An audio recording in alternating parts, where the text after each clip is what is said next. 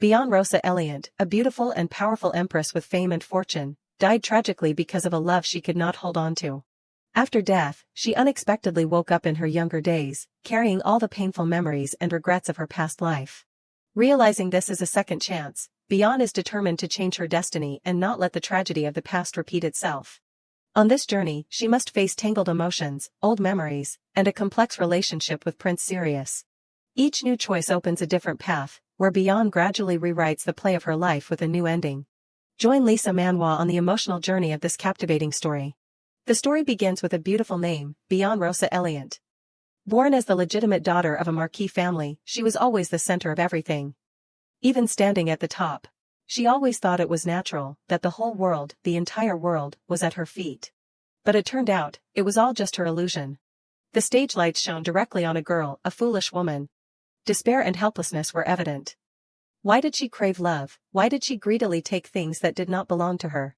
The girl looked up, a forced smile mixed with tears. Even though she had everything, why was she still longing? Below the stage, a figure silently watched the performance.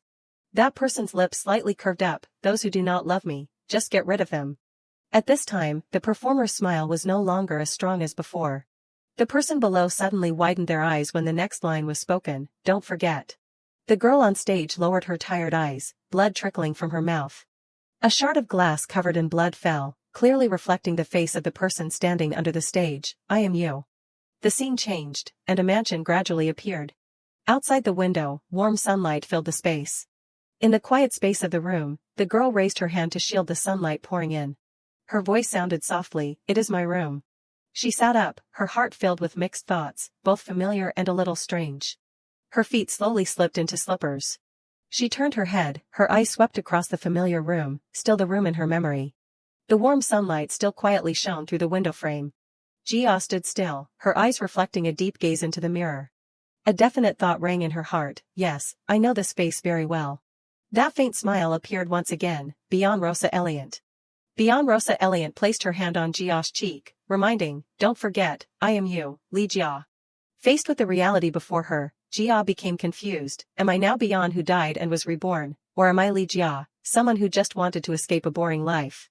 Her mind was still hazy, or am I the young Beyond who saw the future?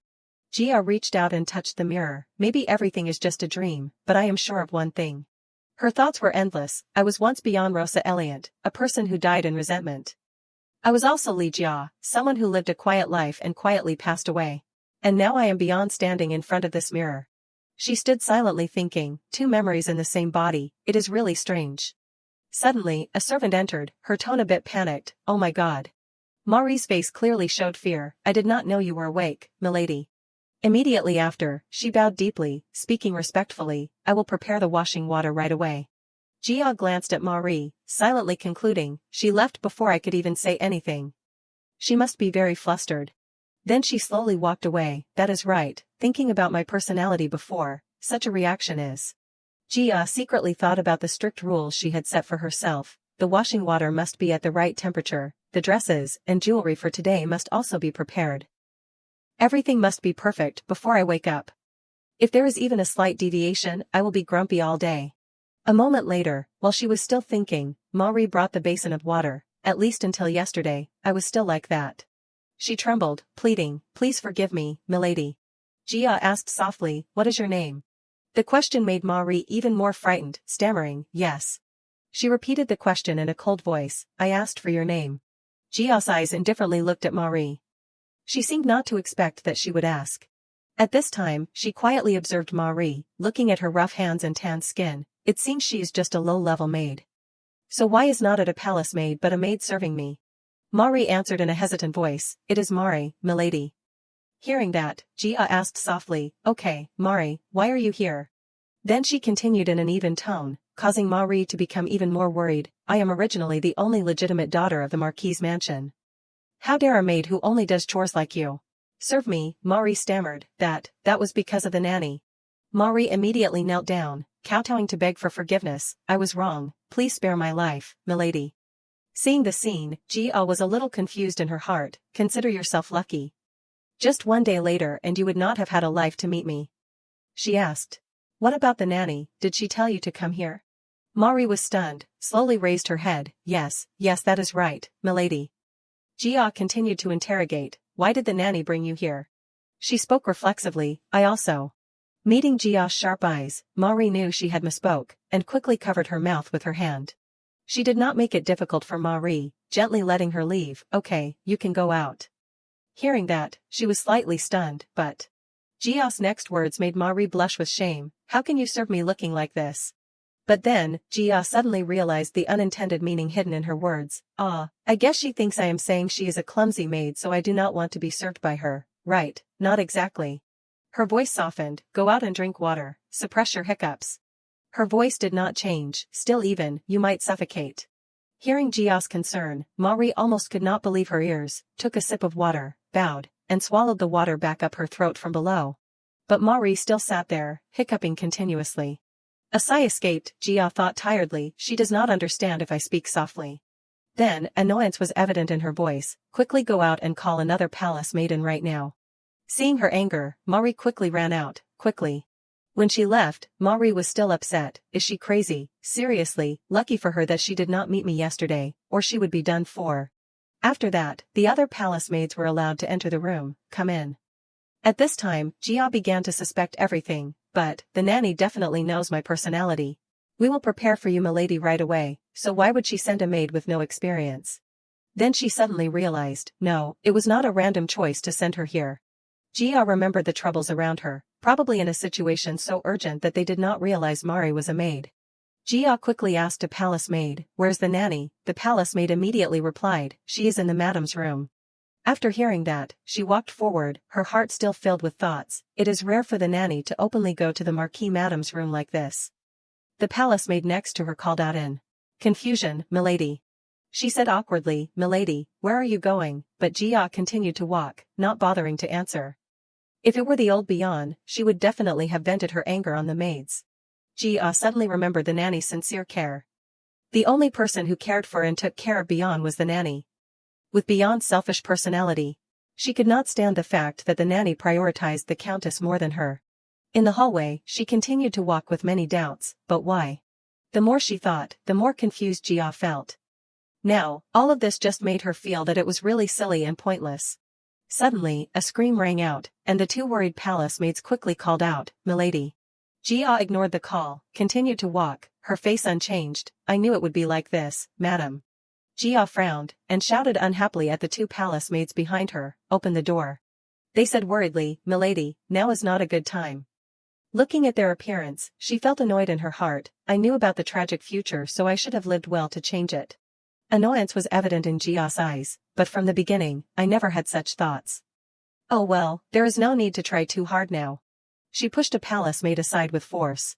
Immediately after, Jia kicked the door open. I suddenly want to see the Marquis madam so much. The chaotic scene inside immediately appeared before her eyes. Amidst everyone's gaze, Jia slowly walked in. Looking at the scene before her, Jia showed a clear expression of boredom. I thought it was something. It turns out everyone is gathered here. At this time, the man with blue hair quickly left and said, if there is nothing else, I will be going. Immediately, the woman with red hair angrily shouted, don't go. She lost control, constantly screaming. Jia's eyes followed the man, thinking in her heart, he left without even looking back once. Then she looked at the woman who was going crazy and realized, now that I look closely, the countess's appearance right now is really similar to Bian back then, who died in resentment. The legitimate daughter of the count's mansion was famous as a great merchant. At the age of 18, she married Marquis Eliant and became the Marchioness. The story of her falling in love with Marquis Eliant and pursuing him for many years is still a hot topic of discussion in high society. Because she wanted to get the Marquis's love, she spared no expense in money and manpower. However, the Marquis was an extremely cold person. Not only did the Marquis never show affection, but he also extremely avoided touching her. No one knows why he treated his wife like that, so there is also a rumor that he accepted this marriage only because of the huge dowry she brought. Over time, her desire became more and more intense. She tried her best to conceive an heir, hoping to get his love. But even if it was a child she gave birth to herself, a girl could not become an heir, which was meaningless. Suddenly, Madame Eliant turned to Jia and shouted, it is all your fault, if only I had given birth to a son. Hearing that, the corner of her lips slightly twitched, but even if the baby was born a son, would anything change? Jia remembered the cold back of the man and understood, the Marquis does not care about her because I am a daughter. He simply does not care about Madame, who is her. The more she looked at her, the more tired she felt. Even if I explained this, a crazy Madame would never understand. She completely lost control, hugging her head and screaming, "Ah, it is all your fault, it is all your fault." Suddenly, Madame Eliant rushed towards Jia. Die, disappear from this world.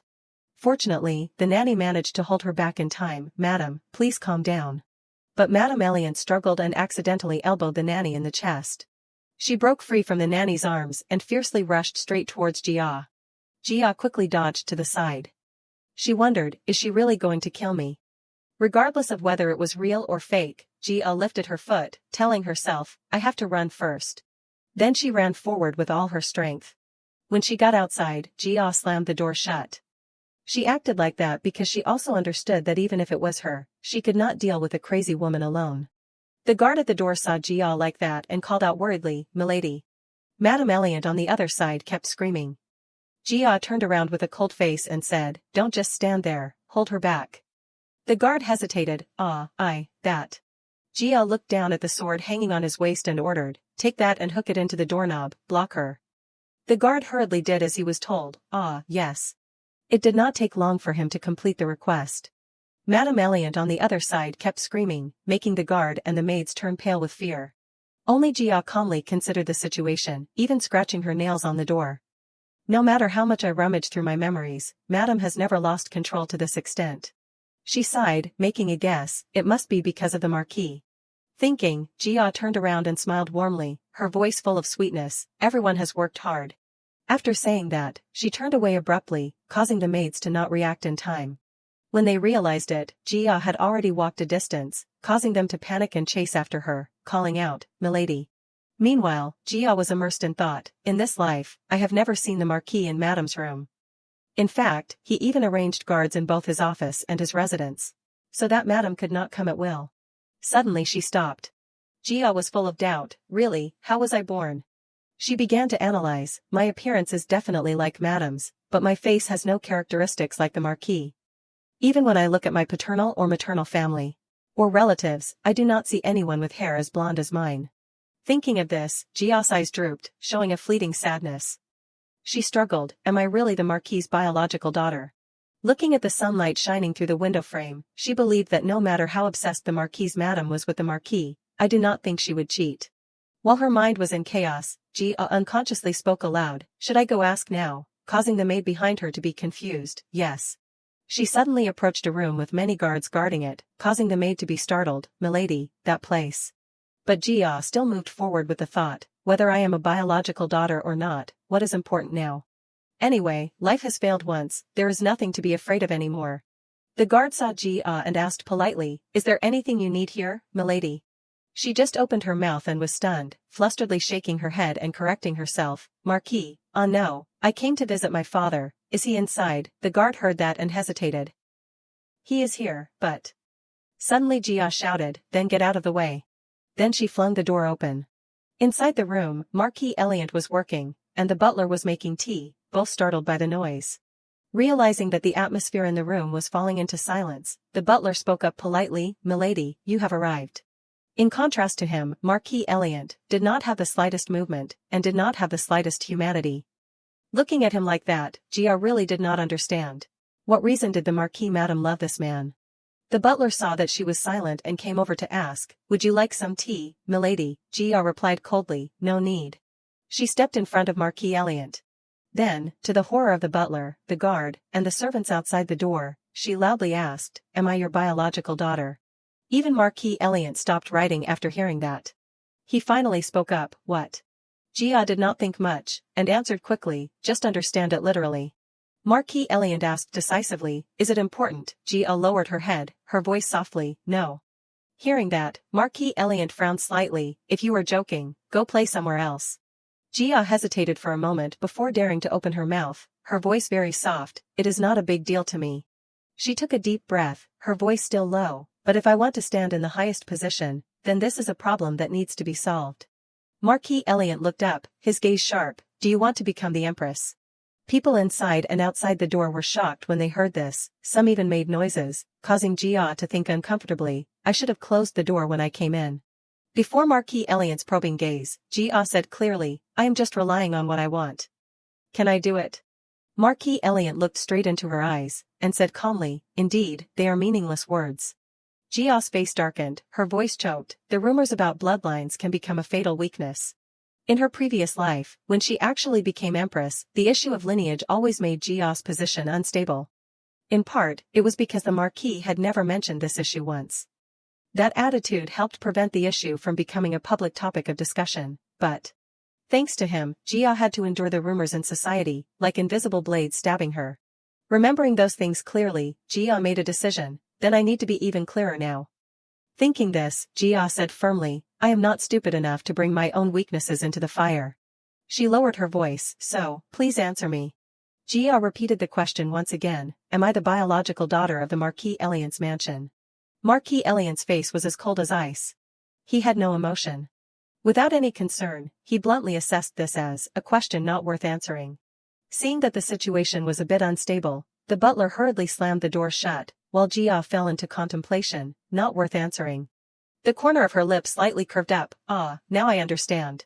She finally realized that the Marquis was not keeping silent, in this matter alone, he always told the truth. Because he had never doubted that she was not his biological daughter, so whether to affirm or deny, he felt it was not necessary to answer.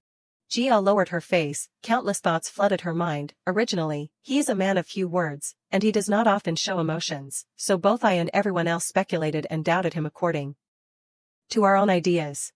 Jia finally woke up. It turns out that the thing that has tormented me for so long is just an illusion created by my own self-doubt. After being immersed in thought for a long time, Jia was pulled back to reality by the unpleasant words, if you are just planning to come here and talk nonsense, then get out, of Marquis Eliant, Jia thought silently, after talking, I understand. Jia smiled happily and contentedly, there is no more doubt, I am indeed this person's daughter. Seeing that bright smile, Marquis Eliant was slightly surprised. He was silent, and began to consider if she was sick or not. Jia also realized, am I smiling a bit too strangely? When her eyes met Marquis Eliant's eyes, he immediately looked down and pretended to be working. That action made Jia feel, so he also knows how to express emotions. She stepped forward, her voice sweet, Father, let me ask you, can I become the empress?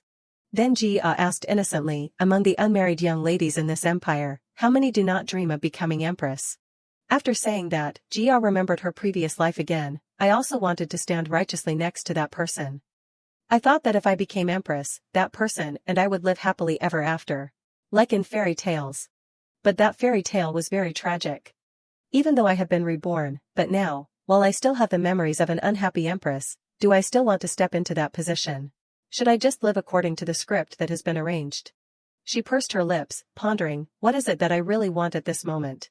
Marquis Eliant asked coldly, what do you mean by that? Hearing that question, Jia fell into the void again. I was once sure that I wanted to become empress, but the position of empress is not something I can achieve only with my own wishes. It is a position dominated by countless overlapping interests and calculations. She had long understood that, to put it another way, even if I do not want to, it is not a position that I can avoid. Jia clenched her skirt tightly, has my opinion ever been important? Marquis Eliant choked when he heard that, you. Suddenly a sound came to Jia's ears, causing her to be surprised. What, who just came in again, is it Marquis Madam chasing me here? It turned out to be the butler. His face turned green as he ran in. Jia immediately felt something was wrong, butler, but he is not the type of person to rudely barge in like that, nor is he a person who easily loses control like this. Marquis Eliant asked calmly, what is the matter? The butler gasped for breath, bowed deeply, please forgive me. Marquis Eliant could not keep his composure anymore, he widened his eyes in horror as the butler stammered, Madam. He stood up abruptly. Jia was stunned for a moment and then remembered something, thinking silently, I remember now. She was dumbfounded, thinking about it, this is not the first time I have seen the butler lose his composure. That day was exactly the same as this morning. When Jia woke up, she did not see the chief maid beside her. She heard that she was called urgently to Marquis Madam's place, causing Jia to be extremely annoyed. And in a moment of losing her temper, she slapped the terrified maid in the face as she stammered to explain everything. But that was still not enough to appease Jia. So she just grabbed something in her hand and threw it. But, even if Jia did that, no one came to stop her. It was not until much later that the butler came to Jia, with a panicked appearance like now. A person as calm as him is now hasty and hurried, just like now, he seems to not know how to start. Jia's head did not understand. Why did I forget that thing? I clearly knew what he was about to say. As she knew in advance, the butler's next sentence was, Madam has died. One morning at the majestic castle. Jia put on a jet black evening gown. She looked up at the sky. The weather today to hold a funeral is beautifully strange. The body of Marquis Madam will be cremated according to the correct rituals, and then buried in the Eliant family tomb. The cremation will only take place when everyone has left, leaving only the relatives of the deceased. Everyone can only see her body until the cremation ceremony begins. The guests present were constantly talking in low voices. Oh my God, what is going on? How did Marquis Madam pass away? They whispered to each other. Anyway, there will be a farewell greeting and blessing ceremony later. We will probably find out how she died then. Marquis Eliant did not react at all. He stood blankly, letting the public opinion stir.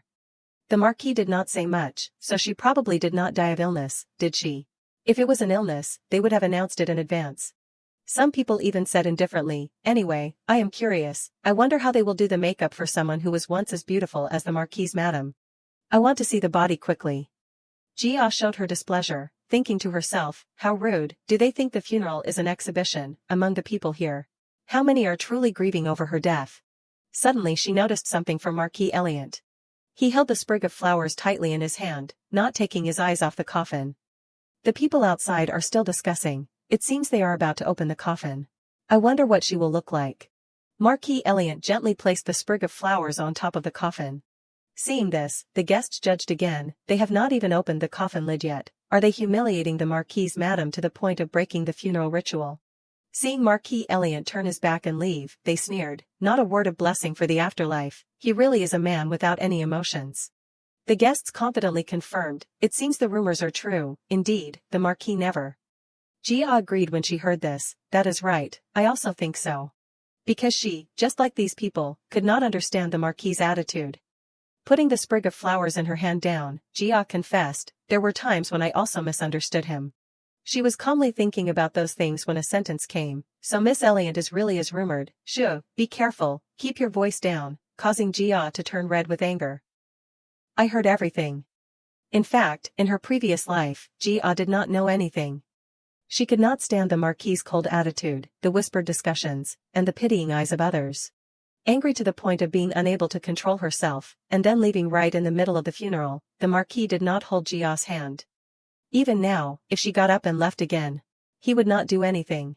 She told herself, but at this time, perhaps because I understand the reason the Marquis acted like that, I do not want to do that anymore. Moreover, Jia knew clearly that the Marquise Madam had committed suicide. In just the moment the maids took their eyes off her, she jumped down from the window of her room. Madame Eliant's room was on the 3rd floor. If it was the world that Li Jia lived in, then the 3rd floor was not too high, but in the Marquis's residence, the height between the floors was very high. There are few funerals where the body is not brought out for everyone to see. The exceptions are only when the person died from an epidemic, or the body was so damaged that it could not be shown to others. Even in such cases, if the body cannot be made public, the family must announce in advance to ask for everyone's understanding, but suicide is taboo in the empire. People who take their own lives will not receive a farewell greeting, nor will anyone bless them in the afterlife. Looking at the blue sky, Jia realized the love of Marquis Eliant was expressed through the fact that the Marquis had ordered the matter to be kept secret. So the cause of death of Marquis Madam will never be revealed to the outside world. Even herself before did not know the truth, until the nanny told her. And she knew that matter would also be buried forever because, from now on, the cause of her death will forever be recorded as illness. Faced with the judging eyes of the guests, Jia had no emotion, so, just like the Marquis, she gently placed the sprig of flowers on the coffin lid. Bowing her head and deciding, I should also keep the full etiquette with Marquis Madam.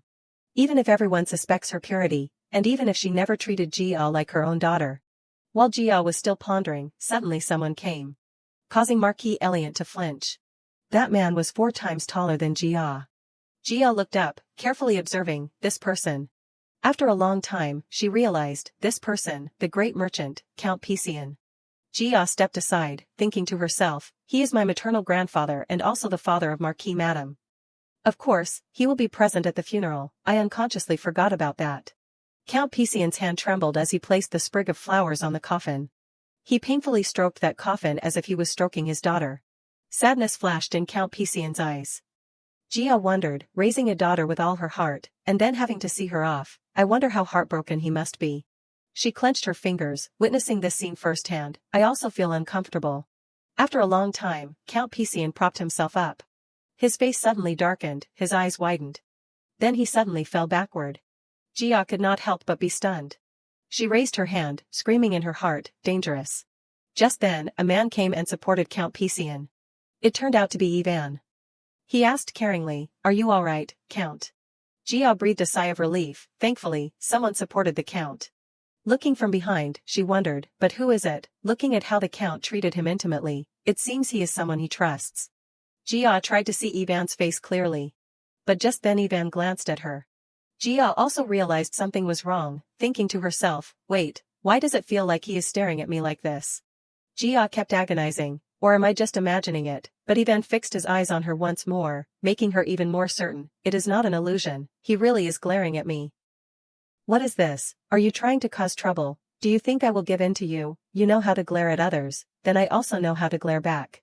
Suddenly Ivan turned away abruptly, causing Jia to be surprised. I thought he was going to say something, but he just left.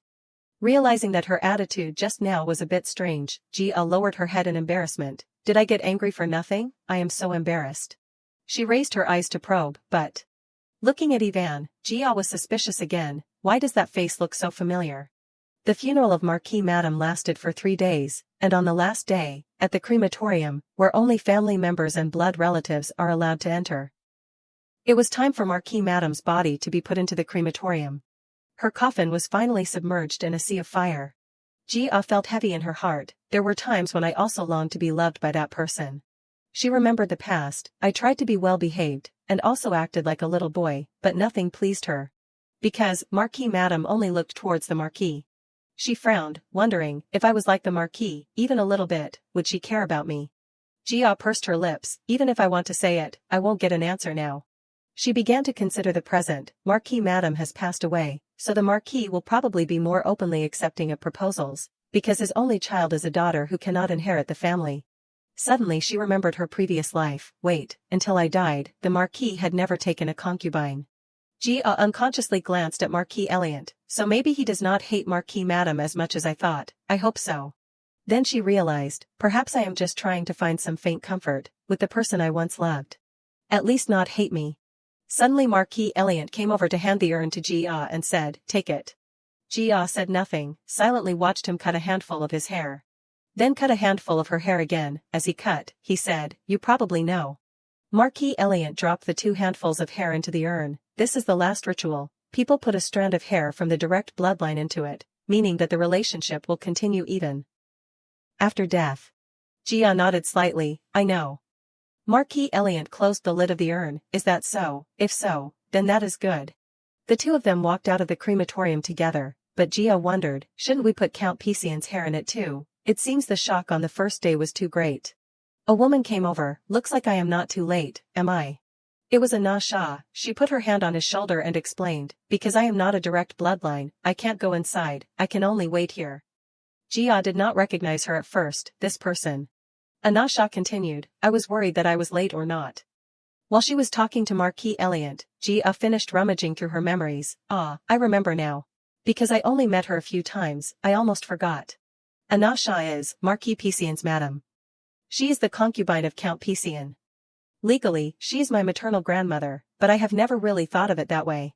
Because for Jia, this was the first time she had seen Madame Pisian at such a close distance. Before, because she ran away from the funeral on the first day, she never had the chance to meet this person. But, originally, she was a commoner, and had no blood relationship with her, so there was no reason to meet her. Anna Shah suddenly took something out of her pocket. This, I want to send to you. She took out a handful of Pisian's hair. I think he would be sad if he woke up, so I accidentally made this impolite action. Marquis Eliant carefully took it. He gently dropped it into the urn. Anna Shah was grateful. I do not know how to thank you. Marquis Eliant replied calmly, I am just doing what needs to be done. Then he led Jia away. Suddenly Anna Shah called, Milady. She was full of longing. Can I meet that person? That person has been looking forward to meeting you. Jia said nothing, thinking to herself, she said that person is looking forward to meeting me. The person Jia thought of was Count Pisian. Throughout the year, the number of times he was in the capital could be counted on one's fingers. Moreover, since Marquis Madame went crazy, he did not even bother to come close. She asked directly, then why do you want to see me? Anasha then explained, you are his only bloodline. Jia lowered her head, mumbling, the only bloodline. According to her memory, after Marquis Madame passed away, not long after, the Count could not bear the shock and left the world. Although Jia was also left a part of the inheritance. Because of the huge assets that Madame Pisian inherited, people began to suspect that a woman from a commoner background like her had killed the Count for money. The nanny urged Jia to accuse Madame Pisian every day, just because she did not want to hear people scold her for killing, so she easily made a false statement, causing Madame Pisian to fall into a disadvantageous position, and because of that, she lost the child in her womb during the interrogation. Jia has always blamed herself, the child is no longer there, it is entirely my fault. Thinking in her heart, Jia said loudly, now I am not the only bloodline anymore. Anasha frowned slightly, pursing her lips angrily, causing Jia to be suspicious. Did she feel insulted? She turned her body, I just hope everyone accepts it as the truth, although it is not very like me, but the child in the womb, I really hope that it can survive. Anasha said softly, it seems that you have misunderstood something. The only one who carries his bloodline is you. Jia interrupted, then.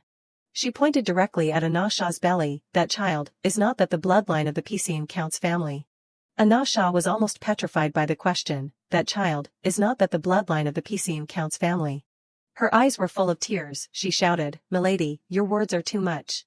Jia also realized that she was wrong, so she coughed lightly, thinking silently, if I remember correctly from my memory at that time, the Count will die in 2 months. And Madame Pisian will have a miscarriage during the interview, so she probably does not know she is pregnant now. She kindly reminded, being too excited is not good for the baby. Anasha could not stand it anymore, and shouted, Milady.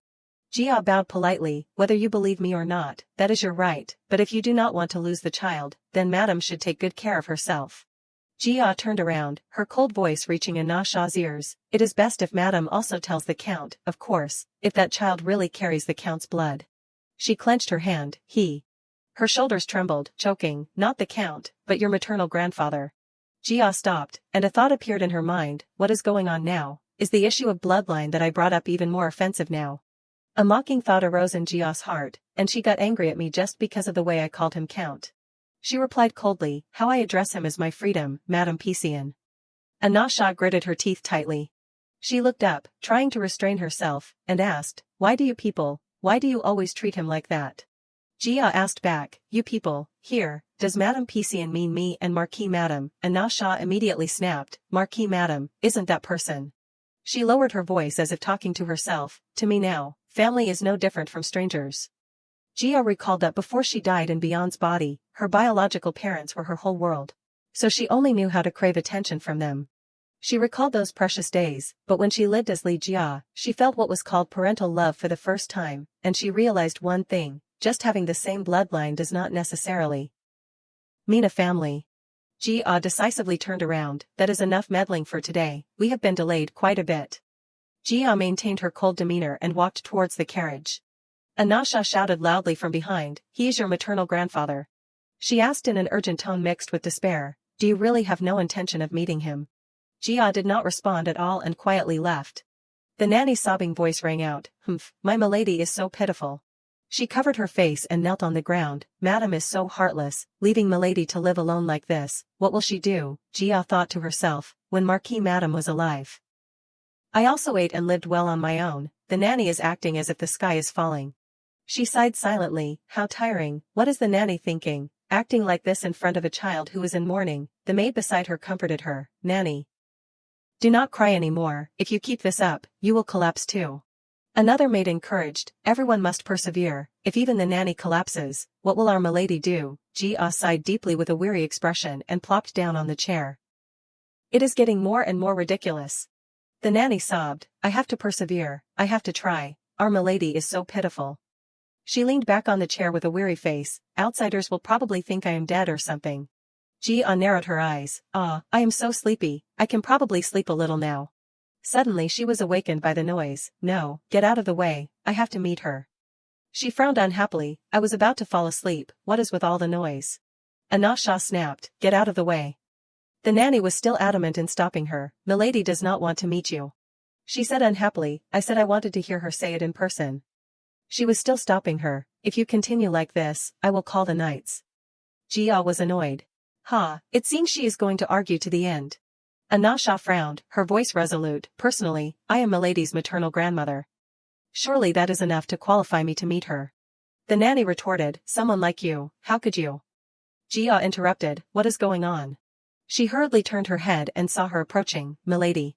The nanny hurriedly concealed, it is nothing, Milady is probably tired, please go back and rest. Jia ignored her and asked Anasha directly, we have met quite a lot today, have not we, Madame Pisian? She said politely, don't stand there, come inside. The nanny was startled, Milady, that woman. She frowned, her eyes sharply warning, that woman, who are you talking about? She retreated in a panic, stammering, Milady. Jia thought in her heart, 8 years. She recalled her time before, I was empress for 8 years. If I wanted to maintain my pride in that position. Jia turned to look at the nanny with complicated eyes, but to the nanny, this is the first time I have shown such a face. She must be very surprised. She coldly threatened, if you are not going to stand quietly, then get out. She sniffled, Milady, how can you treat me like this? Jia completely ignored those complaints and turned to say to the 2 maids beside her, hey, you two. She bluntly ordered, take the nanny out. The nanny panicked, Milady. Jia looked straight at the 2 maids in a cold voice, do you want to be dragged out together? She stammered, unable to believe the truth that was happening before her eyes, Milady, how can you? Jia did not care about those words anymore and went to Anasha, who was standing there all this time, please sit down, Madame Pisian. The 2 of them entered the living room and sat down. Anasha looked at Jia with hesitant eyes. She picked up the hot teacup and took the initiative to speak to break the silence, isn't it because you, madam, have something to say? She replied with a meaningful remark, you are not what the rumors say, Milady. Jia continued to ask, isn't what you want to say something else? Anasha's eyes suddenly turned sharp, she's your nanny, right? Anasha said in a low voice, if I said I wanted to accuse her of insulting a noble, what would you do, Milady? Jia frowned and looked at her, it seems this matter can't be resolved smoothly. Knowing it would be like this, I would have taken strong action from the start. Jia put the teacup down on the table, I do not have the habit of beating around the bush, just say what you want, Madame Pisian. Anasha lowered her voice and pleaded, please, I am begging you, just once, please meet him. Jia sighed wearily, I did not expect to drag the nanny into this. She thought to herself, now that it has come to this, it is hard to refuse.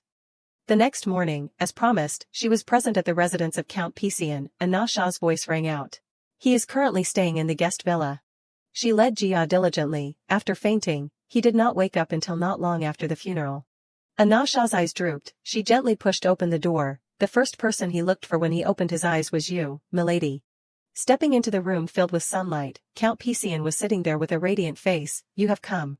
He stretched out his thin, trembling hands, come here, come a little closer. Jia walked while thinking, seeing this appearance, I understand. She silently affirmed in her heart, Madame Pisian did not kill the Count, from the beginning, she did not need to kill him. Jia came closer so that he could take her hand. In the Count's eyes, there was no longer any reluctance to leave this life. Count Pisian asked her in a weak voice, are you okay? Jia thought to herself, is there any reason for me not to be okay? She suddenly remembered Madame Eliant, I and Marquis Madame are not even as good as strangers, before, at least I could resent her. Thoughts full of anguish suddenly arose in Jia's heart, what about now? Only a little compassion between women, I was also crazy in love, just like Marquis Madame to the point of destroying my own life, only pity, that is all.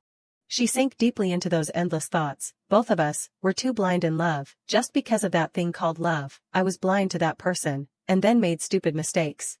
Jia recalled the painful old memories, so what about now, can I not engage in that reckless action this time? She clenched her skirt, her hand trembling, or, if I meet him again, will I continue? Count Pisian suddenly reached out and hugged her tightly, I am sorry. He cried and sobbed, no matter how painful it is, you should not turn a blind eye, it is not your fault at all. Count Pisian slowly loosened his arms, it is all this old man's fault, so my dear granddaughter, do not cry anymore. Jia was stunned, what are you saying, I am not crying. He raised his finger and gently wiped away the tears on her cheek. Count Pisian looked at Jia with pity, unable to speak, but crying so much. Don't cry anymore, my dear granddaughter. Count Pisian and Anasha said goodbye to Jia. I will be back soon. His eyes were full of warmth and infinite gentleness. My good granddaughter, I will say it again, this is not abandoning you. Count Pisian touched Jia's cheek lightly, so, do not think that you are alone. He said softly, I am just leaving for a moment, it is just for you. A few days after the count left, the nanny said excitedly, Milady, what kind of dress do you want to choose? Jia felt extremely tired, thinking in her heart, I should not have let her off so easily, right, maybe it was less annoying when I was still grumpy about the thing with Madame Pisian. A garrulous nanny, so annoying. She put her hand up to rub her forehead, anyway, she is still the one who raised me in name, I can't just ignore her as if I am not involved.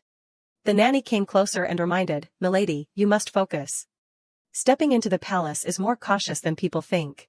She continued, normally, other young ladies are only allowed to set foot in the palace after completing their coming-of-age ceremony. Yet you received an invitation while you are still so young. You are truly a special person.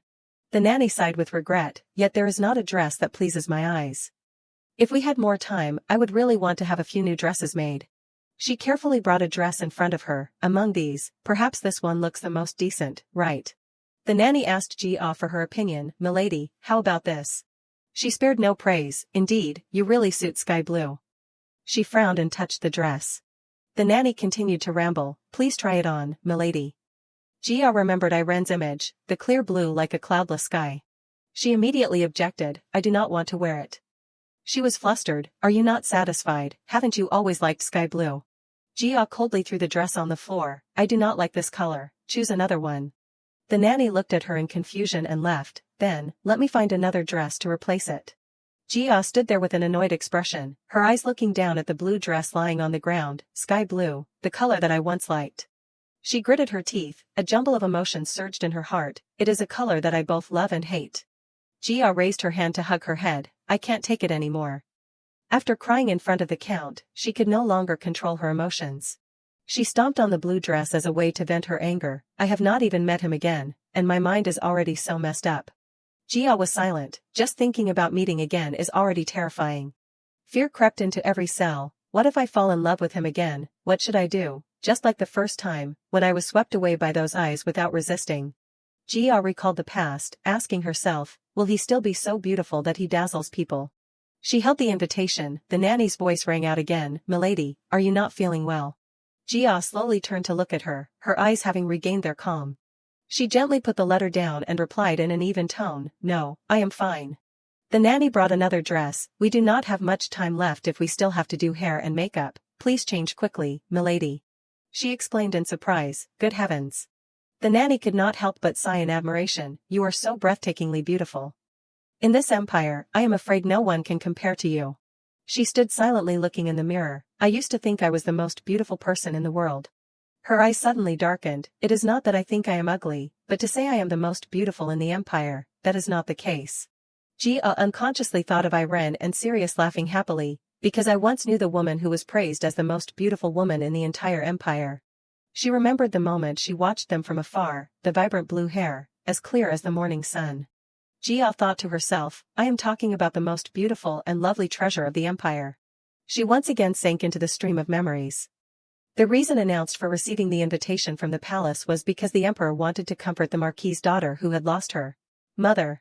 Jia bitterly realized the harsh truth, but those who understand the situation know that the real reason is not there at all. She remembered the complex power structure in the harem. The emperor has an empress, 2 noble consorts, and countless concubines by his side. The number of children born under the harem has long exceeded single digits. Jia calculated, among them, there are a total of 6 princes, and among the 6 princes, only 2 are considered promising candidates for the throne.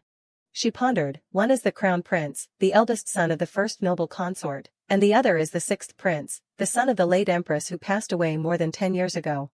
Jia thought to herself, as soon as the 6th prince, the son of the empress, was born, the emperor made him the crown prince. But unfortunately, also in that year, the empress, the crown prince's mother, passed away. The matter continued, and the successor to the empress was a young lady from a baronet family without power. However, because she could not establish a new balance of power. Jia pondered, the noble faction has poured all their strength into supporting the first prince, the son of the first noble consort. The first prince is 16 years older than the crown prince. So in many ways, that is a clear disadvantage for the crown prince. However, the emperor chose to stand by the crown prince. She emphasized her important but dangerous position, and the first starting point is me. Jia slowly stepped onto the luxurious carriage. The Eliant Marquis family has maintained neutrality for generations. It is a sweet fruit that both the emperor's faction and the noble faction covet. However, regardless of the schemes of any noble or the efforts of the emperor, no one could shake the Marquis, and then, the emperor shifted his target to me. She sat opposite Marquis Eliant. Entering the palace was never just a simple comfort. The emperor needs an excuse to bring me into the palace, and the death of Marquis Madame is too perfect of an excuse. Jia looked out the window. The imperial carriage, which only the royal family or those recognized by the emperor are allowed to ride, everyone clearly understands what that implies. She pondered, once again, I am caught up in the vortex of fate. Jia unconsciously clenched her hands. If I meet him again, what will I do? He is in the palace, and just thinking about meeting again is already scaring me. Her eyes suddenly darkened. No, what I am really afraid of is that I will change when facing him. Jia asked herself, am I sober enough to endure Beyond's intense love for him, without losing myself? Marquis Eliant suddenly spoke, interrupting her wandering thoughts. Are you also like the others, hoping to become the empress? Jia looked at him with a little surprise. I did not expect you to speak first. In her first life, when she entered the palace, her father did not even say a word to her. She asked him back in a voice containing suspicion, does my opinion matter? Marquis Eliant replied, if I intended to ignore your opinion, I would not have asked from the start. Jia still could not dispel the doubt in her heart. Why are you suddenly asking about my thoughts? You have never done that before. He only replied with a short sentence, because this is your matter.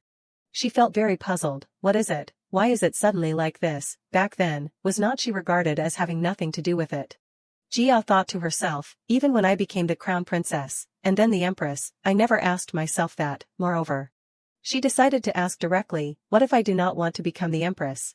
Marquis Eliant looked down slightly. You do not want to become the empress?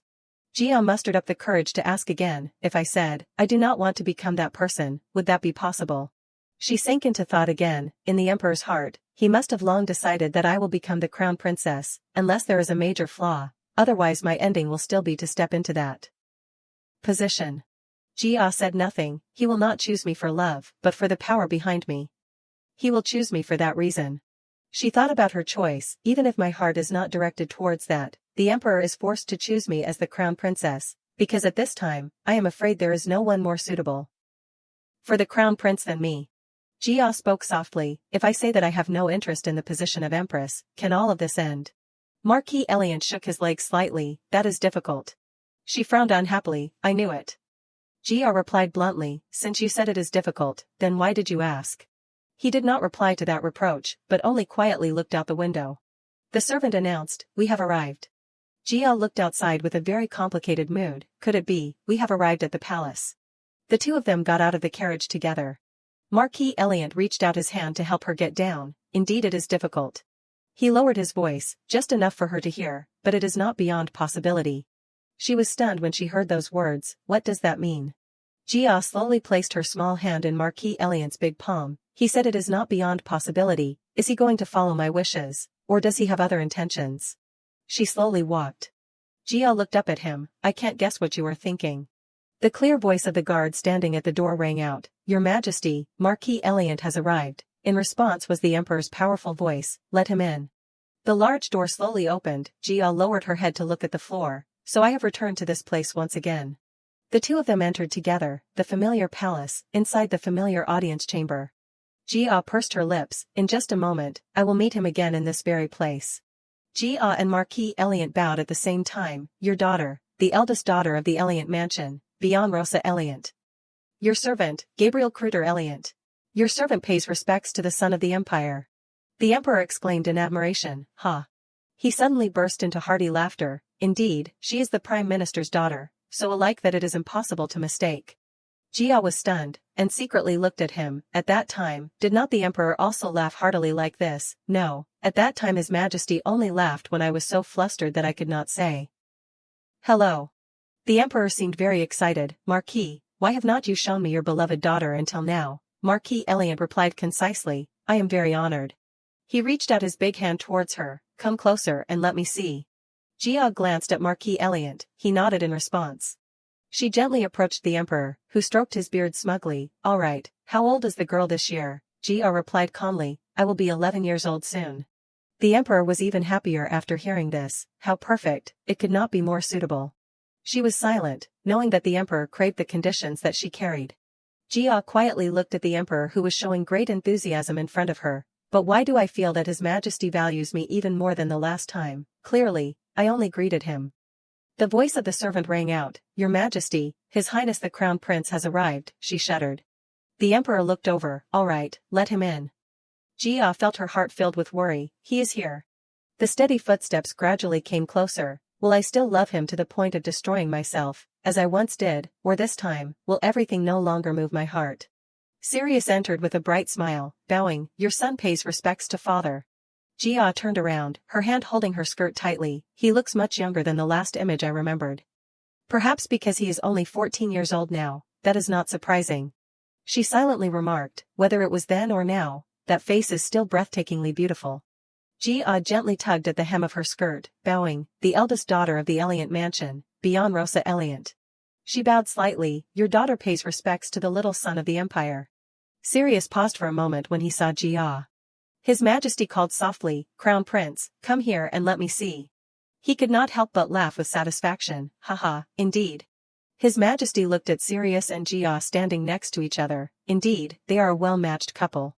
He turned to ask Marquis Eliant's opinion. Isn't that so, Prime Minister? He was silent. His Majesty seemed unable to wait for an answer, so he turned to ask the Chief Manager. What is the Chief Manager's opinion? He replied politely, reporting to Your Majesty. I think they are both very beautiful, like birds with inseparable wings. Indeed, they are a typical talented man and beautiful woman, depicting a rare harmony. She was stunned because she felt confused. Did His Majesty reveal his purpose so clearly before? I was too young at the time, and only watched the Crown Prince. So I do not remember clearly anymore. The Chief Manager reminded softly, reporting to Your Majesty, I am very sorry, but it is time for the morning court. He was surprised. Oh my, has it already come to that? His Majesty laughed loudly and heartily. Because I was with the young lady, I did not realize the time had passed. Jia replied with the correct etiquette. I am very honored. She thought, clearly I had only just greeted you. His Majesty's eyes suddenly sharpened. It is a pity if I have to send the young lady away at this time. The Chief Manager immediately understood his meaning. Raisha flowers are blooming in the garden behind Visade Palace. Your Majesty, what do you think about taking the young lady for a walk in the garden in the backyard? Jia was completely speechless at this overly harmonious performance. What is with that nod? Looking closely, it is clear that the two of them had planned it in advance. He laughed loudly with satisfaction. That is good too. The young lady will also feel more comfortable if she waits for the Prime Minister to finish his work, instead of returning alone. She thought, going alone would be much more comfortable. Jia quietly looked at His Majesty, who was happily laughing and talking with the Chief Manager. I do not even want to look at those gardens.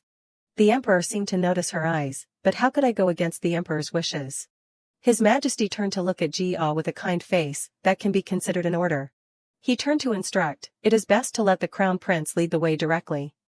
Until the Prime Minister completes his official duties, you take care of the young lady in place of your father. Sirius smiled and nodded in obedience. Yes, father. He gently extended his hand towards Jia and called softly, Milady. Sirius showed a bright smile. She felt her hand tremble with anxiety. Ah. Jia slowly raised her hand to take his hand. The present and the past are no different. Complex thoughts arose in her heart. If there is a difference, in the past, that trembling was because of the excitement for him. Her eyes narrowed slightly, and now, it is fear that I will change when I meet him again. The two of them slowly walked in the backyard, Sirius introducing, this place is the backyard of Visade Palace. This place was known as the Palace of the Crown Princess. Although it has been abandoned for a long time. Jia thought to herself, that is right, it was like this at that time too. She looked up, the sky was clear, brilliant with light, a day without even a breeze. Jia closed her eyes tightly, yet it was as if God was teasing me. Petals fell fluttering, a strong gust of wind suddenly blew in this moment. She opened her eyes and looked around, white petals flying in the wind. Jia's eyes stopped on Sirius, blending with his silver hair. What a beautiful scene. His hand suddenly reached out and touched her hair lightly, and then Jia's cheek suddenly flushed red because of the sudden touch. That is right, in this moment, in this place. She recalled every image. It was here that I fell into a deep love that was beyond saving. He smiled and brought the small petal close to his mouth. Sirius Ison Lo Priestone, the crown prince of the Priestone Empire, and also the one who will become emperor in the future. Jia pursed her lips. Even if I have to die how many more times, I probably will never be able to forget you. She was certain about that, because the person I once loved so deeply that I was willing to throw away my life, was you. Jia began to turn back the old pages of memories, thinking about it now. From the beginning he did not hate me. She tried to find every detail in the past, although it could not be called gentle. He was never indifferent like the Marquis. Because he was raised to be the crown prince since birth.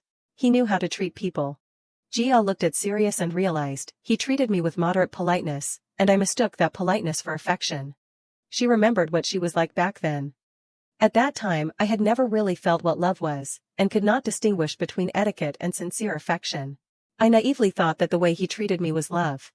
She bitterly realized the harsh truth. I only truly understood the difference when he had someone he loved.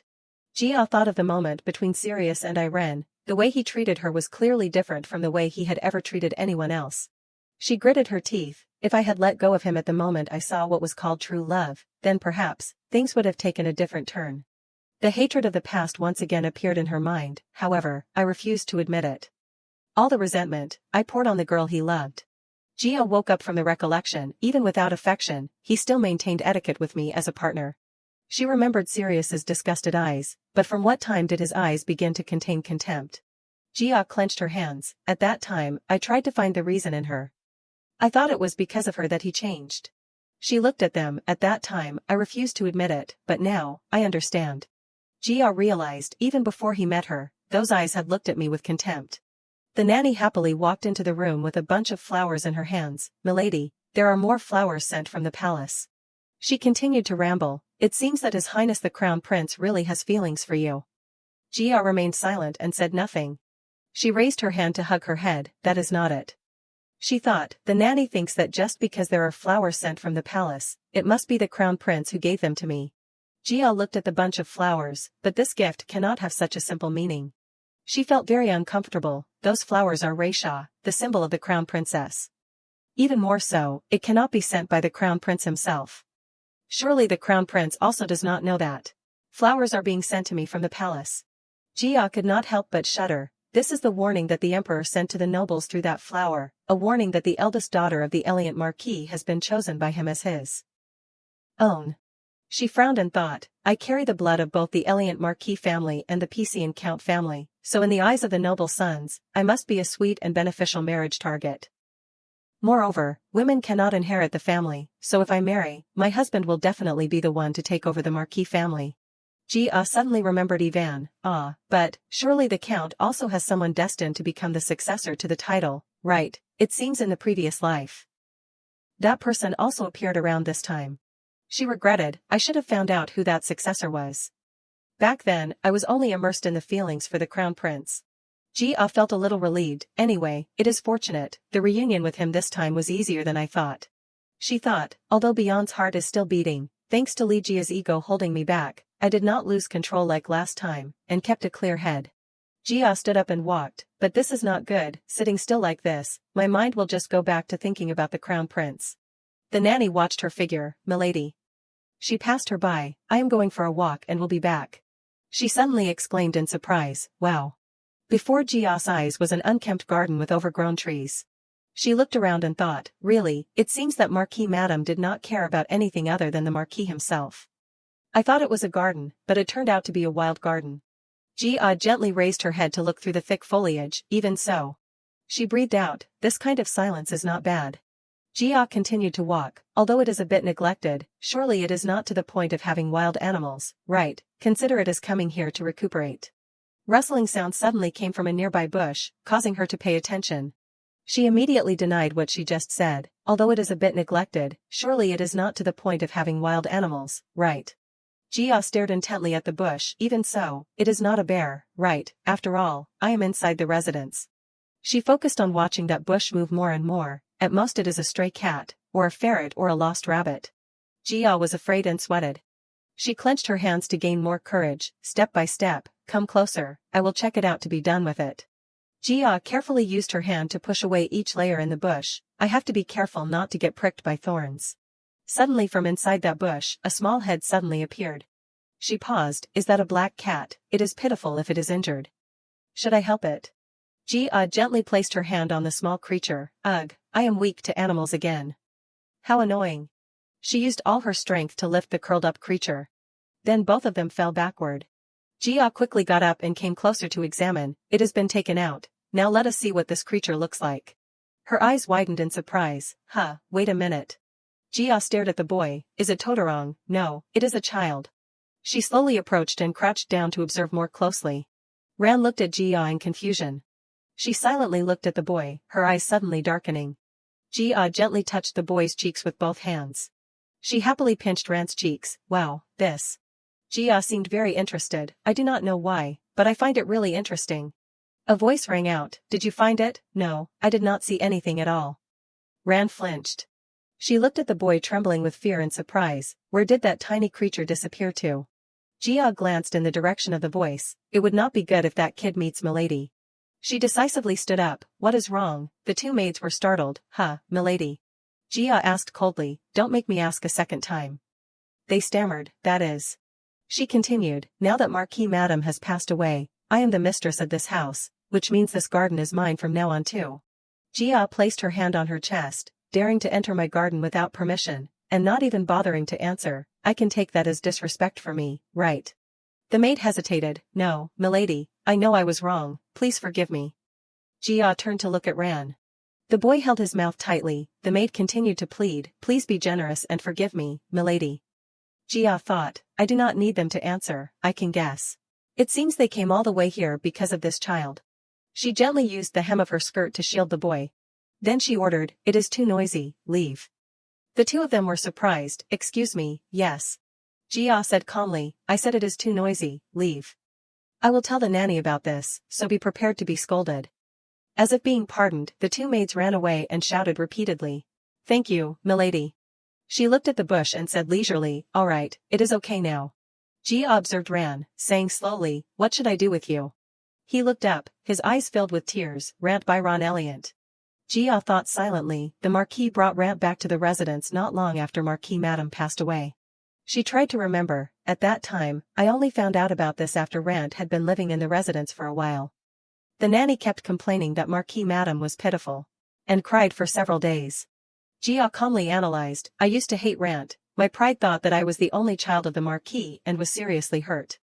She remembered him in the previous life, thinking quietly. Moreover, in contrast to me, Rant was the type of child who looked exactly like the Marquis, to the point that anyone could tell he was his.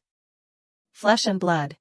Jia wearily thought, I and Marquis Madame were left in oblivion. How could we easily accept a child brought back from the outside? Because of that, until before I entered the palace as the crown princess, I never stopped bullying Rant.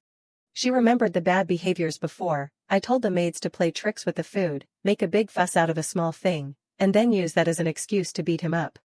Jia secretly considered, no one stood up to stop me.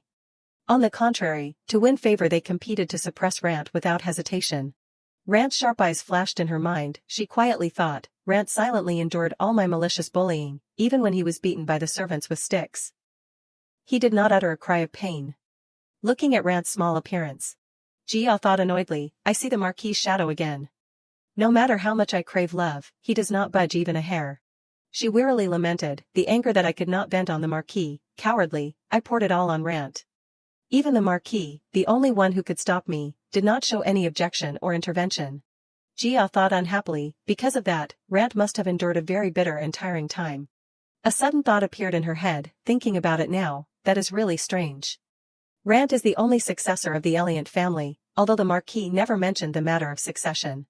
Jia carefully considered, but other than Rant, there is no one else who can inherit the Elliott family. The Elliott Marquis family has always been a family with few children. She secretly wondered, although I heard that the Marquis has a younger brother, but that person passed away a long time ago, so should not he acknowledge Rant as his son and stop my bullying? Jia recalled in confusion, and yet, the Marquis only brought Rant to the villa, and only taught him the knowledge necessary for a noble. She looked at the pitiful Rant in front of her, quietly making a decision. Anyway, it is still before I start bullying Rant. Jia silently asked herself, I used to hate him, but what about now? Thinking of this, she was suddenly flustered. Could it be because he is similar to the Tarang I raised when I was Li Jia? I suddenly want to raise him. Jia threatened, hey kid, if it was me before, this would definitely not stop so easily. Didn't the maid say not to let anyone meet me? She unhappily thought, that indifferent attitude, indeed like father, like son. Father and son are really cut from the same cloth. Jia sighed and declared, I have to treat the wound first. She thought silently, my room is impossible, because the nanny is there. If I want to treat Rant without letting the maids or the nanny find out, there is probably only that place. Jia reached out her hand, saying calmly, let us go. Rant's eyes lit up, he looked at her happily. Immediately, Rant quickly took Jia's hand. She secretly calculated, let me see, Rant is about 4 years younger than me, right, the last time I saw him, he was quite tall.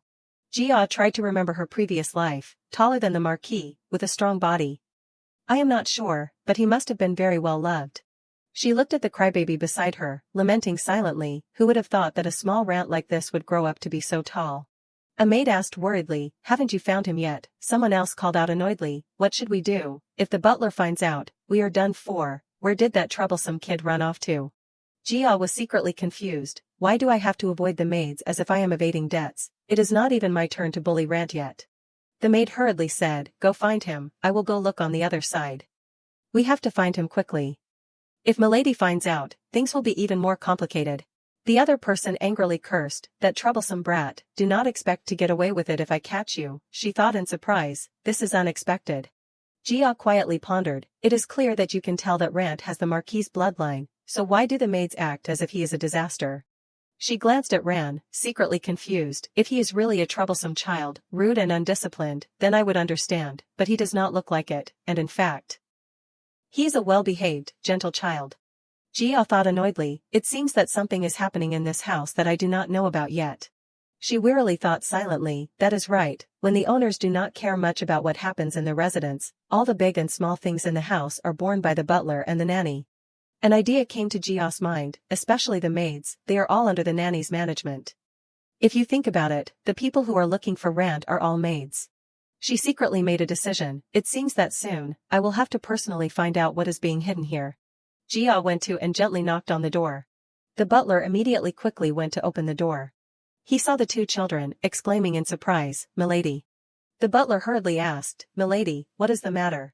Jia said calmly, I came, just bring some medicine here. He replied respectfully, please wait a moment. Marquis Eliant asked, what is the matter?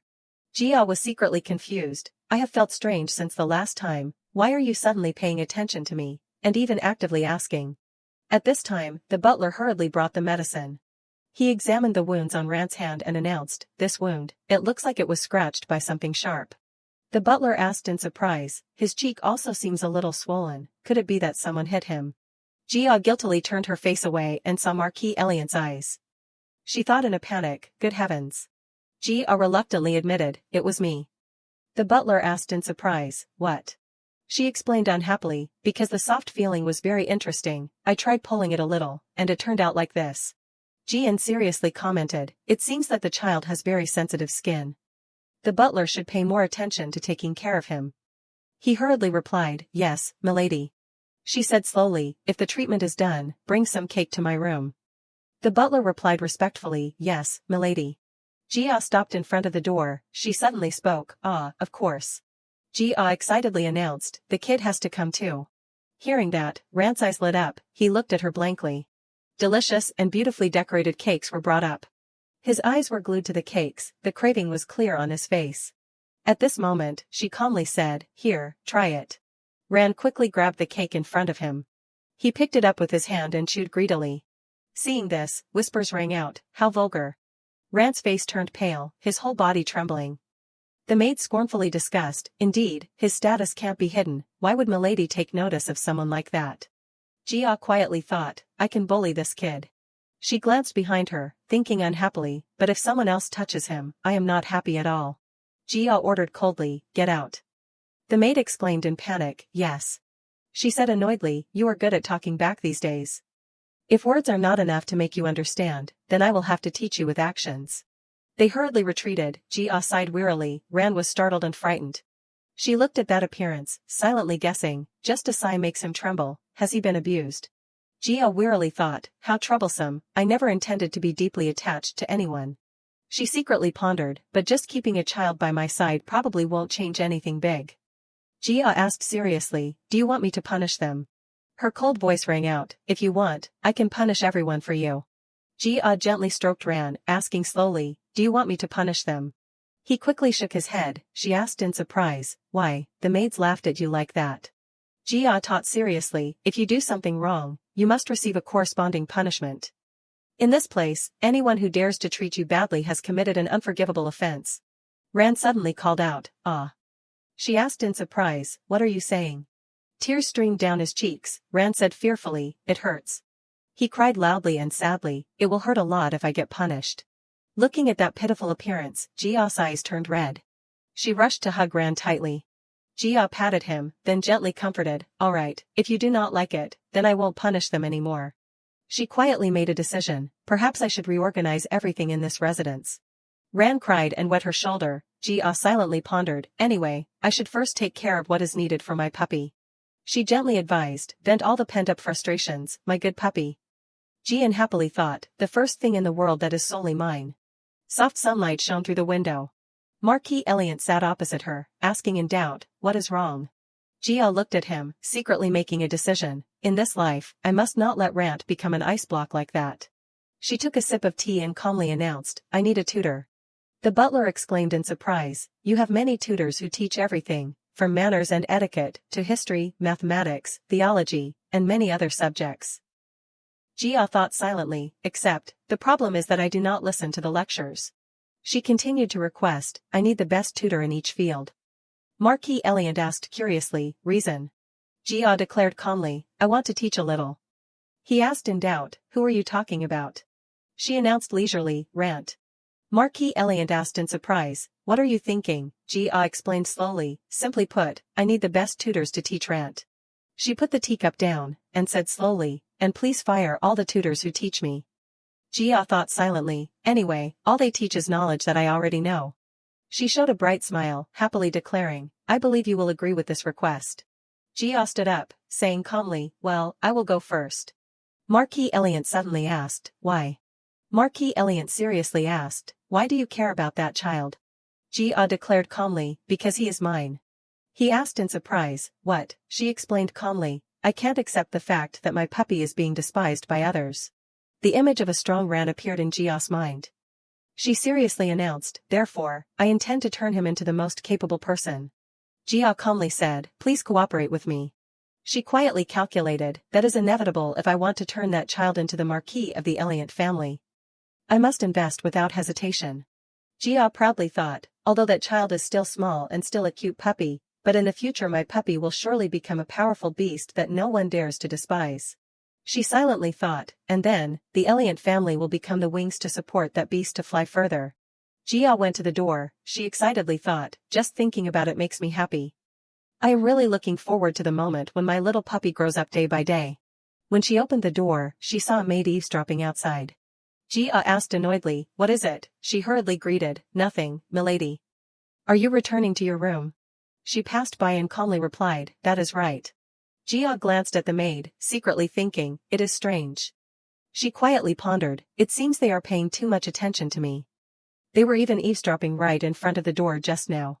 At night, Jia carefully considered, Rant's room was moved from the annex to the main house according to my direct order. She wearily lay on the bed, silently thinking, because of the nanny's obstruction, Rant's room was placed quite far from my room, but at least it is under the same roof. So I am enduring it for now. Jia could not calm down, she angrily thought, damn it, I am so annoyed that I can't sleep. Finally Jia sat up and got out of bed, it is almost dawn now, Rant is probably sleeping soundly, right, just take a peek at the puppy's sleeping face and come back. When she went outside, she saw the nanny's room door was open, Jia thought in surprise, nanny. Her bed was empty, she was secretly astonished, why is not the nanny in her room? A bad premonition appeared in Jia's mind, she muttered, could it be? Immediately after, Jia hurriedly ran towards Rant's room, she thought worriedly, I have to quickly go check on Rant. A venomous voice rang out inside the door, someone like you dares to sleep. She carefully looked through the crack in the door. Inside, a group of maids were criticizing Ran. I do not know what kind of bastard popped up from somewhere, but at least you have to know who you have stepped on to get into here. The nanny said scornfully, if that is the case, then do not even dream of stepping into this house from the start.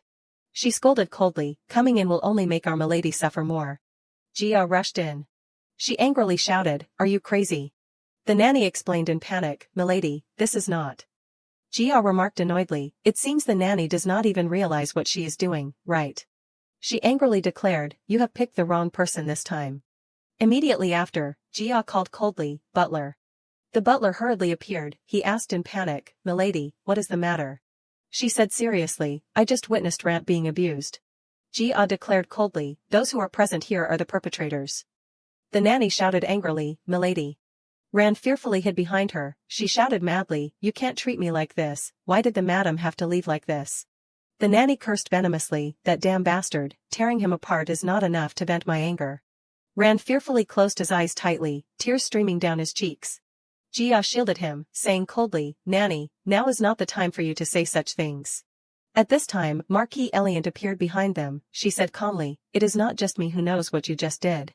Jia felt fortunate that she went to Rant's room at that time. Since that night, when I knew what had happened to Rant, the villa suddenly became chaotic. Through the testimony of the maids involved, I learned that the person behind everything was the nanny. After that, she went to the prison to visit the nanny, but she did not have the courage to watch her being punished. The image of the nanny when she was locked in the dungeon appeared, her face full of resentment. It is true that she did something unforgivable, but she was also the one who raised Beyond from a young age as a guardian. Finally, the nanny was driven out of the villa, so she personally asked the Marquis to turn a blind eye to her. Although a little worried, the Marquis accepted her request and let the nanny resign. However, she had some last words. Before leaving, the nanny only left one sentence. After saying that, the nanny walked away, without looking back once. Returning to the normal scene, a maid was carrying a tray of water into the flower garden. After that, she replaced all the maids with truly trustworthy people. Everything was temporarily closed there. Jia and Ran were sitting properly ready in it. From then on, there was no more news about the nanny. He opened his innocent eyes to stare at her. Jia asked calmly, what is wrong, my puppy? Ran expressed hesitantly, maybe, you are tired of me. Hearing that, she froze, what? After that Jia gently stroked Ran's head and comforted, don't think nonsense. Even so, he still seemed a little confused, but that is what they said. Ran explained further, they said that since I came here, you have been very tired. The more Jia listened, the more she did not understand, have I ever said that? I have never been bothered by your appearance, so just ignore those nonsense words. She turned to stroke Ran's head again to soothe him, I won't let you live with your head down in this house. You are my puppy. But Ran was a little concerned and said, but.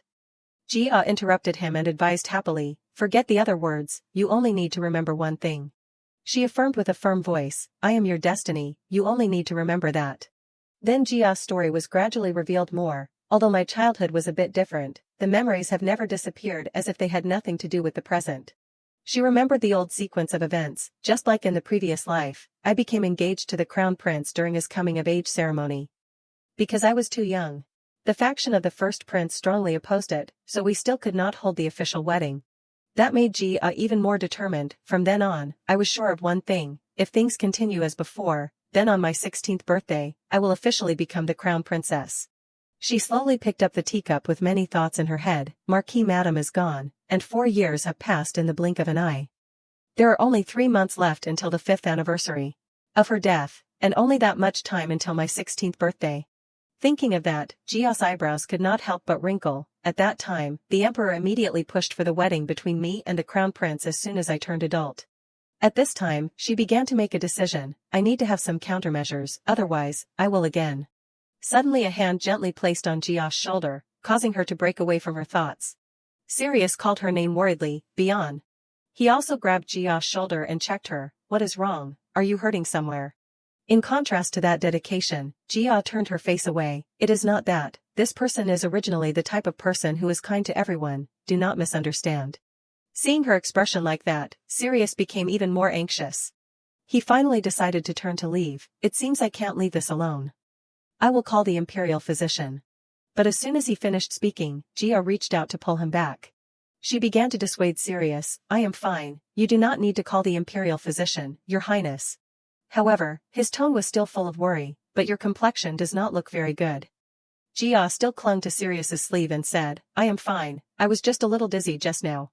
Although he was less anxious, he was still a bit suspicious. Are you really okay? Jia smiled to reassure, yes, I am so sorry for making you worry. After that, Sirius sat in the chair opposite her. Jia could not help but feel awkward about this situation. Really, although we have met a few times, this period of time still makes people feel heavy. She observed Sirius as leisurely drinking tea and remarked, it seems the Emperor believes that as long as we are together 2 or 3 times a week, our relationship will improve. The problem is not with me, but with his son. Jia's hand also slowly touched the mouth of the teacup. Anyway, it seems different now. Originally, I am sure he must have found me extremely annoying. She saw the past version of herself reflected in it, but now, I see concern from him. If my matter is not annoying, can it help? But then Jia concluded, what is the point, anyway, I do not intend to marry this person. She began to speak, breaking the silence, we have been engaged for more than 2.5 years. Right, Sirius was startled and replied, why are you suddenly talking about this? A sense of confusion appeared in him, did I do something wrong? Jia explained, what is wrong? You have always treated me kindly and appropriately, true to your role as a fiancé. Even though she thought differently in her heart. Perhaps the main problem is that everything stops at that level. Her being so vague only made Sirius even more worried. No, please just say it straight. Have I done something wrong to you? Jia calmly replied, you are saying unreasonable things. You have never done anything wrong. But Sirius paused for a moment, then. He said slowly with disappointment but also a sense of threat, is it, do you feel uncomfortable being around me? The gaze that Sirius gave to Jia gradually became darker and more dangerous. Sirius said with a dissatisfied tone, try saying it, Beyond. Discomfort gradually appeared on his face, are you uncomfortable being around me or not? On Jia's side, she could not help but feel a heavy pressure.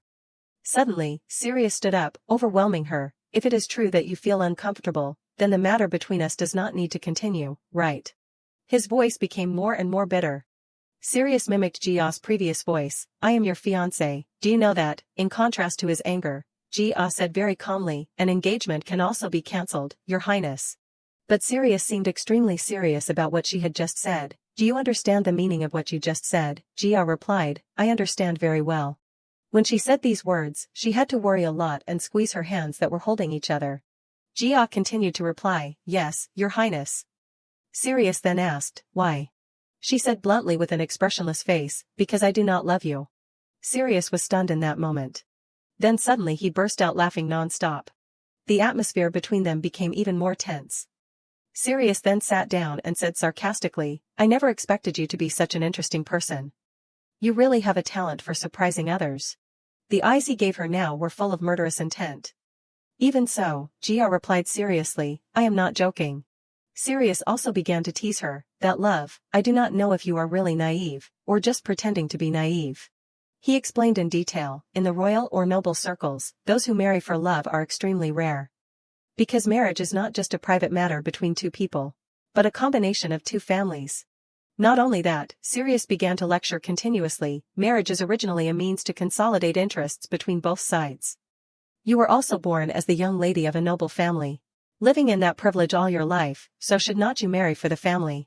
At that moment, Jia's thoughts were very different from him. But if the end of that road is only tragedy, then do people necessarily have to follow it? Life is short.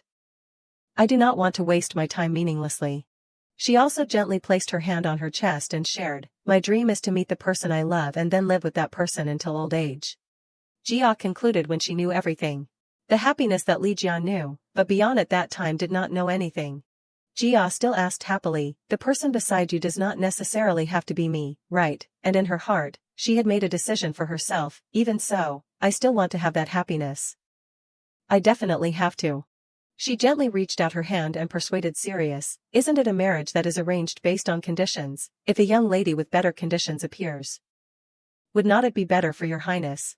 He sat with his arms folded and listened for a while before deciding to speak, it seems you are misunderstanding something. He leaned closer, his face still as cold as ever, to me, no one has better conditions than you, Beyond. Jia still sat upright and solemnly replied to Sirius, are you willing to say for sure that there is really no one better than me? After that, the two of them fell into silence again. She still tried to maintain her point of view. I have to do everything possible to prevent this marriage with the crown prince. From the beginning, I did not care about the views or evaluations of others, and now, I no longer have any reason to try to be good to him. Jia finally gave up everything. Yes, no need to worry anymore, just act ignoring everything. She smiled and said happily as if this matter was not serious at all. If you want, I can personally choose a young lady who meets all the conditions for you. However, Sirius was not very happy and waved his hand. Alright, consider it as me giving in to you. Let us just say that there really is someone more suitable for me than you. He asked, then what? Hearing that, Jia smiled in an unfriendly way. What is what? Of course you should choose the better person. Sirius was determined not to give up and said, we have already held the engagement ceremony. You are my official fiancé. Jia interrupted him, causing his face to darken, but... Before she could speak, Sirius reached out his hand to touch her face. Wouldn't it be easier and simpler? He stood up, putting one hand next to Jia and the other on her cheek, and demanded, love me, be on. Their lips were now extremely close to each other. Before their lips could touch, Jia's hand appeared. Sirius just managed to stop it as it touched him. In contrast to his leisurely appearance, Jia was openly uncomfortable. Sirius's tone now contained all the threat. When prey runs away, the hunter's instinct is to chase. And I am a very good hunter, so it is best not to provoke that instinct in me. After that, he gently brought Jia's hand to his mouth and kissed her palm. Sirius also said possessively, my bii. A moment later, Jia could not help but hug her head wearily. Isn't he really crazy? The car she was sitting in was still moving. That is right, it would be strange if he obediently agreed to cancel the engagement. Jia continued to reassure herself, anyway, he still has not met that girl yet, and to him at present, the conditions that I offer are still valid. However, when she remembered the scene of Sirius kissing her palm, Jia could not help but feel chilled, but that reaction was beyond what I expected. He was not angry, nor did he show discomfort. That made her associate him with a familiar, like a bird of prey watching its prey. A suffocating feeling surged in Jia. The feeling of being crushed by that aura to the point of being unable to do anything is really frustrating. At that time, I should have slapped that pretty, harsh face. At least I should have kicked him with my foot. What a stupid reflex. But then she tried to regain her spirits. Actually, letting things go according to the original script is not a bad thing. I do not want to struggle to live half dead to change the future anymore. Then one day, when he meets her and loves her wholeheartedly, then I will give up the position to that girl and live my own life. This is not a bad choice. And then Jia thought of her happy future. Meeting the person I love and living a peaceful life together is good, or meeting a soulmate and enjoying old age together, that is also good. Suddenly her eyes became serious and scary, but, it can't be like this. Jia was reviewing the situation she had just encountered. What, pray, do you think only hunters know how to hunt? Then suddenly the car door burst open. Just wait, I will definitely let you know that hunters can also be taken down by their own prey. When Jia got out of the car, Marie was already standing and said, Milady, you are back. She replied, that is right. Jia also asked, where's Rant? Marie quickly replied, the young master is still at the martial arts arena. Should I tell him that you are back? Jia stopped her, no need, I am going. She took step after step in the solemn courtyard. When she arrived at the martial arts arena, Jia folded her arms and thought, when I heard that the kid had invited a retired knight to be his master, I was very worried. Seeing Rant training diligently, she also felt satisfied, but indeed, he is worthy of standing in the top 10 experts of the empire. His teaching is really outstanding. Jia carefully observed and commented, although I am not knowledgeable about swordsmanship, but looking at the scene, it seems that Rant, who is holding out against such an opponent, is also a person of considerable talent. Ran and the four-eyed trainer looked at each other seriously. But then that trainer smiled slightly. He slowly lowered his sword. And then the two of them stuck the point of their swords into the ground and bowed to each other. Finally Ran noticed Jia nearby. His face lit up happily. Ran called softly as she also looked at him gently, sister. Jia stepped closer and said solemnly, you have worked hard, Sir Tilt. He smiled and replied, it is my job, so I will take my leave first. Turning back to Ran, he happily chatted, sister, what is the matter that you came all the way to the martial arts arena? Jia did not say anything but suddenly pinched Ran's cheek. Her slightly reproachful tone sounded, didn't I tell you not to call me sister anymore? Ran sadly replied, but... The eyes Jia gave him were full of seriousness, but what, are you a gigolo who specializes in cheating rich madams? I am just a little older. Don't you take my words seriously. However, Ran placed his hand on Jia's hand that was on his cheek. Your words are destiny. After that, he gently rubbed his head against her hand. I must not forget. Then Ran turned to ask her with a worried tone, but you do not look in a good mood today. Did something happen in the palace? Jia replied with a not very happy tone when she remembered Sirius. Yeah, I was bitten by a mad dog, and it is a big mad dog. Hearing this, Ran could not help but feel anxious. A mad dog? Why are there dogs in the palace? Are you injured? Jia just silently looked at him. But then suddenly she hugged Ran, making his face turn red. He said softly, there is a smell of sweat. Jia retorted and leaned against Ran's chest, but it is only the smell of warm sunshine, nothing uncomfortable. Being hugged like this, she could not help but feel somewhat relieved. Just standing still like this is also comforting. If only everything could always be peaceful like this. Suddenly Ma reappeared and called out loudly, Milady. Jia turned her head towards the voice. Her tone was urgent. Milady, it is a big deal. The next words she heard shocked Jia. There are reports that Count Pisian is in critical condition. Pieces of memories in Jia immediately reappeared. Count Pisian left on that day, and returned exactly 2 months later. Is this coincidence or fate? That day of return was also the day marking 1 year since her death. She remembered the conversation with Count Pisian. He moved to live in a mansion closest to the Eliant family, and often went back and forth between the two Eliant and Pisian mansions to chat with me. Jia could not help but feel nostalgic for his smile, as if wanting to make up for the time he had turned a blind eye. He spent most of his time on me. But then, could that be due to the after effects of Marquis Madame's death? Then returning to the present, the people around him gradually began to prepare themselves mentally that it was time to say goodbye to him, and then, today could be that day. Jia and Marquis Eliant quickly moved. Then she saw Ili standing in front of a door. L. The little girl heard the familiar voice and turned her face towards the sound, Bii. When she got close enough, Jia knelt down as if to hug Ili. Why are you here alone? The little girl also reached out her arms to hug Jia. Bii. Elle wants to go into father's room. She comforted softly, you should not walk around alone anyway. After Jia hugged Ili, she worriedly thought, what should I do, if I enter the count's bedroom at this time? Even though Elle's eyes can't see, I do not want her to see that appearance. Suddenly the door opened, a man appeared and said, ah. That person continued, it is my first time meeting you, milady. Jia looked up and realized, that man. He introduced, I am Evan Lei. Evan placed his hand on his chest as a way to greet Jia. At this time, a series of information about him appeared in Jia's head. Evan Lei Pisian is a name covered in a veil of mystery. No one knows who he is, where he comes from, what nationality, who his parents are, all is hazy. It is as if he came out of the nameless void of the world. She recounted that everyone in the count's family suspected him, even vehemently opposed letting him become the successor. But in the end, he was the one who was passed down the title, righteously becoming the successor to Count Pisian. The story continued that, since then, the Count Pisian's trading company entered a golden age. At tea parties and dances, the noble ladies competed to show off their newly purchased items from that trading company. And finally, it left the consequence, it is as if a fever spread throughout the noble circle, everyone wanted to have it at all costs. Dresses, high-heeled shoes, sparkling jewelry, most of them were luxury items designed to captivate women. Jia carefully observed Ivan and remarked, I heard that he specializes in trading items for women. I thought his age would have the appearance of a gentle merchant, but he turned out like this.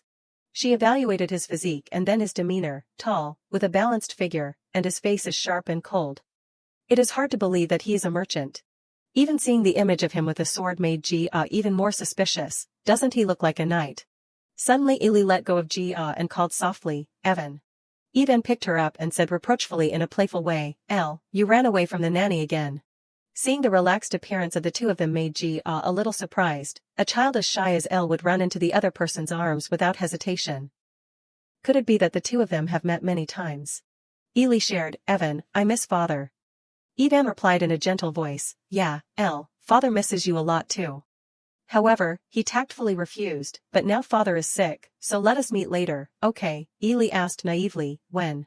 Evan quickly replied, when Elle eats well, sleeps well, and becomes a beautiful girl. The little girl pouted, but Elle is beautiful now too. Evan then gently comforted, yeah, our Elle is always beautiful. The door was now ajar and Ivan and Ili stood neatly on one side. Jia and Marquis Eliant were slightly stunned when they realized the door had opened. The two of them did not waste much time and went inside. They quietly went inside one by one. On the bed, Count Pisian was lying panting because of illness. His hand trembled and raised up, beyond. Jia gently stepped closer to the bed. The matter of seeing a person leave this world is nothing new. When I was Li Jia, I experienced countless times of birth and death like this. She could not avoid the feelings of disappointment and sadness in her heart. Why does this moment of separation make my heart ache, as if it is the first time? Jia took Count Pisian's trembling hand. He stammered, "Think, you. His breathing became more and more unstable. "Live happily, my granddaughter." Before he finished, Count Pisian added, "Marquis." Each following word, he said very slowly as if he had no strength left, "I rely on you." As soon as he finished speaking, Count Pisian's eyes closed. And then the hand that Jia was holding gradually released. Count Pisian's hand fell limply onto the mattress, lifeless. And Jia was shocked and stunned. "Grandfather." Anasha beside her called out in a panic, "Honey, wake up, honey." Gradually her tears fell. "Honey, please." It began to flow non-stop on Anasha's face. After that, she screamed with extreme pain. Jia stood on the side and could not help but have emotions surging in her heart. "The Count, no, grandfather, from when I began to realize myself, the first person to make me feel true love was you." She stood and thoughtfully remembered the memories with Count Pisian. The gentleness, the subtle love that he gave me, was strong enough to make the solid wall named beyond in my heart crack into pieces. The whole room became tense and unusually dark. I also guessed in advance that he would leave this world.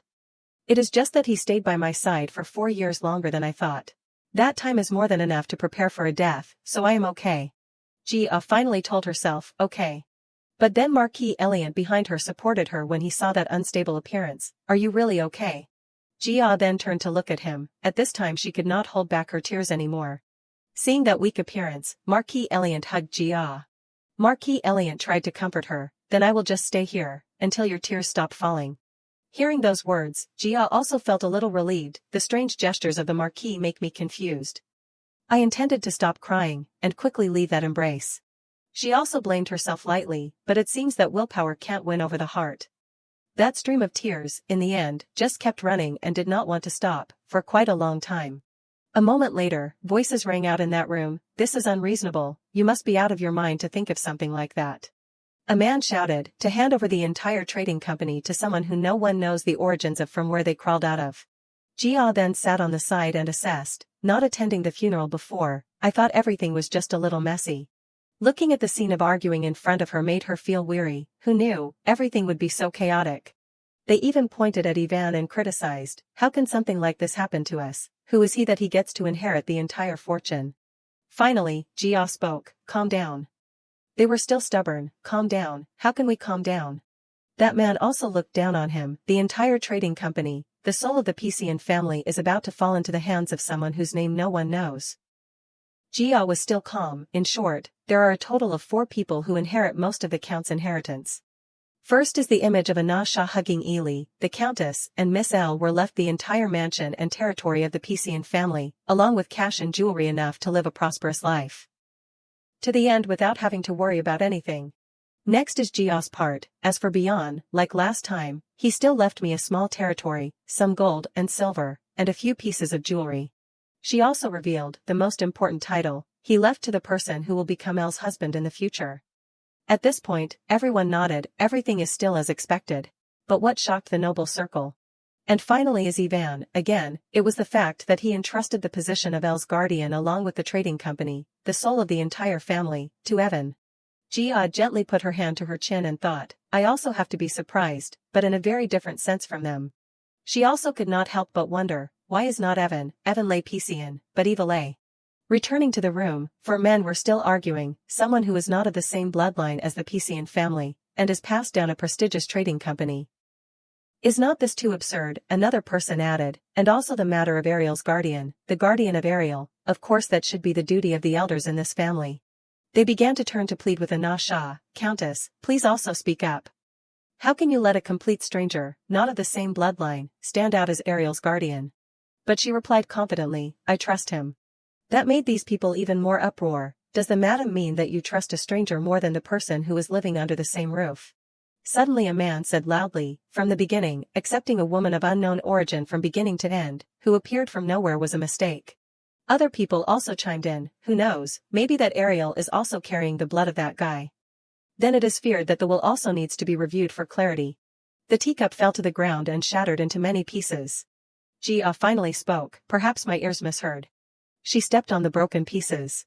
Jia was strangely calm, can you gentlemen here say it one more time? She could not help but wonder, my aunt, is not of the same bloodline as the Pisian family, what I just heard, is that correct? Jia smiled brightly, if so, is someone implying that my maternal grandmother had an affair?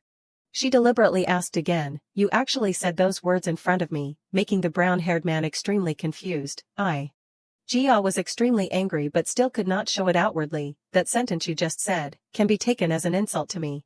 He blatantly lied, that is not it. Brown hair was trembling with fear, I absolutely did not mean that, milady, please forgive this ignorant person. Jia knew his purpose, the person you should apologize to is probably not me, right? Brown hair thought in his head, does milady mean I should apologize to the countess? He stubbornly believed that that person was not noble at all, even if she is called madam, she is just a commoner who was lucky enough to marry a noble. Brown hair clearly understood her status, not to mention the marquis's daughter, she is about to become the crown princess, with power and influence, I understand that. One person tried hard to defend him, he is just young and impetuous, please be generous and forgive him, milady. Jia just glanced at him, you just said he was young and impetuous, he gave an unconvincing reason, that is right, young people make mistakes sometimes.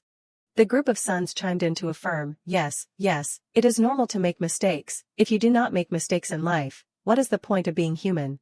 She sighed wearily, how ridiculous, who did you just say that in front of, who are you implying is young and impetuous?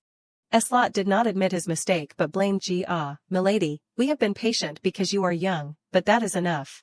He loudly looked down on Jia, this is not a place for a child who has not had their coming-of-age ceremony to interrupt. She still maintained a calm attitude. Jia asked clearly now, excuse me, what is your honorable name? Eslot was very arrogant, I am Krisa Eslot. She folded her arms in front of her chest and smiled brightly, is that Eslot?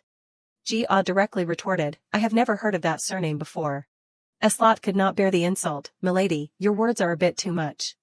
She deliberately exposed his true face, how strange, a person who calls himself an elder of the family. I thought he would at least inherit the surname, but it turns out he does not even have that. Jia no longer restrained herself, someone who is not allowed to carry the Pisian family name dares to open his mouth to discuss matters here. Eslot was furious because she hit his sore spot. Milady. She had the right to be proud, yes, as you said, I am a young lady, a true young lady, unlike those who are not worthy to even attach their middle name. Jia believed that they were not worthy to hear, having a middle name in the name is a sign only reserved for the main line of the family.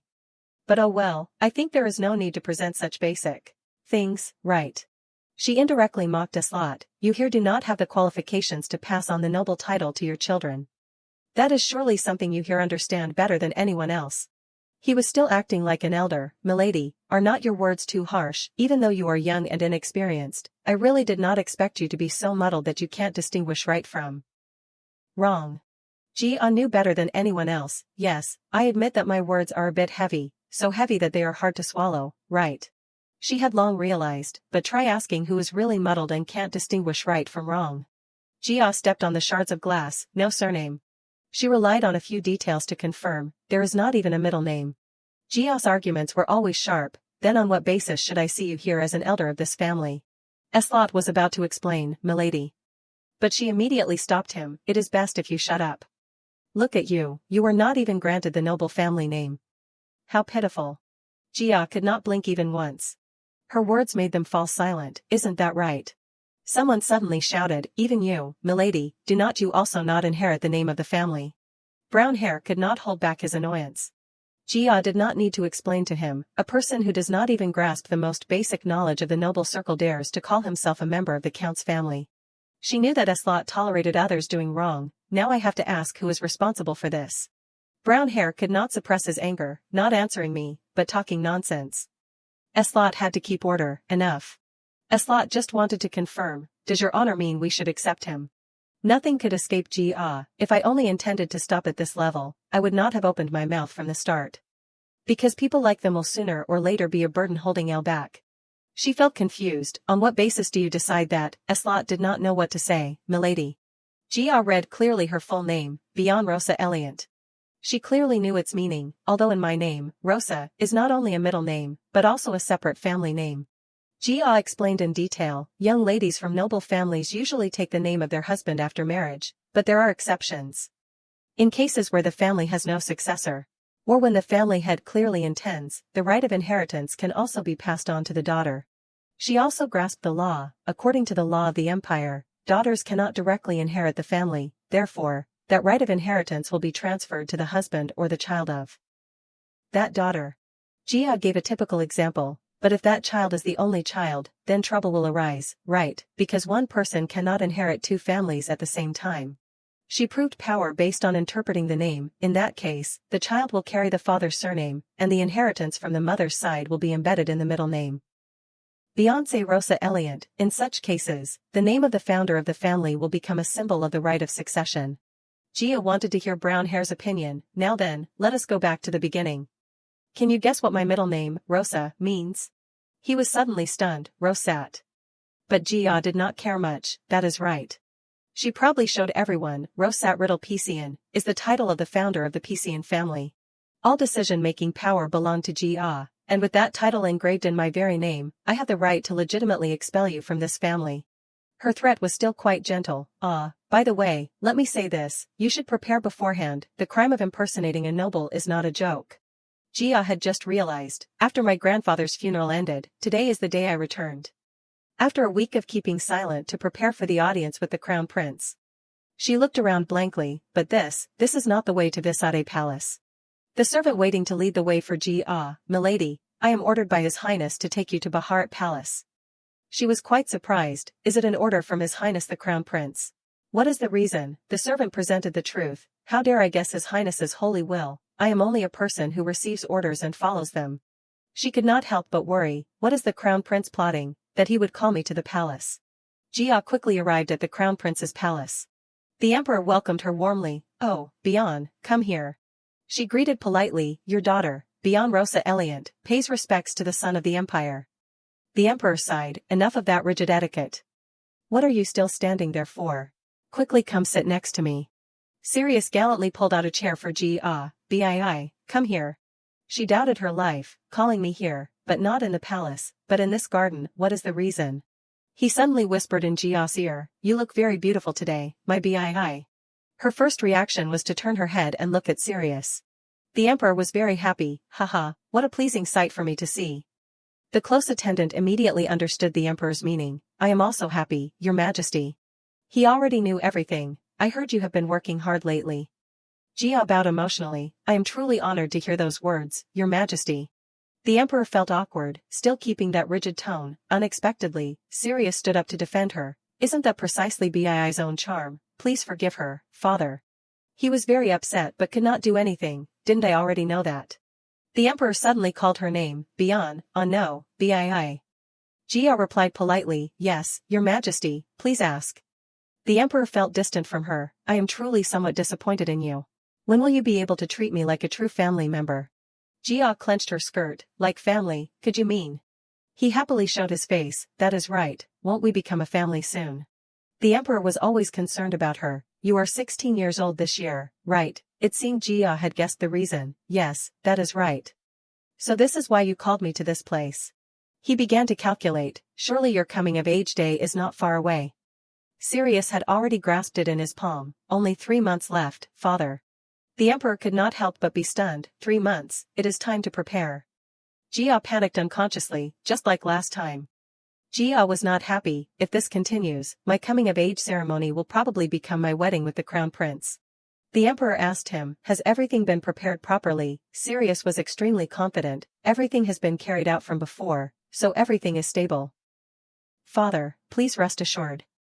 Jia was not at all surprised. As expected, the wedding was still arranged in secret. That is right, I only knew about my wedding when there was only 1 month left. She thought in her heart, the emperor probably does not know that I have already heard the news, but even if he did, it would not matter. Jia made a decision. From now on, I will pretend that I do not know anything. Jia spoke up. Your daughter is so rude, your majesty. She said with a tired voice, I will not prepare for the coming-of-age ceremony. He froze on the spot. What? The emperor wanted to know the reason Jia refused. What did you just say? Not holding a coming-of-age ceremony, a ceremony that only happens once in a lifetime for the people of the empire. Even commoners hold a coming-of-age ceremony, so why did you say you do not need to prepare? He tried hard to persuade, not to mention, nobles see the coming-of-age ceremony as an opportunity to make their official debut into society. If you do not hold a debut ceremony, how will you build a position in society? Jia deliberately used filial piety as a shield. My grandfather just passed away less than 10 days ago. I really can't prepare for a coming-of-age ceremony in such a mourning scene. The emperor had no intention of giving up, even knowing that it is a day that only happens once in a lifetime. Please reconsider it. Tears streamed down her face.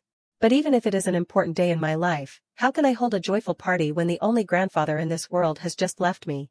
He was a little worried, but, daughter, the matter of the coming-of-age ceremony can be put aside for now. So what do you intend to do about the social debut? Jia said softly and sadly, I am still too young. I have never organized an evening banquet on my own, Your Majesty. The emperor tried to regain his confidence, I know that. Even though you are still shouldering the role of the mistress of the Eliant family, an official debut in high society is still something that has not been carried out. He held hope. Anyway, you must have a proper social debut. Jia had a request. It is probably difficult for me to organize a party right now. Before she could finish, the emperor had already planned, Your Majesty, it is okay. As long as you agree, I will immediately organize a debut banquet for you with the entire high society. She shook her head repeatedly, I am very grateful, but at this moment, I am afraid I can't do that. His expression became tense. The emperor suddenly shouted, Why? Jia did not know what to say. He was still determined to organize it. In any case, a debut into high society is something that can't be missed. She extinguished the emperor's intention, reporting to Your Majesty, I am truly honored, but my heart is still in turmoil. It is hard to calm down. I want to wait until my mind is more stable before thinking about debuting into high society. He was very anxious. When will that be? Jia replied calmly, well, maybe next year, at the palace. The emperor was provoked to the point of being furious. Next year. Isn't that too late? It is only the beginning of spring now. She had her own reasons. Your Majesty, according to the rules, as long as the wedding ceremony is completed within 2 years, debuting into high society is still considered valid. So next year is not too late. Sirius sat there for a long time and only smirked. Sirius could not help but laugh softly. He agreed with her point of view. Please forgive her, father, but are not Bii's words also very reasonable? The emperor was put out. Whose side are you on? Sirius gently placed his hand on Jia's shoulder. I am, of course. He immediately affirmed, on the side of my fiancé.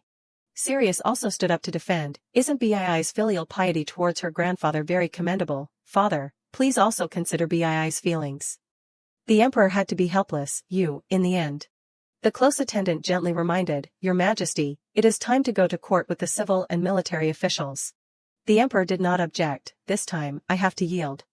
If that is what you have decided, then so be it. He suddenly paused, but the emperor hoped that she would agree. There is still time, think about it a little more. Sirius followed behind Jia. She did not know what to say to him. Jia was a little angry. Where are you planning to follow me to? Sirius still smiled gently and said, sending my fiancé out of the palace, is not that the minimum a fiancé should do. It seemed that she was really unhappy, a concern that I have never had before, Your Majesty. He quickly shortened the distance with Jia. There was nothing that Sirius did not know. I really did not expect that you would use the deceased as a shield for yourself, Bii. She did not endure being bullied by others. Compared to someone who uses His Majesty as a tool, you are no better. Jia always thought carefully, using the emperor to put pressure on me was indeed not a bad move. In the previous life, probably to avoid troublesome conflicts. I obediently listened to your words. Sirius had to admit a fact, actually this time, I was completely taken down by you. She could not help but be surprised. I have never seen the crown prince laugh so heartily.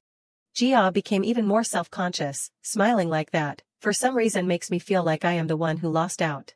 She lifted her skirt and wanted to leave immediately. I should not linger with people like that. But she was pulled back by Sirius's hand. The two stood next to each other at a close distance. He especially reminded, I clearly warned you, do not be foolish and anger me, my Bii. Jia did not want to joke with Sirius. I have never allowed you to call me by my intimate name. For the first time he encountered a case where his fiancé refused to be addressed so intimately, and Jia was about to lose her temper. Honestly, I just want to immediately give you a good beating.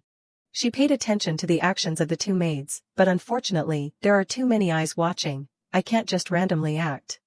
And those people, why have they only been cleaning one place since just now? Jia was secretly happy in her heart, but standing far away, they probably can't hear what we are saying, right? She gave advice, as a fiancé, you should be even more polite. The hem of Jia's skirt covered Sirius's shoes. She suddenly smiled brightly, often, Prey knows how to turn around and bite back the hunter. Jia actually stepped on his foot. In her head she thought one thing, but her facial expression showed another. What a pity, if I was wearing high heels, I would have been able to step on him and break his leg. Sirius blurted out a shocking sentence, indeed, you are a difficult person. But he was always gentle, I am very worried about you, Bii. Sirius gently kissed Jia's forehead. The sunlight shone into her room. Mari was happily waiting outside the door, Milady, you have arrived. Are you going straight back to the villa today? Jia had not had enough fun yet. No, I will stop by Vivaldi Street. She could tell at a glance, you look tired, are you okay? But Jia hid it, I am fine. Jia questioned herself, what does that crown prince really want from me? The moment Sirius gave her a sweet kiss. Jia was so embarrassed that her cheeks turned red. Could it be that you really intend to let my heart fall into the trap of love with you, or have I touched something I should not have touched? The more she thought, the more confused she felt. Clearly I thought I had given him a painful blow, but his reactions were not like someone who had just taken a blow. No, it was the opposite. Jia also realized the strangeness, his appearance was very happy and pleased. She could not help but wonder, where did I go wrong? Someone suddenly shouted, Milady. Jia did not want to waste any more time, it is okay, just take me to Vivaldi Street. Mari hurriedly explained, yes, that is not it. She informed Jia, Milady, we have arrived at Vivaldi Street. As Jia stepped out of the palanquin, she blamed inwardly, really, as soon as it comes to the crown prince, nothing goes smoothly. Mari supported her hand. Asking gently, Milady, where do you want to go? Jia was still pondering, she asked absent-mindedly, isn't Rant's birthday coming up soon? After a while of struggling, Jia gave up, yes, there is no need to disadvantage myself just by thinking about the crown prince all the time. She began to care about the matter at hand. Now I have to think about what Rant likes. Suddenly, a dark red streak splattered on Jia's skirt. The culprit who stained her skirt was sitting in front of her. Eli's face was red, the boy could only stammer a few words, Mari stood next to her, putting her hands on her hips and asking the boy, kid, do not you know who this is? Jia immediately stopped her, Mari. Mari stopped halfway, seeing Jia shake her head, this, yes. Seeing the people gossiping around, she breathed a sigh of relief, I almost turned into the cheap villainess only seen in comics, a noble who is arrogant and overbearing, how funny. Looking down at the stain, Jia guessed, and the stain on this skirt it does not look like blood, is it dye? At the same time, from a distance Ivan was hurriedly running over. Ivan called out loudly, Lai. Jia glanced over when she heard his voice. As soon as he arrived, Ivan sighed in relief. Then he regained his composure and greeted Jia, Milady Eliant. Eli called out chokily, gang leader, Lai, what is wrong? The other kids also came to ask him, are you okay? We brought the gang leader here. Ivan also quickly bowed his head to beg for forgiveness, please forgive us, Milady Eliant. Ivan bowed his head and listened to her ask from above, it has been a week, Evan lay. But Jia did not say anything after that and decided, there are many eyes watching, it is best if you change your clothes first. Eli was filled with questions, do you know the gang leader? Jia sighed and lowered her head, I know, being involved in the gossip of high society is not beneficial. At a luxurious building, a voice came out, please come this way, milady. Looking at the signboard, Jia guessed, isn't this a building owned by the Pisian family? Although I do not know much about their assets, I know this jewelry store well. Because when I was empress, I often visited this place. Jia walked with many doubts, now that I remember, it seems that I have passed the entrance. Where are they planning to take me? The door of the building gradually closed. Jia continued, she carefully observed as she walked up the stairs, although I have visited this store many times, I never knew that there was a door leading to the third floor in the back. Stepping into a door, Ivan said from outside, Milady Eliant, please wait here for a moment. Before Jia was a magnificent place. She looked inside and began to put together the data, there is something really strange.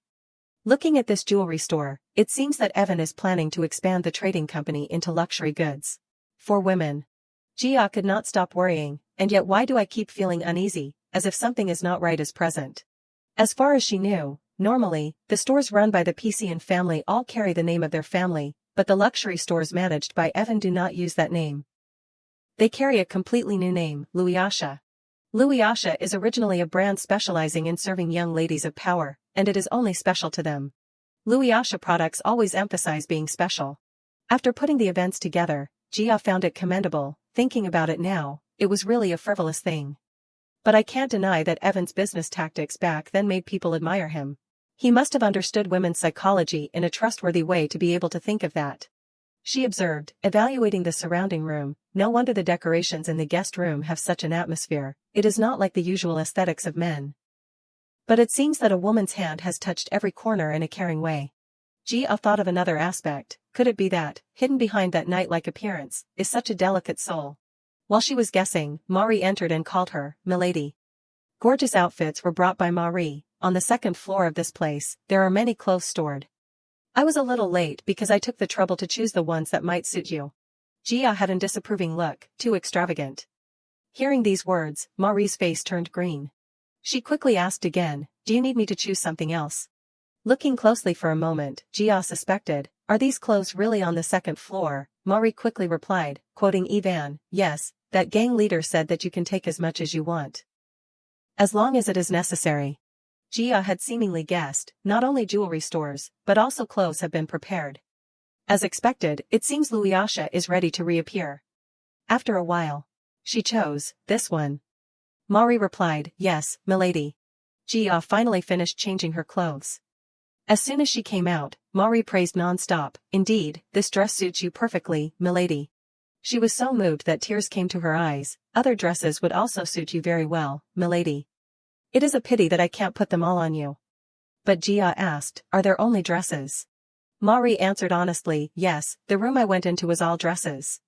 "Do you need anything else, milady?" Jia was a little silent at this time. "No need." She continued to be concerned. There is nothing noteworthy about Evan preparing for Luiasha in the first place.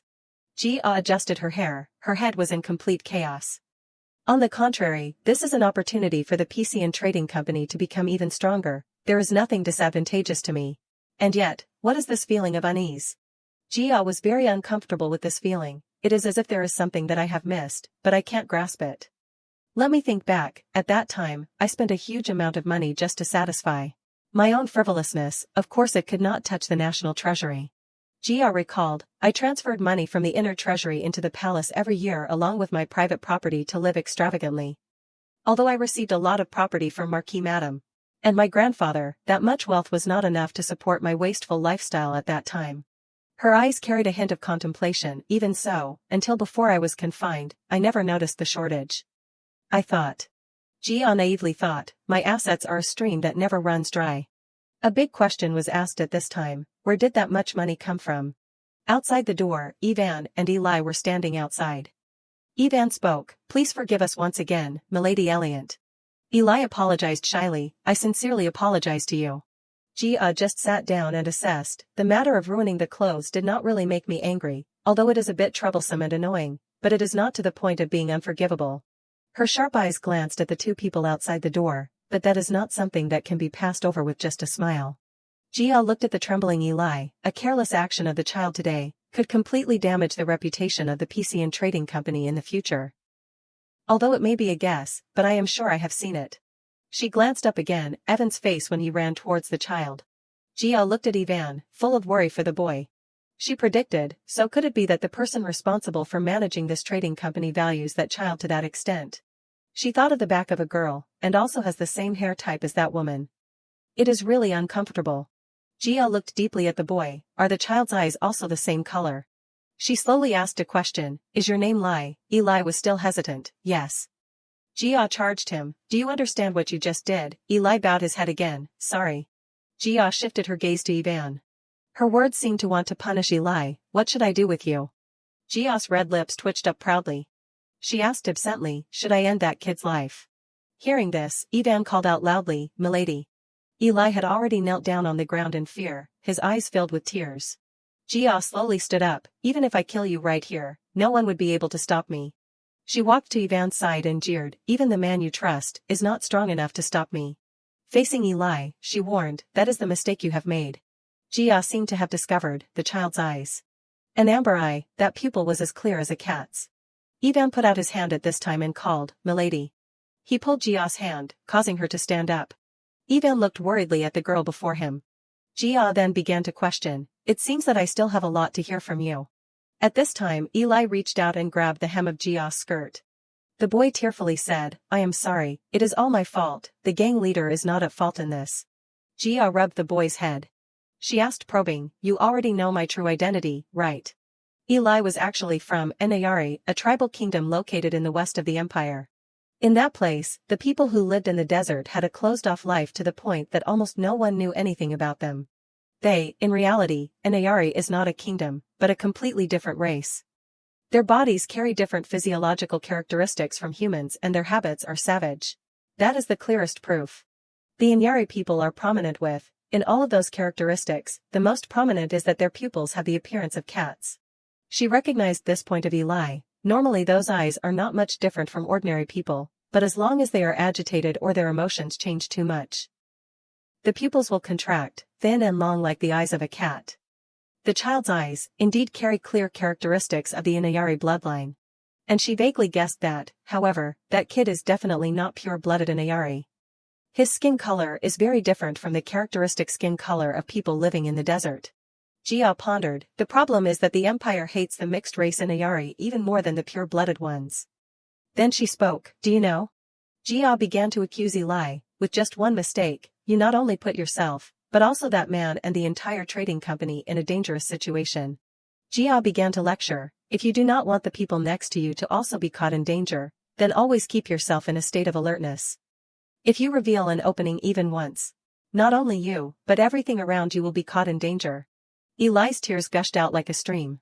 Seeing the boy frustrated before her, Jia asked, do you feel wronged, just because a set of clothes was stained, you blame me for being so harsh with you? Jia stood up straight, she said that, if you feel wronged, if your heart is filled with resentment, then become strong. She began to remind Eli, strong to the point that no one dares to look down on you again. Strong to the point that, even if they know who you are, they would not dare to raise a finger to point at you. Jia also provoked, and if you can't do that, then live silently your whole life, bowing your head, holding your breath and existing like a scurrying mouse living in fear. And then Jia ordered, Mari, take the child out. Mari then obeyed, yes, milady. Jia returned to the sofa and sat down with her arms folded. She began first, tell me that story. Her eyes were sharp, the words spoken were cold, the rude actions you have done to me will be asked for an explanation later. Ivan also slowly sat down across from her, he spoke, first of all, I sincerely apologize for this rudeness, milady Eliant. To be honest, I do not know where to start or how to say it properly. Hearing these words, Jia began to mock, these words are probably not the words of a trading company owner. If you are a merchant, should not you have the ability to use words to captivate the other party? Ivan seemed confused when he answered, yes, I can say that I am almost a knight rather than a merchant. The count also said that, and solve it thoroughly. Jia observed him carefully, silently drawing some thoughts, my grandfather really knew this person's personality well, and yet he still let him sit in the chairman's seat of the trading company. She frowned, her head could not help but have some questions appear in her head. What did my grandfather see that he entrusted an entire trading company to him? Was it his business ability? Ivan suddenly spoke, you really look like the count, from the first time I met you, I felt that. Hearing that, Jia showed a confused expression, the first time, are you talking about the day my grandfather passed away? She paid attention to Ivan's strange eyes, on the contrary, what do those eyes mean? Currently, can it be said that our meeting is a situation that is not very favorable? The two people sat facing each other with the dazzling sunlight filtering through the window. Jia was immersed in her own thoughts, I do not like his actions of blindly protecting the child. And he also can't see me as anything good when I bluntly release harsh words to the child. However, in the end, why? She kept thinking about Ivan's eyes, he looked at me with such a deep trust. Finally she spoke, those words were really unexpected. Ivan smiled slightly, it is understandable that you might feel that way. Outside the window the sky was blue, his voice echoed, as for the way you treated Lai, could it be that you did that intentionally? Jia replied, I am not sure what you are implying. The image of Eli holding Ivan's hand appeared as he said, as you also know, Lai is a child of mixed Inayari blood. Just a small mistake from him could put the entire trading company in a dangerous situation. He gave a question with a serious face, you must want to give a warning about that, right, to both the child. Jia rested her chin on her hand and listened silently to Ivan, and me. she asked, so that is why you clearly understood that and let the child be so rude, you let the kid be free without any measures. He slightly lowered his head and closed his eyes. Regarding this, I have no words to defend this mistake. It is all due to my own negligence. Then Ivan slowly opened his eyes, his cheeks slightly flushed. Indeed, my feelings were not wrong. His eyes stopped on Ji-ah. You really are very similar to the Count. Ivan recalled calmly, carrying a deep respect. The Count used to scold us so strictly. He thought of the past when he was young. He was a homeless child sitting slumped on the cold road and the Count was approaching. I was an orphan. To live day by day. I used to struggle like a worm, until I was saved by the Count himself.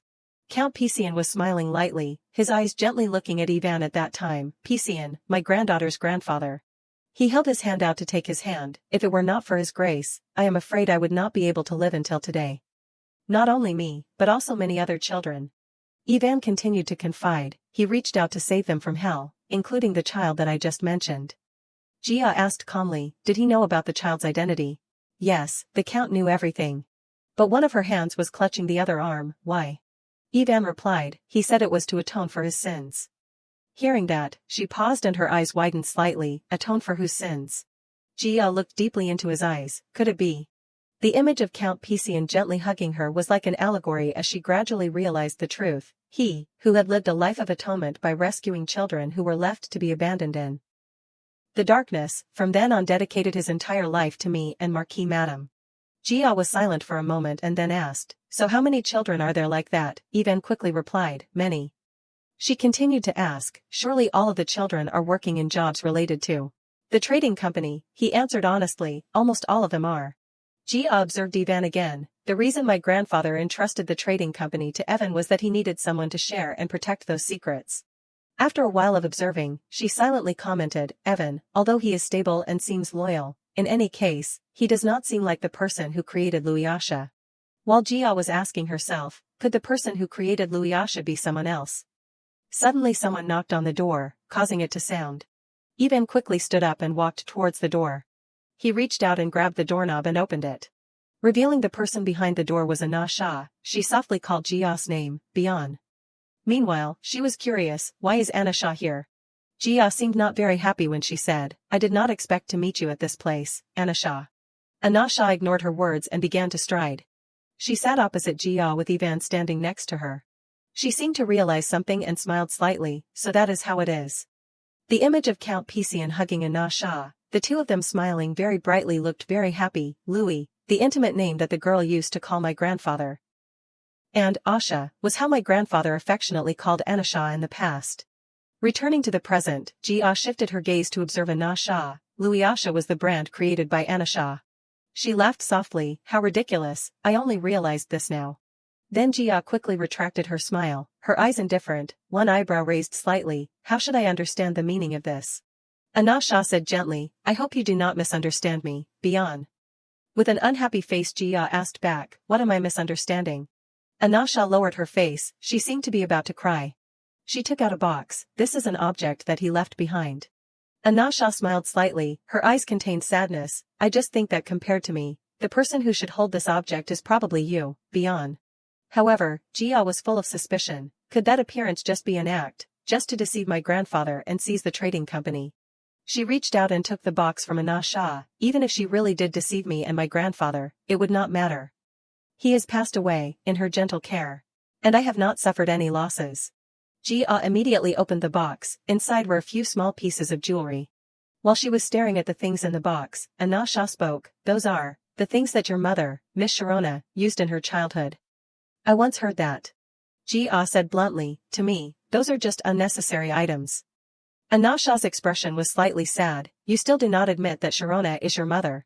She closed the box, saying unhappily, don't meddle in things that do not concern you. Hearing that, Anna Shah bit her lip. Finally she could not bear it anymore and revealed, I hate you, Bian.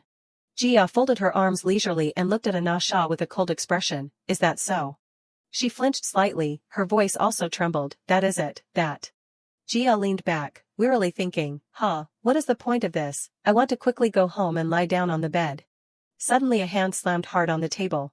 It was Anna Shah, she stood up and asked loudly, almost losing control, just by pretending to want it, you can grasp everything in this world, why do you have such a calm appearance? As if you have given up everything. Jia looked at her unhappily. Why are you treating me like this? It should be me who has to shout that sentence right here. She asked, so what do you want to say, Anasha? Anasha was flustered. You. Jia lost patience. Can you say it more clearly? I am a little tired. The sunlight outside gently shone in as if trying to soothe the situation inside. She was silent for a moment and then asked, aren't you going to ask why I am here? She immediately asked back, am I supposed to be the one to ask first? Anasha finally could not hold back her tears. It is precisely because of that I can't like you. You are like a person who has given up all worries, indifferent to the world around you. A piece of memory appeared. Behind Jia were other madams who were talking and scrutinizing. Her voice continued to ring. Do you really not care how high society perceives you?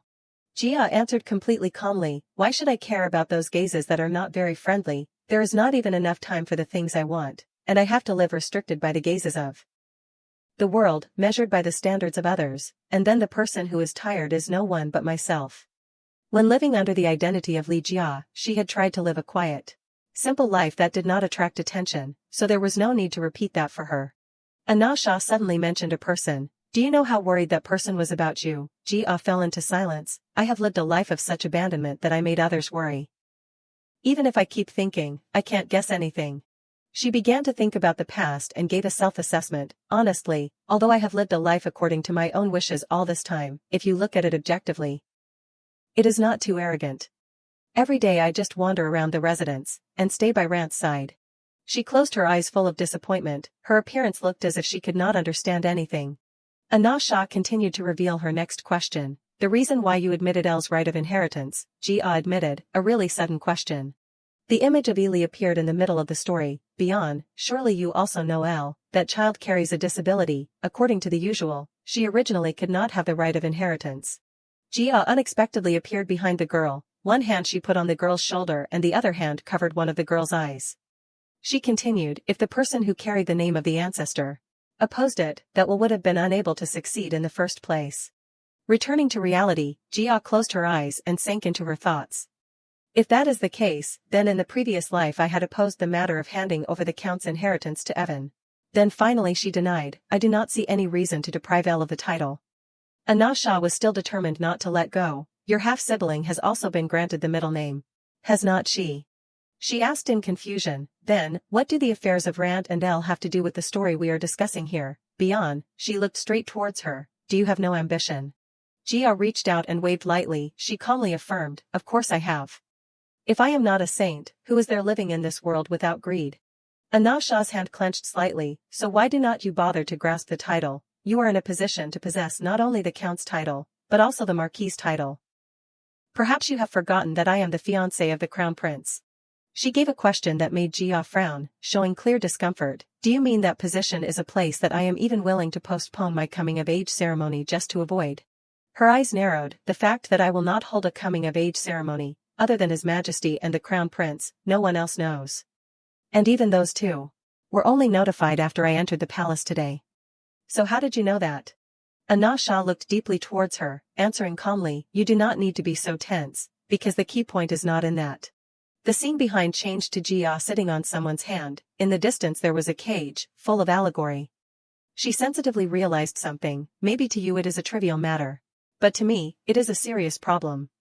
What you just said is no different from admitting that there are always spies of yours by my side. Anasha hurriedly explained, Beyond, I have never had someone follow you. It is just that in this palace, there are too many eyes and ears, and I just happen to have a relationship with one of them. She vowed righteously, I swear before El's name. Jia crossed her arms, slightly raising her chin, placing spies in the palace, you must be capable. She admitted, to operate a large trading company to this extent, that is inevitable. Anasha clearly showed her curiosity. Beyond, let me ask you one thing. Why do you want to give up everything? Jia crossed her legs. Do you mean the title? She explained clearly, not only the title, you are originally heartless, not only with human beings, but also with everything around you. Anasha said what she observed from Jia, that title, is just a very small part of that indifference. She did not give up, so for the two words family, what is meaningful to you or not? Jia was silent for a long time, immersed in her thoughts. Family, honestly, I have never attached a special meaning to it. Anasha unexpectedly burst into tears. When I look at you, I always have the feeling that you can leave everything and leave at any time.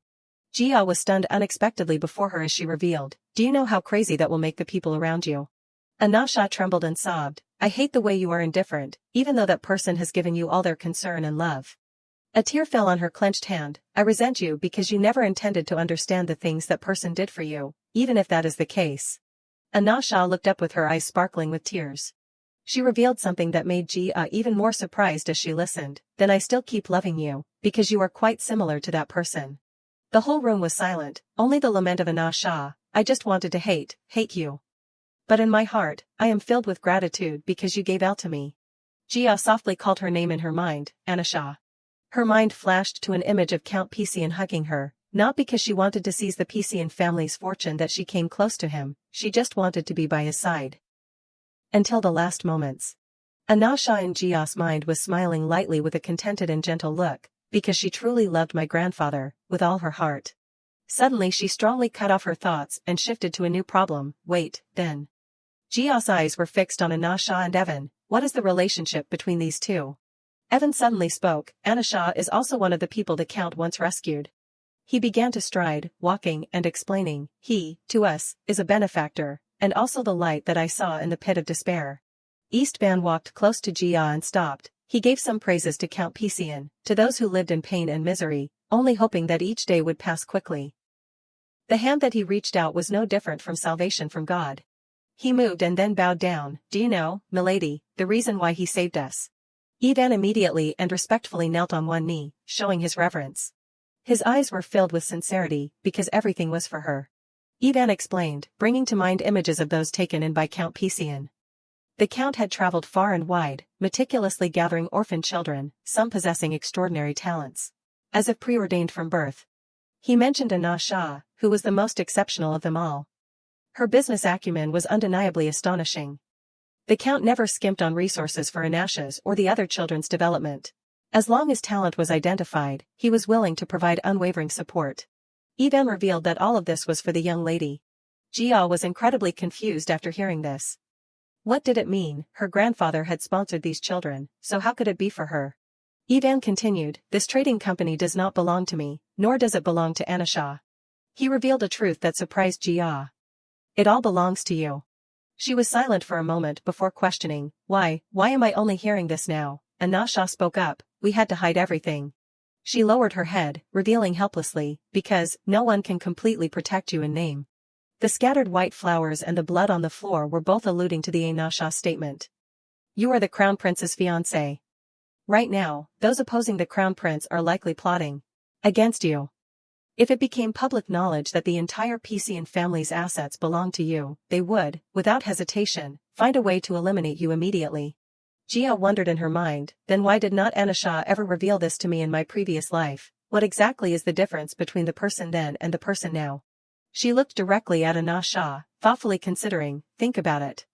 She once said she hated me because I had all of Grandpa's attention. But she also said I was lovely. Because I had Grandpa's appearance. Ely appeared in her mind with a bright smile. Finally, she had expressed her gratitude for giving out to her. Jia had a realization, now I understand. She remembered past events. It turned out that the reason she had not told her the truth in the past was to avenge the deceased child. But even with resentment in her heart, she still chose to dedicate herself fully to repaying Grandpa's kindness. Jia finally understood.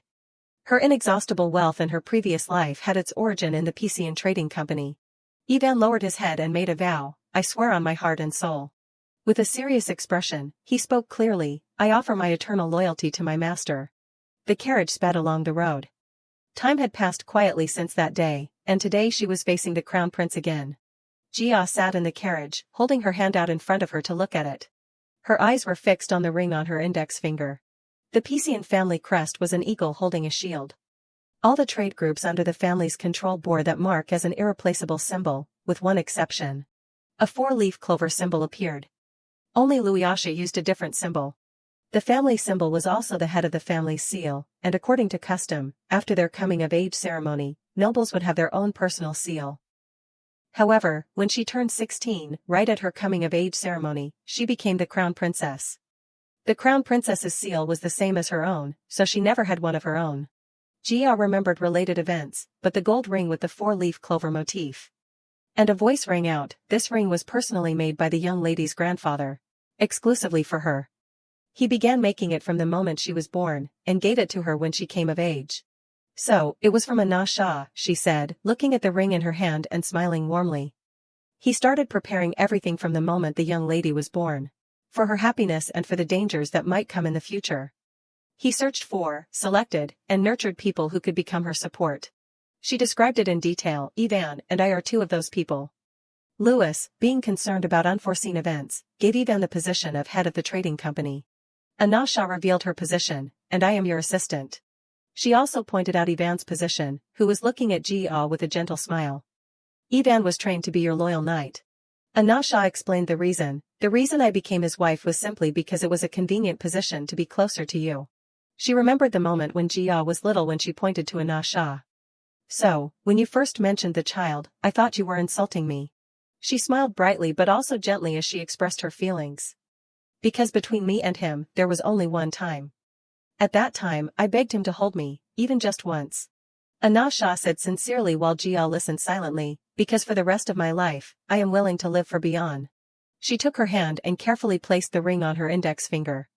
A brazen, shameful request, but I dared to utter it, and I do not regret it, because thanks to that, I had that child, L. Anna Shah mentioned what she and the others were instructed while Jia looked at the ring on her hand. The most important thing we were instructed was to protect the young lady. She made a solemn vow. For that promise, we are willing to do anything, no matter what it is. Jia sank into her thoughts again. Her grandfather, for more than 4 long years, was so gentle and warm to her. He secretly prepared all these things for her, so why was she still so tormented and choked up? She looked at the ring on her hand for a long time. In her previous life, he must have prepared many things for her as well, whether it was then or now. Jia felt extremely regretful. I realized Grandpa's love too late. She hugged the hand with the ring, her eyes filled with sadness. Only when there is no way to reciprocate this love, do I understand the weight of it. There was a sudden sound from the carriage door. Outside, a worried-looking servant said, "Please forgive my tardiness, Miss Elliot." Jia looked at the unfamiliar man. I do not think I have ever seen this face before. The man began to introduce himself. It is an honor to meet you, Miss Elliot. I am Zeke, a retainer under the Hiver Palace. Jia raised an eyebrow slightly. Hiver Palace, so the Empress's retainers have come to find me. What is going on? Zeke carefully explained. His Highness the Crown Prince is currently away from the palace. Fearing that the young lady would make a wasted trip, Her Majesty the Empress has sent me to deliver the news. Jia turned away with a hint of irritation, complaining inwardly, even if he is away from the palace, should not he have left a message, she said grumpily, it seems I have wasted my effort. Zeke quickly pleaded, young lady, please wait a moment. He announced unexpectedly, Her Majesty the Empress is waiting for you. Jia glanced at Zeke, the Empress is waiting for me. She was silent for a long time as she pondered. The Empress has no reason to call me, especially when the Crown Prince is not here. This makes him even more confused, young lady. She was completely immersed in her thoughts. If it really is someone sent by the Empress, refusing would be inconvenient. After all, even if she is only an Empress in name, her position is still legitimate. Finally, Jia spoke up and ordered, lead the way. After a while, Zeke led her to a room and knocked on the door. Reporting to Her Majesty the Empress, Miss Elliot has arrived. Jia stepped into the room where the Empress was waiting. She looked nervous as she listened to each step she took as she approached. Opposite the Empress was the Imperial Noble Consort. Jia stopped and bowed respectfully. Biana Rosa Elliot respectfully offers her greetings to the Moon of the Empire. The Empress happily granted her exemption from formalities. Meanwhile, she turned to face the Imperial Noble Consort. Welcome, Miss Elliot. Jia also bowed to her, but with little enthusiasm.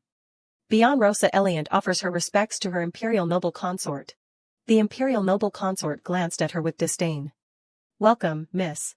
The Empress gestured to the seat next to her, inviting Jia to sit down.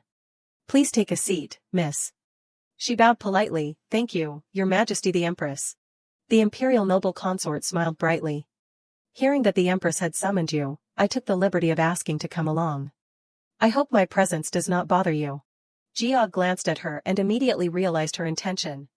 Could it be that the Imperial Noble Consort simply wants to join for fun? She saw the imperial noble consort's fake smile and could guess that the person who really summoned her was not the empress, but the imperial noble consort, who was using the empress's name to make it legitimate. Jia acted and smiled brightly in response. You are right. Imperial noble consort. She was equally fake. There seemed to be lightning between them. It is okay, I feel lucky. She turned to the empress and asked, Your Majesty the Empress, may I ask why you summoned me? She hesitated, that is. The imperial noble consort spoke up, answering for the empress. There is no particular reason. Her Majesty the Empress has no friends in the harem and has been lonely for a long time. If Miss can visit her often, it would make her feel better. Hearing this, Jia asked the Empress for confirmation. Is that so, Your Majesty the Empress? She quickly confirmed it in confusion. That is right. She had long recognized the truth.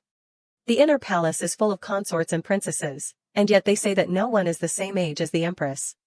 The lie is too obvious. They do not even bother to hide it. Jia astutely realized, and it is the imperial noble consort. Judging by the way she interrupts, she clearly does not respect the Empress at all. She spoke up, I have been so rude. It is an honor to meet Your Majesty the Empress. The Empress stammered in response, It is nothing, miss. She mentioned Count Pisian. I heard the news about Count Pisian. Jia continued immediately, I am sorry to trouble you. The imperial noble consort smiled slyly. Thinking about it, that incident caused quite a stir. She reached out to Jia. I also heard rumors that you have severed ties with your bloodline. She looked at the imperial noble consort's smug smile and recalled her in her previous life and this life, the imperial noble consort then or now. Jia came to the conclusion without much thought, there is really no change at all. Remembering her previous life, the imperial noble consort laughed heartily while Jia's face turned red with anger. At that time, with that smile, she skillfully stabbed her with sweet thorns. She now calmly replied to her words. It seems that your imperial noble consort is very concerned about my family's affairs. She continued, Isn't that normal? Who knows, we might become family one day. Jia chuckled softly. That is right, we are about to become family. Then, it is natural to care about each other. The scene suddenly changed. The image of a wedding hall appeared. The imperial noble consort, the eldest daughter of the earl family, even though she was still engaged, volunteered to enter the palace and become the emperor's consort. She held a newborn baby in her arms and smiled. She gave birth to the first prince, the emperor's first son. She even raised the title of her mother's family, the Manhwa Earl family. The first prince, before the crown prince, was considered the temporary crown prince. The imperial noble consort also once enjoyed equal power with the empress. However, their dynasty fell apart as soon as the crown prince was born.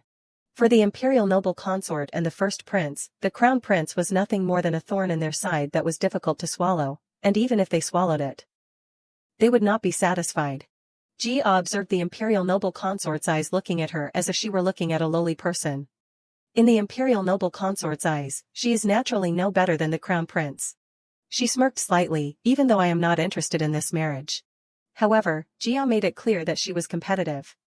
But I won't let the imperial noble consort overwhelm me. She spoke up, mentioning the prince's wife, which made the imperial noble consort withdraw her smug smile. Now that you mention it, it seems that the prince's wife still does not have any good news. She put her hand on her cheek, looking sad and regretful. After all, we are about to become family, so I can't help but worry about it. I heard that the two of them have been married for over 10 years. Then, Jia turned to ask the empress, Isn't that right, Your Majesty the Empress? She was startled and confused. That is, anyway. She glanced coldly at the imperial noble consort. The first prince's palace has one secondary consort and 3 tertiary consorts. Her face was no longer happy or smug. Jia thought of the current situation. Even though she was married when she was very young, she is now in her 30s and still does not have a child. The imperial noble consort tried to force a smile, her eyes flashing with anger. Thank you for your concern. I did not expect your heart to be so kind. Jia mocked her previous words while the poor empress was like being imprisoned between 2 women. I do not dare to accept such a noble compliment, your imperial noble consort. The imperial noble consort did not give up. A virtuous person like you, I do not understand why such strange rumors are spreading everywhere. She feigned concern. To the point that even this palace, with Her Majesty the Empress, had to fret and worry for you. Jia fell silent and wondered, what rumor does she want to try to ask? Finally, she decided to just ask as she intended. Jia politely expressed her curiosity, which seemed to be exactly what the imperial noble consort wanted. I am also curious to know what the rumor is. She immediately recounted the rumor about Jia hugging Ivan. People are saying that you were embracing a man in a crowded street. A person who is about to become the crown princess. Yet is entangled in such a scandalous rumor. It is truly shocking. The world will have bad thoughts about you, and I am genuinely worried about you. Just by hearing it, she knew where the rumor came from. Could it be about the meeting with Ivan that day? That day, even the hem of our clothes did not touch each other. Sure enough, the rumor. However, Jia calmly thought that if it is only to this extent, then it is much lighter than she imagined. She replied while the imperial noble consort stared intently at her. I thought it was something big. She smirked sarcastically. This absolutely cannot be taken lightly and passed over. If it accidentally reaches the ears of His Highness the Crown Prince or His Majesty, how do you plan to deal with it? The imperial noble consort continued to emphasize. Isn't that right, Your Majesty the Empress? Hearing this, the Empress stammered, yes, then her words continued. If His Majesty gets angry because of this, how do you plan to deal with it? You should also be more careful about yourself. Seeing the Empress's attitude, Jia had secretly realized that if the story passed through the mouths of these two people, even fiction would turn into reality. She could not help but admire in her heart, she is truly worthy of being called the imperial noble consort, no one can compare to her in using rumors. Then Jia remembered her previous life. She had fallen into their traps countless times. Even now, just one wrong step could lead to danger. Even worse, they would use the excuse that she was unrighteous and unhappy, causing the marriage with the crown prince to be cancelled. In that silence, Jia was lost in thought. I have understood the imperial noble consort's intentions, but for the me of now, those rumors no longer have any meaning. Suddenly, an idea flashed through her head. Hearing about the possibility of cancelling the marriage with the crown prince, she can't understand why in her heart would feel a little attractive. But if she were to be labeled as unrighteous and unhappy and be divorced, then she would no longer have a place in the Eliant family. Rant was already at a disadvantage as an illegitimate child. The path to inheriting the marquis title was already full of difficulties. If Jia were to cling to the family, she would not only not be able to help, but would also become a burden. Moreover, it would not be easy to return to the PC and Earl family. The inheritance had already been given to Elle. If she were to return at this time, it would only make things worse. So the remaining option is the trading company. Thinking of this, she raised her head. Thinking about it, it is not like I have nowhere to go back to. Her lips parted slightly as if she was about to say her thoughts. Even if she was divorced, it would not be a big deal, it is just. She fixed her gaze on the imperial noble consort's sinister smile. I have no reason to let her benefit from this. At this point, Jia gently spoke up, now that you mention it. Her next words stunned the imperial noble consort. Your imperial noble consort also had some good and bad rumors, was not that so? Her words made her more and more angry, and she unconsciously clenched her hand. If I remember correctly, the first prince is already 35 years old this year. That happened around that time, right? Jia spoke more and more enthusiastically. I heard that it was a not small scandal, it was the fiancé before the palace.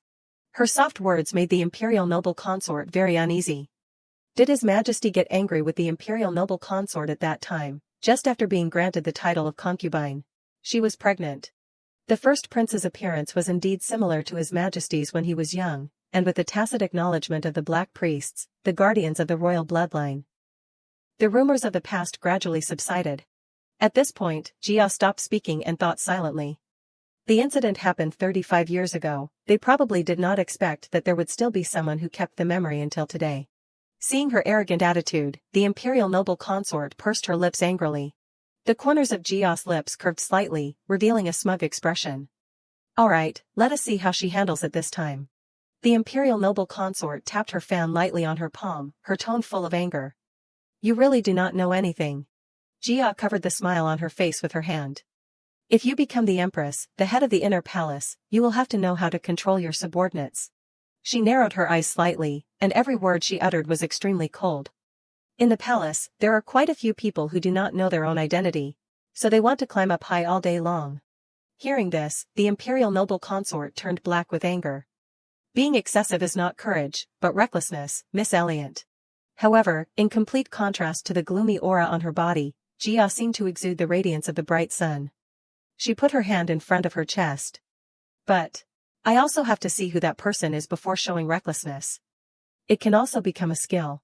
The eyes of the two of them seemed to spark, and the imperial noble consort laughed coldly in anger. Ha, ability, ha. At this time, the empress, who had been silently listening to the conversation between the two of them, stuttered and interrupted, now that I think about it.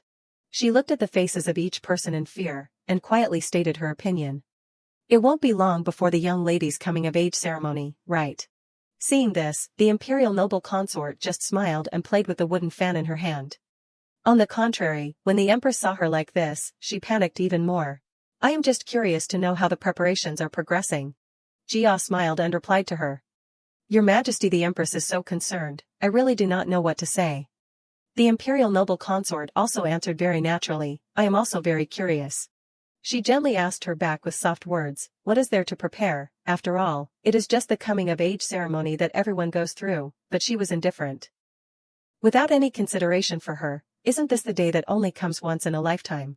The imperial noble consort raised her hand, her smile not reaching her eyes. Moreover, the young lady's coming-of-age ceremony is even more special. Jia looked at the hand that she was raising, and her heart gradually cooled down. There is no way that the imperial noble consort would not know that I am not holding a coming-of-age ceremony. Is she deliberately trying to stir up this matter again? At this moment, the imperial noble consort suddenly pursed her lips and chuckled. Well, I completely forgot. She turned to feign concern for her with deep and sinister contempt from the bottom of her heart. Isn't it that the young lady has no one to prepare the coming-of-age ceremony for? Oh my, a noble young lady is having a coming-of-age ceremony without a godparent, what kind of system is that? Hearing this, Jia, who had already anticipated the imperial noble consort's next move, or is she hoping that she will say out loud that I will not hold a coming-of-age ceremony? From the beginning she did not plan to do it. She glanced elsewhere, and a plan that had just been formed arose in her heart, but the imperial noble consort keeps getting involved, so she wants to change her mind. Outside, the sky had gradually turned dark from who knows when, leaving only a streak of light from the stars in the sky, and Jia's thoughts were still lingering. There is no one around who can play the role of guardian or whatnot, thinking about both the maternal and paternal sides, but still not seeing anyone suitable. At this time, a hand was reached out along with the proposal. If the young lady does not mind, I can replace that person for you. The imperial noble consort holds deep and sinister plots, what do you think, young lady? Jia's eyebrows furrowed slightly, as she belatedly realized a harsh truth, well, I have been outmaneuvered. She fully knew how the imperial noble consort would treat her if she accepted that seemingly kind offer. News of the imperial noble consort making this offer to her would soon spread throughout the nobility. Now, which noble lady would dare to be her guardian, if it meant going against the imperial noble consort? Even if I am ridiculed, so be it, maybe I should ask Anasha, Jia thought, as she parted her lips slightly, young lady, but before she could finish her words. Another voice rang out from the other side, this son thanks the imperial noble consort for her kind offer. Along with that was a firm hand placed on her shoulder, as if gently reassuring her. That person was none other than Sirius. While providing a foundation for Jia from behind, he smiled as he answered in her stead, but my maternal grandmother has already agreed to be her guardian. After that, he knelt down and took the hand of the girl he loved. I missed you so much, my beloved Bii. The empress, who had been silent from the beginning until now, witnessed this scene and angrily yelled, Crown Prince, but what she received in response was Sirius's indifferent voice. This son is being rude, I hope the empress will forgive me. I heard that my fiancé was here, so I could not sit still. The imperial noble consort immediately clicked her tongue, TSK. Her mood plummeted in an instant. There was no other way but to voice her reproach, His Highness the Crown Prince of the Empire is being too impetuous and inconsiderate. I hope you will maintain proper etiquette. Sirius responded to her with an icy demeanor, I am at an age where my blood is boiling, and with my fiancé by my side, how can I not be moved? Seeing all of her plans ruined by him, the imperial noble consort could not help but feel angry, and her face darkened. As for Sirius, after having protected his person, he smiled brightly. His hand wrapped around Jia's slender waist. She quickly noticed that action, this is. Jia turned around, placed her hand on his solid chest, and asked with concern, should I act a little with you, why are you only arriving now? She acted spoiled and coquettish with the noble prince, you do not know how long I have been waiting for you, your highness. Sirius also played along in an instant, I did not expect you to be here. Then, he leaned down and placed a kiss on Jia's forehead, much to her surprise. If you had come directly to my palace, I would not have had to wait so long. Seeing this, Jia's expression turned cold in an instant. She raised her hand, thinking to herself, he probably thought that with the imperial noble consort there, I would not be able to do anything, right? Then she spoke, directly calling out the other party. It was Her Majesty the Empress who summoned me here. As soon as Jia finished speaking, she threw herself into Sirius's arms, while his face turned red to the tips of his ears in embarrassment. She smiled. He probably did not expect things to turn out like this, right? Sirius hesitated to speak, breaking the silence. Today was originally a day that His Majesty had designated specifically for us. He held her in his arms, turned to remind the Empress. It seems that Her Majesty the Empress has forgotten for a moment. Your Majesty the Empress, am I right? She nodded in fear, stammering and confirming his words with certainty. Of course, yes, His Highness the Crown Prince is absolutely right. But even until now, the Imperial Noble Consort could not fully accept that fact. Garfield's wife will be the guardian for Miss Elliot, Sirius smiled and confirmed. Yes, that is right, your Imperial Noble Consort. She continued to ask, you have been hiding in the manor without seeing anyone for so long. It seems you have changed your mind. Sirius was no slouch either, and bluntly announced. Isn't the young lady going to become the granddaughter-in-law of that person? It is only natural. Hearing this, even though she did not feel comfortable at all, to the point that the hand holding the wooden fan trembled, she still had to smile and agree. Thank goodness, then that is great. The coming-of-age ceremony should be held at the Elliot mansion, right? The royal family can't attend the young lady's coming-of-age ceremony. What a pity. Sirius knew the imperial noble consort's intentions, and he interrupted. Could it be that your Majesty does not know? Inside the palace was filled with golden sunlight through the window frames, bringing a magnificent beauty to the place. His Majesty has personally prepared the coming-of-age ceremony for my fiancé. At the Urfarak Palace. This meant the imperial noble consort could not attend the young lady's coming-of-age ceremony, so he was not to worry. The imperial noble consort's face darkened with anger. The Urfarak Palace, but that place. Jia also understood in her heart how noble the two of them were. It is the largest hall in the royal palace, a place that only opens on national holidays, and they are using it as the venue for the coming-of-age ceremony. The flames of resentment in the imperial noble consort's heart burned fiercely. She gripped the fan in her hand so tightly that it snapped in half. Could it really be the Urfarak Palace? Just for the coming-of-age ceremony of a marquis family's young lady, that is not that too absurd. The atmosphere between the two of them was extremely tense. It is not just the young lady of the marquis family. Miss Elliot is my fiancée and will become the crown princess. Even so, the imperial noble consort could not agree. A banquet is being held in the harem, and even the empress, the head of the inner court, does not know about it. Isn't that too unreasonable? She bit her lip and turned to ask the empress, isn't that right, your Majesty the Empress? Seeing that she had suddenly been dragged into this argument, the empress responded hesitantly. That matter. Seeing that she could not do anything, the imperial noble consort was furious. I am asking, is that right or not? Sirius was obviously uncomfortable with that, and he turned sharply to issue a warning. This is His Majesty's will. Even if it is Her Majesty the Empress, she can't go against His Majesty's wishes. Is that so, your Majesty the Empress? The Empress hurriedly nodded obsequiously, stammering, that is right, just as the Crown Prince said. Sirius then smiled, even Her Majesty the Empress has approved. The banquet this time is organized by His Majesty himself. Every word he spoke carried the utmost coldness. Please, Imperial Noble Consort, do not foolishly touch what is disloyal. After having said all the words that he wanted to say from the beginning, Sirius wrapped his arms around Jia's slender waist and simultaneously turned to leave. This son takes his leave here. A moment later, the two of them stood before the grand doors, leaving all the oppression behind. At this time, Jia slowly raised her head. She noticed Sirius's face, which was frowning with anger, and speculated in her heart, his expression does not look good, is he angry? Suddenly, Jia's feet were lifted off the ground, and she cried out in surprise, ah. She soon found herself nestled in the arms of the revered prince. Footsteps echoed throughout the palace grounds. Sirius held his beloved and strode continuously. After a long while, Jia's cheeks flushed red. She asked in confusion, where are you planning to go? Please let me down here. In response to her was silence from Sirius, but then he put her down on the ground. As if a light flashed before her eyes, the hallway of the Empress's palace, the other palace maids who witnessed the scene cried out excitedly, ah. The rear garden of the Crown Prince's palace, memories flashed like the wind. Jia was embarrassed, and her cheeks had turned pink long ago. To fall into a man's arms with so many people watching. At that time, Sirius, with a darkened expression, suddenly parted his lips. He asked bluntly, without any regard for her, "What exactly is your reason for entering the palace?" Hearing this, Jia asked with some doubt, "What?" Sirius pressed, "Didn't you receive my message telling you not to come?" Jia also replied very honestly, "I did not receive it, but is there something wrong?" Seeing this, he could guess a part of it. It seems the imperial noble consort has started to take action. She was still blank. What action? Sirius did not insist anymore. He patiently explained to her, "That is, someone has blocked my letter from reaching you." Jia quickly grasped the information. "You mean the imperial noble consort?" Sirius's face darkened. "There are not many people who know I am away from the palace today, so it is not hard to guess who is behind this. After hearing this, Jia fell into contemplation. "So, you just happened to hear the news that I entered the palace, and you came to meet me right away. Why, were you worried about me?"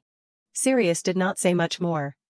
He said urgently to her, "Now that things have come to this point, that person will have to yield." Jia asked back, "How?" When the words came out of his mouth, it was also the moment when her eyes widened more than ever. "Your coming-of-age ceremony, I will personally organize it." Jia stammered, "Could it be?" She was shocked by that serious appearance. "Could it be, you lied to the imperial noble consort?" Sirius did not hide anything. "This is your coming-of-age ceremony, how can I proceed without the consent of the owner?" But even so, he still received a lot of objections from her. "Even so, what you said just now was too absurd. What are you going to do now?" The atmosphere instantly sank noticeably. "I did not lie. It is true, His Majesty himself had the intention of holding the coming-of-age ceremony at the Urfarak Palace." Jia lowered her head, her eyebrows furrowing slightly. "So, we have to hold a wedding ceremony again." Seeing that she was upset, Sirius placed his hand on her shoulder, gently reassuring her, "Bii, I have already said it, without your approval, nothing will proceed." He gently confided in her little by little, hoping that she could open her heart more. "I know you are still hesitant about the coming-of-age ceremony, or rather, about the wedding with me, right?" Throughout that time, Sirius had always been extremely accommodating and indulgent to Jia, "So how about we both be accommodating a little bit, you give a step. And I will also give a step." At this time, Jia spoke her mind, "If I give in to the coming-of-age ceremony, what will His Majesty give in to me?" He also quickly agreed. "Whatever you want, I will fulfill." Hearing the answer that she wanted, Jia naturally spoke her long-held wish, "Can you break off the engagement with me?" Sirius immediately became much weaker. "The matter of breaking off the engagement is impossible." He spoke to persuade her, "Say something else that is possible, Bii, I will try my best to fulfill it within my ability." While she pouted and turned her head away. "Besides breaking off the engagement, what else do I want?" Seeing this, Sirius smacked his head hard in annoyance, saying helplessly, "What exactly are you?" After a while, he still could not be subdued, so he had to yield. "Alright, I give up, although I can't cancel the engagement, I will find a way to postpone the wedding." Jia also smiled brightly to respond to his words, "As long as I do not have to get married right away, that is good enough. I know, let us each take a step back." But when she saw Sirius staring at her like that, Jia raised her head in confusion and asked, "Do you have anything else to say?" He casually commented, "You really are a strange person." Jia felt more and more unable to understand the person in front of her. "I think I am just a normal person.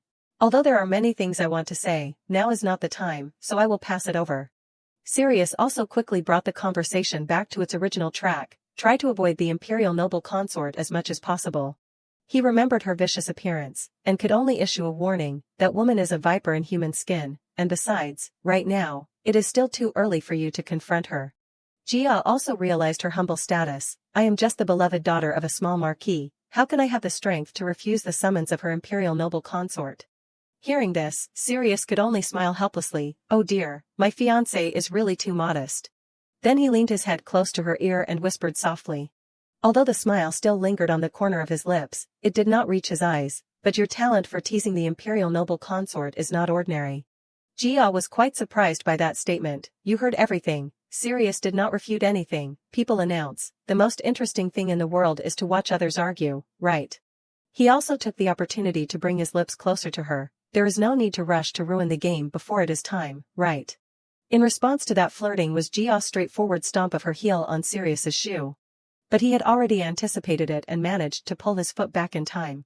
Then Sirius raised his face and smiled brightly. Could it be that I am going to fall into the trap like last time? But there was something he did not anticipate. Jia kicked his knee hard, causing Sirius to moan in pain. Ugh. The pain caused him to kneel down and hug his leg. While Sirius was struggling with the pain, Jia bowed her head and whispered, I also. She brushed her hair back, gently uttering a sentence as light as a feather. Won't use the same trick twice, Your Majesty. In the end, Jia could not avoid her own coming-of-age ceremony. All the preparations were taken care of by the royal palace, and she only needed to prepare a few simple things. As for Anna Shah, she saw this as an opportunity and immediately planned to promote the Lula Shah brand by using her as a model. Although this method was different from her previous life, Jia thought it was a good plan and agreed. Jia put on a magnificent red dress, and she looked down, unable to help but exclaim, indeed, Lulash's products are really excellent. At the same time, Ran came out, sparing no praise for his sister. You are so beautiful. As for Jia, after hearing that form of address, she helplessly said, Hey, when are you going to stop calling me sister? While the two siblings were talking, in the distance, there was a pair of feet walking over. How is the workmanship of our staff? After seeing the appearance of the girl in front of her, Jia spoke up, Anna Shah. The chest in her hand was opened, revealing the precious jewelry inside. Congratulations on coming of age. This is the coming-of-age gift that Evan and I prepared for you.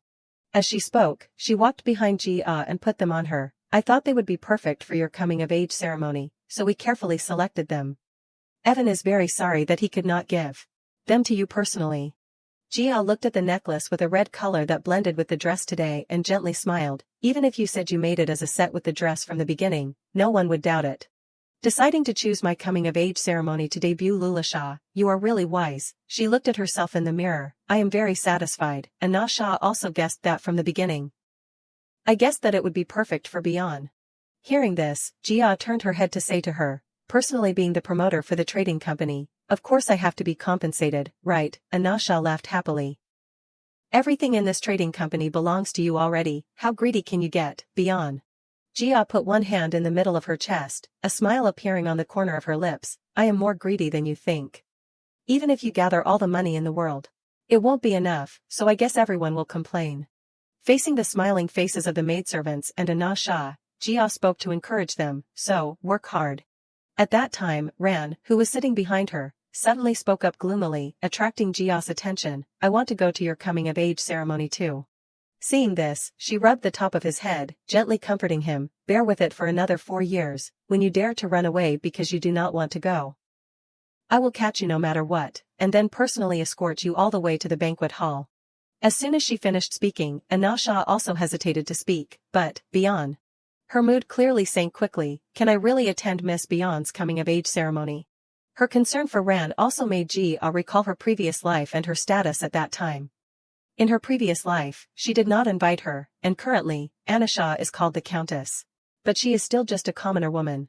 But it is different now, Jia thought, and slowly spoke. Are you saying the obvious thing? But even so, Anna Shah was still uneasy, but Jia had already experienced that, so she obviously understood her mood at this time. Originally, the upper class is very conservative, so it is not easy for you to participate. I understand why Anna Shah is hesitant when she has to step into that place with me. Even so, Jia still wanted her to feel more comfortable in stepping out to see the wide world outside. Anna Shah, what do you think of me? Anna Shah also honestly replied, well, for us, maybe we see you as family. As soon as she finished speaking, Jia's lips, which were painted with bright red lipstick, parted slightly, but too bad, Anna Shah. Every word she uttered made her face stiffen with disbelief. I can never see you as family. But Anna Shah did not blame her. She bowed her head sadly, But that sadness did not last long. Jia continued her unfinished sentence, but I always see you as my friend. Her words made Anna Shah's cheeks flush with emotion, and since we are friends, it is only natural to attend the coming-of-age ceremony. Jia smiled brightly, her voice as gentle as spring, so just hold your head high and stride forward. After having said all the things she wanted to say, she finally turned and strode away. See you at the banquet. In a place that they did not know, Ran had quietly observed that entire conversation. He was just as bewildered as Anna Shah. Therefore, when he saw Jia leaving, Ran immediately ran out after her into the empty hallway. Then he tightly grasped her hand. Jia noticed and looked up in confusion. Ran also responded to her gaze. He smiled brightly and spoke his secret thoughts. I like you. As for her, at that time, she was still surprised. After regaining her composure, Jia also gently replied, Ran, I cherish you too. The words she spoke were like a bottomless abyss in Ran's heart, except for that sister part. Hearing this, Ran also understood her implication. He sighed, can't call you sister. A moment later, under the blue sky and the cool breeze. In that quiet space, Jia and Ran walked closer to someone. The person who stepped onto the carriage was none other than Marquis Eliant. Jia also slowly approached him. As for Ran, he knelt down to support her arm as she stepped onto the carriage, be careful on the way. Not long after that, Marquis Eliant sat facing Jia with his arms crossed. The atmosphere between the two of them was extremely distant. Amidst the rattling of the wheels, Jia glanced up, although I have felt it for a long time. She carefully observed the man sitting opposite her, but every time I am alone with the Marquis like this, why do I feel so strangely tense? Thinking this, she lowered her head gloomily, sinking into her tangled thoughts. If I had known, I would have asked Anasha to come along. Meanwhile, Marquis Eliant only looked coldly at a vague point. But his eyes still glanced up at her at times. A moment later, when the carriage arrived at the grand gate and the page turned, Jia's voice rang out, here, we have arrived. Marquis Eliant got out of the carriage. After that, when Jia prepared to step down after him, he reached out to support her. Seeing this, Jia was somewhat surprised. The Marquis can be gentle at times too. She looked at that cold expression, and that bit of fantasy was extinguished without a trace, but thinking about it again, he is originally someone who always maintains basic etiquette. Thinking this, Jia also comfortably placed her hand on his hand as a simple gesture. This is probably just a part of the etiquette. Marquis Eliant raised her small hand. His hand still held her hand without letting go. That somewhat made Jia feel awkward. Father, is there something you want to say to me? She hesitated. If there is nothing to say, I hope you will let go of my hand. But without letting Jia finish speaking, Marquis Eliant interrupted, today. He did not bother to praise, you look beautiful today. Seeing this, Jia also widened her eyes in surprise. She thought in astonishment, I did not expect to hear such words from the Marquis's mouth. I have also noticed that father's attitude towards me has changed compared to before. Jia recalled the time when the three of them were still dining together in utter silence. From some time, if there was nothing special, they would always dine with his children. And he also gave her full authority to manage the internal affairs of the Eliant family, so that she could live more freely. Her lips parted slightly but she could not utter a word. Why, and since when did father change so much? A bit of doubt crept into her heart. Was it that day? Jia looked at Marquis Eliant's face, her heart still full of questions that she could not put into words, although it is still not clear in my heart, but I think these changes are not necessarily bad, a half-hearted father-daughter relationship like this. Thinking about it, she smiled and replied, today is my coming-of-age ceremony, after all. I have to be beautiful. Although that was what she said on the surface, Jia was still trying to reassure herself in her heart, everything will be fine. Marquis Eliant was surprised at first when he heard her say that, but in the end, he still smiled gently in response. His deep and firm voice rang out, that is right. Under the bright lights in the banquet hall, while the imperial noble consort was still standing alone, surrounded by whispers, the coming-of-age ceremony is being held in the Urfarak Palace. It really is Miss Eliant. Even so, she still had to put on an indifferent expression and did not care about it at all. I heard that the Duchess Garfield is personally being her guardian. But the more she heard those whispers, the darker the imperial noble consort's expression became. Who knows, there might be a surprise wedding today too. Just then, there was a soft sound at the grand door. The guard quickly noticed that movement. The door was opened in an instant. Jia's figure immediately appeared radiantly in this place. Finally, that day has arrived. She hooked her arm onto Marquis Eliant's arm and stepped into the grand hall. The two of them strolled leisurely around this place.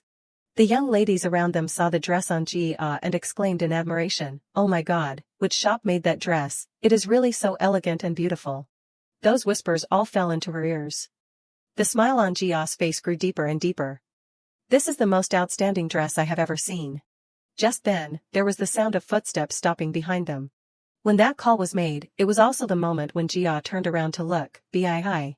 It was the revered prince of this empire, Sirius, smiling at her in a neat outfit. Jia and Marquis Eliant immediately bowed, greetings to the little son of the empire. As for Sirius, he reached out to take her small hand. Is that really you, Bii? Sirius leaned down and kissed the back of Jia's hand. You look so magnificent today. She noticed the cheers of the young ladies behind her and worriedly thought, because there are so many eyes watching, he is being even more obvious, huh? As for Sirius, he was still engrossed in playing his role. He placed one hand on his chest, gently and amiably. Can you give your fiancé the honor of inviting you to the first dance? Jia also understood in her heart what would happen to her if she did not agree to that proposal. If I do not dance with my fiancé in the first dance, I am afraid there will be gossip. Well, I will just have to do it. It is just a dance. After all, what is the big deal? Therefore, she had no choice but to comply with his words, of course. Then she took Sirius's slender fingers. The two of them swayed together to the melody of the music. While the two of them were dancing, Jia's expression was somewhat pensive. Thinking about it, this is the first time I have had a proper coming-of-age ceremony of my own. In my previous life, my coming-of-age ceremony turned into the crown prince's wedding. At this time, Sirius wrapped his arms around her waist, gently asking, "Bii, what were you thinking about?" While leading her in the dance, he tried to get closer to Jia. "Just focus on me."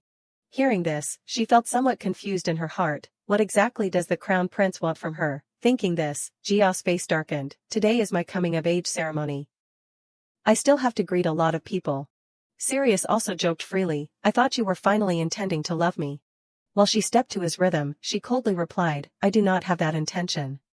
Seeing this, he asked back, so you have thought about it before, right? Jia did not rush to reply immediately. She fell into that vast stream of thoughts. The moment he meets her, his heart will change. The figure of a young girl flashed through Jia's mind, her expression slightly sad. That matter does not need to. Sirius also noticed the change in her mood. He pursed his lips and did not say anything more. A moment later, he stopped. You really are a person who gives me a headache. Sirius's expression had some fatigue and anger. It really is a headache, Bii. Jia's eyes widened slightly, her cheeks also flushed red. If that is the case, then that won't do. But then she quickly lowered her head, trying to escape from this unrequited love that had no end. Wake up, after all, once the crown prince meets her. The image of that mysterious girl holding a bouquet of flowers with a radiant smile became clearer and clearer in her mind. Now that I think about it, the crown prince's person, will probably have her coming-of-age ceremony this year too. Just then, Sirius's voice rang out, pulling Jia back to reality. Anyway. He spoke the words from the bottom of his heart. What I said today, you really are beautiful, that is the truth. Those words made Jia freeze for a long time. She carefully looked at the gentle smile still lingering on the corner of his lips. Is the crown prince originally someone like that, or is something changing in him? The moment Jia let go of Sirius's hand was also the moment she felt the fire burning faintly in her heart. Or am I craving his affection again, without even realizing it myself? After the dance ended, the two of them bowed to each other as a basic courtesy. No, it can't be like this. Jia immediately shattered the dream of that love. In 2 years, Duke Daisha and his daughter will set foot in the capital. Her face was full of vigilance. Even if I have to use some means, I still need information first. Meanwhile, the documents were being flipped through and the soft, characteristic voice was, there is less material than I thought. Ivan said seriously to the person sitting in front of him, regarding the documents, almost nothing has been recorded or passed down. If the young lady gives me some more time, I will send people to investigate further. Jia asked wearily, is there no way to find out information on the spot? But in response to her words was an apology from him. I apologize, because it is difficult to find people who come from the Western Territory, so the amount of information is also very limited. He looked at the map placed on the table, his warm voice ringing out evenly. Some territories border Avayari, the residents should have left to live in other places. But, the people of the Western Territory are very hesitant to leave their homeland to settle elsewhere. Jia softly said to Ivan, if we do not send people ourselves, I am afraid we won't be able to get more information. But he lowered his head and hesitated. It is easier in other places. Fear was now filling his mind, but the Duke Dacia's family is not easy to approach, as the young lady also knows. Even in the royal palace, they have to be careful when mentioning them. That made Ivan somewhat hesitant. I am really sorry. Seeing this, Jia could not force him any further. It is not because Evan's abilities are lacking, but because the order I gave was too difficult. She looked down at the documents in her hand. Even though the documents Evan gave me had a lot of detailed information about the Western Territory, which was originally known. Jia quickly realized a harsh truth, but what I really need is information about the Duke Dacia family, but there is almost nothing there. At that time, Jia was standing in the midst of mixed thoughts and fear was filling her mind. It is only natural, the Duke Dacia has been living in seclusion for so many years. Duke Dacia, he was an ill-fated royal who missed the opportunity to touch the highest position, right in front of Jia. Duke Dacia's father was originally the eldest son of the late emperor, and also the crown prince at the time. That crown prince was proficient in both literature and martial arts. But unfortunately, unlike the other princes, he did not have any descendants. In the midst of that, miraculously, the crown princess became pregnant. The late emperor was overjoyed and held a grand banquet throughout the country, but that happiness did not last long. Before the crown princess could give birth to the child, the crown prince fell off his horse and died. The late emperor was old and weak at that time, and could not withstand the shock of losing his eldest son, so he fell ill and passed away. Right before he closed his eyes, he conferred the title of duke on his unborn grandson, and gave that child the surname Daisha instead of bearing the surname of the royal family. The sword that was once the glorious symbol of an entire family was now stained in a sea of blood. The final winner, the current emperor, did not leave a single drop of royal bloodline behind. All of them were killed, except for Duke Daisha, who could not inherit the throne. Duke Daisha had never been registered in the royal lineage, so he was not considered royalty. That is how the child was able to survive. However, it could not be denied that royal blood still flowed in his veins. Jia rested her chin on her hand and thought pensively, that duke never left the territory in his life. The first time he left was for his daughter to go to the capital, to prepare for her debut in noble society. Her bright red lips parted slightly, even though very few people know his face, to the point that you can count them on your fingers. How can I not recognize him? The image of Duke Daisha with a confident smile on his face appeared before her eyes, because he has golden eyes, the eyes that only belong to the royal family, the eyes of the crown prince. Beside Duke Daisha, his daughter was always with him. She was the same age as Jia, and even with the gaze of a girl like her, she was still beautiful to the point of being heartbreaking. When that young girl smiled, her long hair swayed gently in the wind. Her slender figure was like a thin wisp of smoke, and her delicate face made men's hearts tremble with the desire to protect her. And especially that pure smile, without a hint of sadness. Jia's face darkened with jealousy and disgust from the depths of her marrow. Everything about her is different from me, so from the first moment we met, I did not have any goodwill at all. Just saying a few harsh words would make those bright eyes fill with tears. That appearance is so fake and disgusting. That name echoed again in her mind, Irene Hilro Daisha. This will be the name that the crown prince once loved and will love again in the future. At this time, a call rang out, awakening her from the past. Young lady, Miss Elliot. Ivan knelt down beside her. He asked with concern, are you not hurt anywhere? Or should I call the imperial physician? Jia could only sigh and say to reassure him, it is just the usual migraine that I often get. It is not to the point of calling the imperial physician. Her face was full of worry and anxiety. It is just that every time I think of her, my heart naturally surges with intense emotions that I can't control. Jia really wanted to avoid marrying the crown prince. How can I bring her to the capital before the wedding? She calculated every step for the future, or should I postpone the wedding until she gets there? But both of these things are not easy. Jia put her hand on her lips. Even if I have to risk my life, I still need information first. Thinking this, she turned and ordered Ivan, send people to the Western Territory right away. We must find out everything we can about the Duke Daisha family, especially focus on inquiring about the Duke's daughter. He also obeyed and replied, I understand, young lady. But before he left, he still had something else with her. Young lady, can you wait a moment? Ivan said calmly to Jia, the item you asked for last time is ready. I will bring it right away, please wait here for a moment. Jia also stood up, I will wait.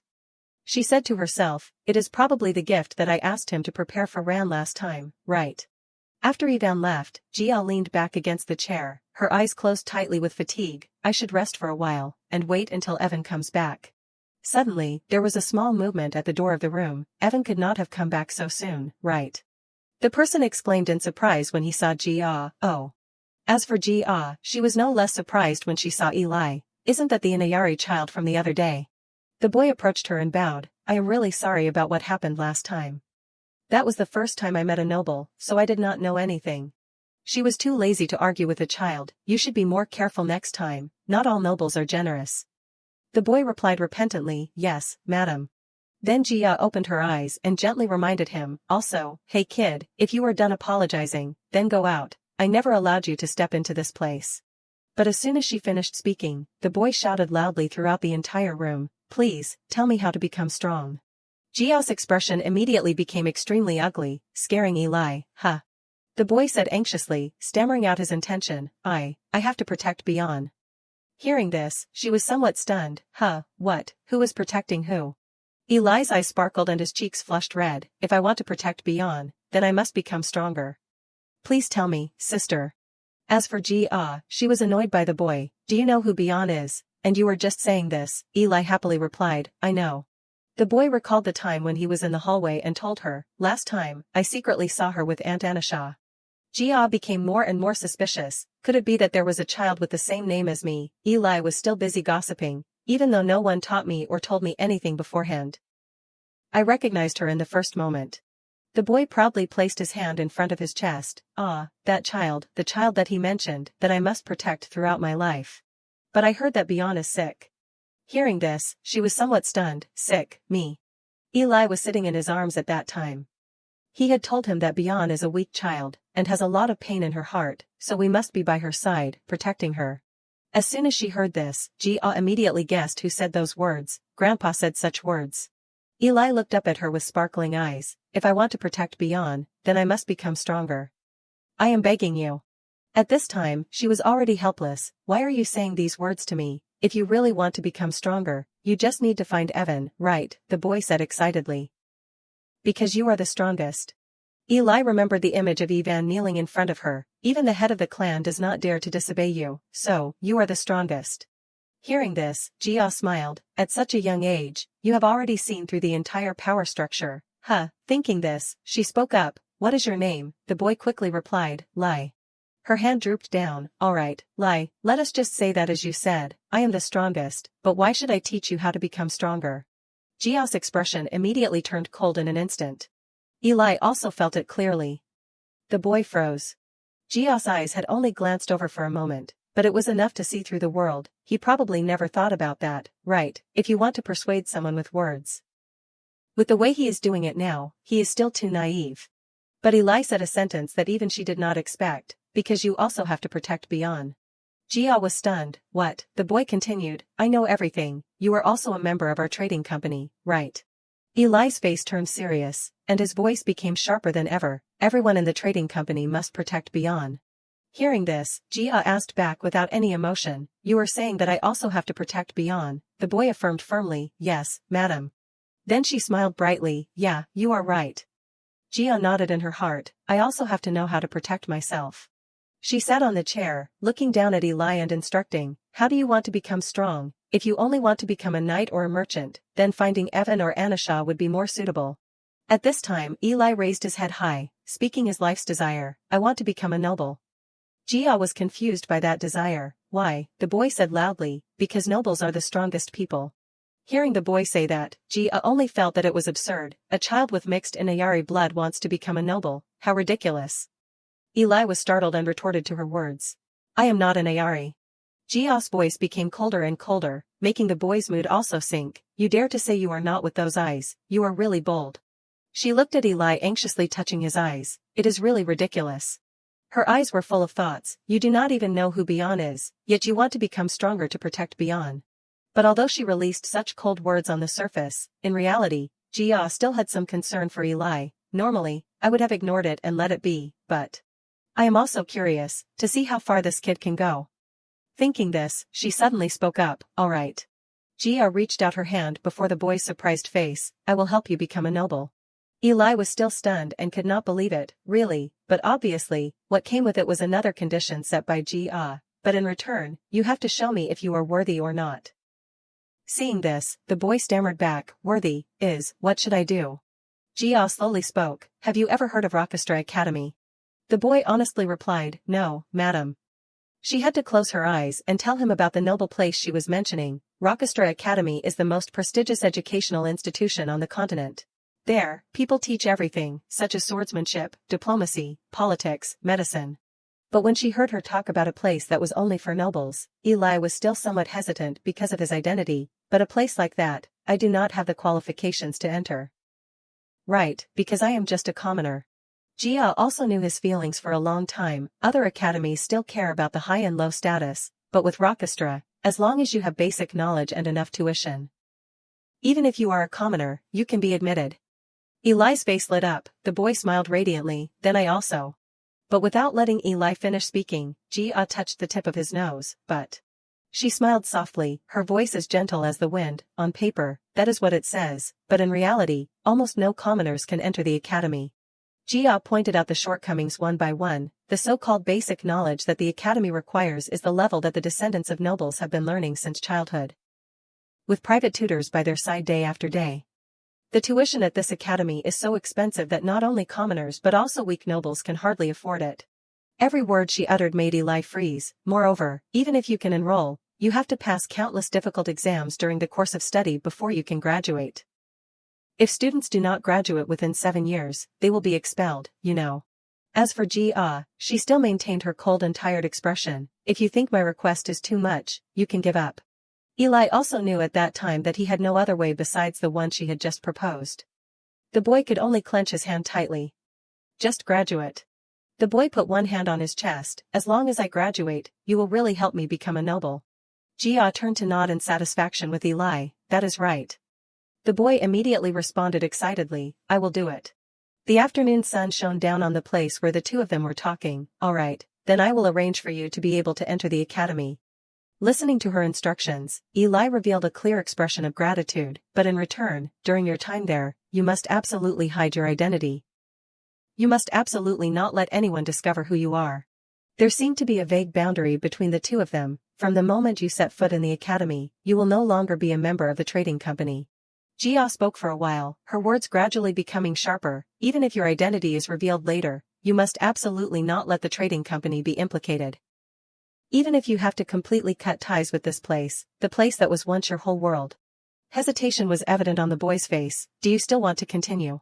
A little later, Lai replied resolutely, I can do it. I will definitely become a noble so that I can protect Bian. The corners of Jia's lips lifted into a curve. She looked at the boy with satisfaction. All right, let us do that. I am also curious to know who the Bian that this kid keeps mentioning is. Eli sat opposite her, smiling brightly at Jia. But it probably won't be too late. Let us ask after he gets everything. Suddenly the door burst open, and Ivan quietly walked in. Oh. In an instant, Eli's whole body stiffened. Ivan did not show any consideration and rushed over quickly. This kid.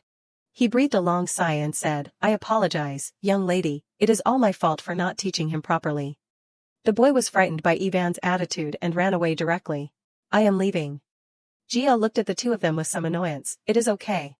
At this time, she suddenly noticed the box in Ivan's hand. But, is that the item I asked you to prepare? He replied slowly and brought the box closer. Yes, please check it. Jia slowly opened the box. She looked intently at the wolf pendant inside and exclaimed, that is so cool. Jia gently touched the pendant. Although it is a late birthday present, I hope Rant will like it. Ivan stood not far away, taking all of this into his eyes.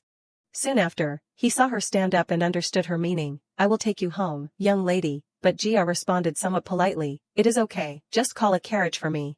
Suddenly, Ivan blurted out in her surprise, does my presence make you uncomfortable, young lady? Jia slowly glanced at the man beside her, wondering in her heart, why would he ask me such a question? Ivan said with a wronged expression, I am your knight. His voice gradually became smaller, you are my goal and mission. Jia replied softly, I know you are trying to keep your oath as a knight to me, but please do not push yourself too much. Her words made the atmosphere heavy for a moment. You do not need to restrict yourself because of the promise to my grandfather, Evan. Jia had a clear thought in her heart. Evan is originally an upright person, so because he wants to keep his promise to her grandfather and also keep his oath to her, he must be forcing himself and tormenting himself. Therefore, it would be better for her to shoulder a small part of the burden on his shoulders like that. Then, she walked away, leaving Ivan with one last word, my grandfather will understand. Suddenly, he spread his arms wide, stopping Jia. She immediately looked up at Ivan. Initially, I only intended to follow because it was the Duke's will. Suddenly, he asked her a question that did not make any sense. But do you know when I first saw you, young lady? Jia squinted her eyes and replied, it was the day my grandfather passed away. Right. Ivan shook his head to signal, it was not. Jia unconsciously thought in her heart, it was not that day. He explained softly, I once followed the Duke to the Eliant mansion, it was on the day of the Marquis's wife's funeral. At this time, Jia realized in surprise, so that the boy who supported her grandfather at that time was him. Ivan bowed his head and continued to say, in the crowd full of whispers, that girl's figure still stood calmly and steadfastly, it really left a deep impression. I knew from the first glance that she was the girl that I needed to protect. He put his hand on his chest and replied respectfully, among the people who did not bother to hide their malice, I suddenly wanted to reach out and protect that girl in my arms. Not because anyone asked me to, but because my heart told me to. Unexpectedly, Even reached out to Jia, please let me keep the oath from my childhood. Her eyes flashed, for so long, I thought he was protecting me only because he was following her grandfather's orders. It turned out that he always sincerely wanted to become her own knight. Jia slowly placed her hand on the other party's hand.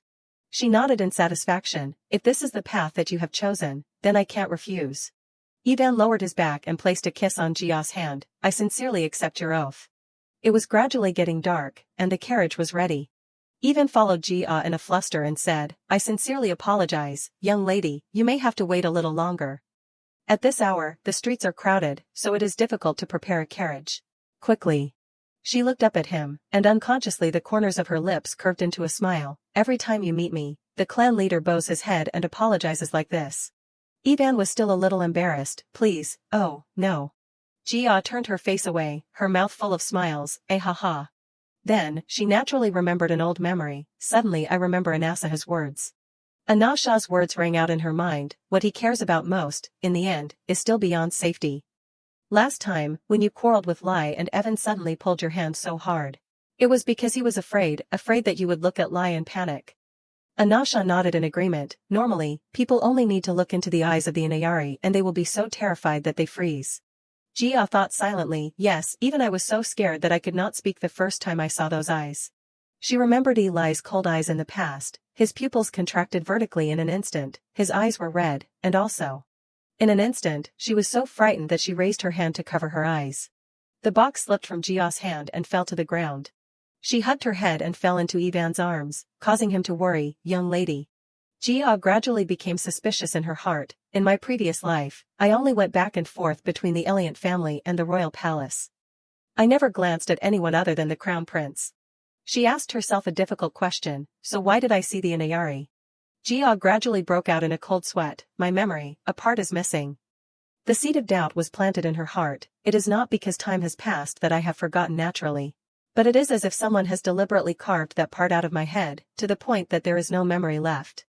Ivan noticed that something was wrong and asked again, are you alright, young lady? Jia still hugged her eyes and said, indeed, I should have called the imperial physician. Hearing this, Ivan bit his lip and replied, that won't do. Immediately after, he lifted Jia up, I will personally apologize for this rudeness at another time. Without any further delay, Ivan turned around and prepared to take Jia back to the mansion. Suddenly, a mysterious voice came from behind, what is the meaning of this? Jia's eyes widened, she seemed to have recognized this voice. Sirius said coldly, why is my fiancé lying in the arms of a strange man?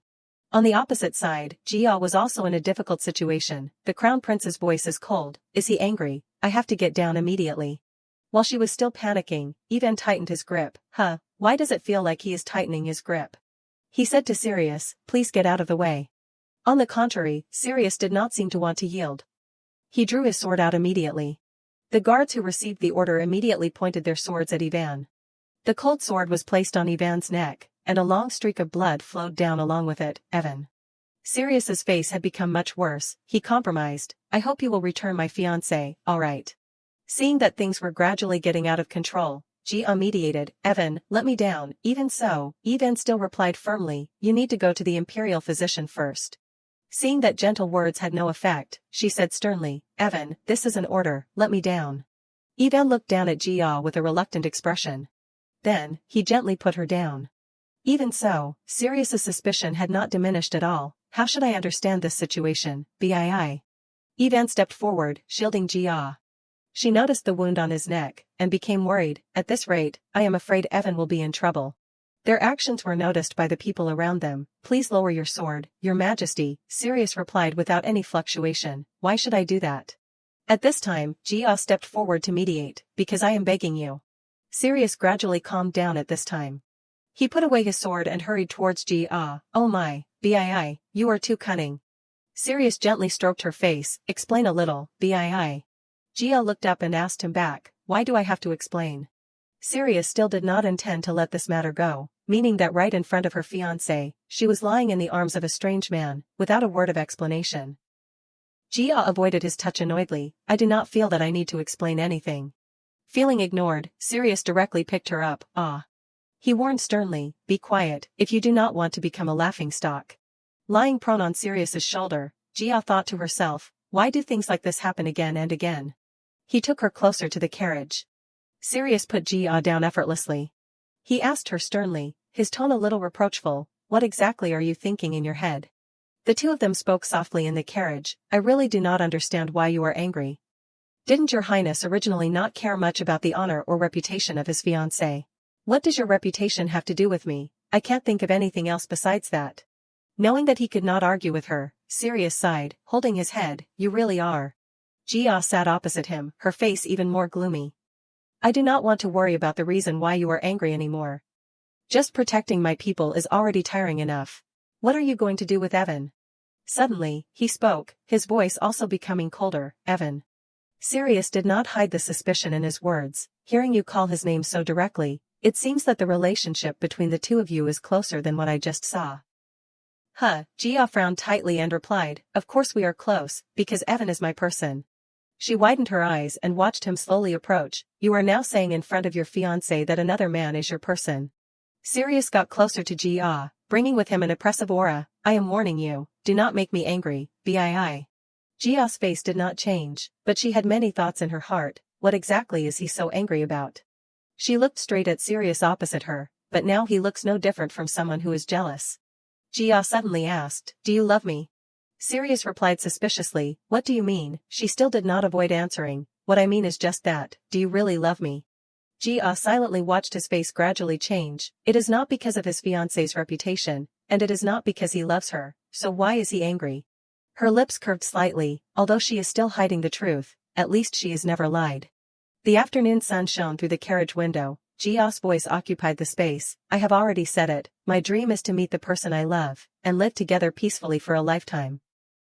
Growing old together. Sirius still looked at her without saying a word, I have said that, yet you are telling me to love your highness. Jia sat upright and continued, I won't love a painful love. The carriage rolled towards the Elliott mansion, I want to meet someone who loves me, who only loves me, and then have children for that person, living together for a lifetime in happiness. That is enough. As soon as Jia finished speaking, the atmosphere in the carriage suddenly became silent, so that person is not you. In an instant, Sirius's eyes revealed loss and grievance. Jia pursed her lips tightly. She thought to herself, the fate between me and the crown prince, it is enough to stop here. The carriage door slowly opened. Jia stepped out.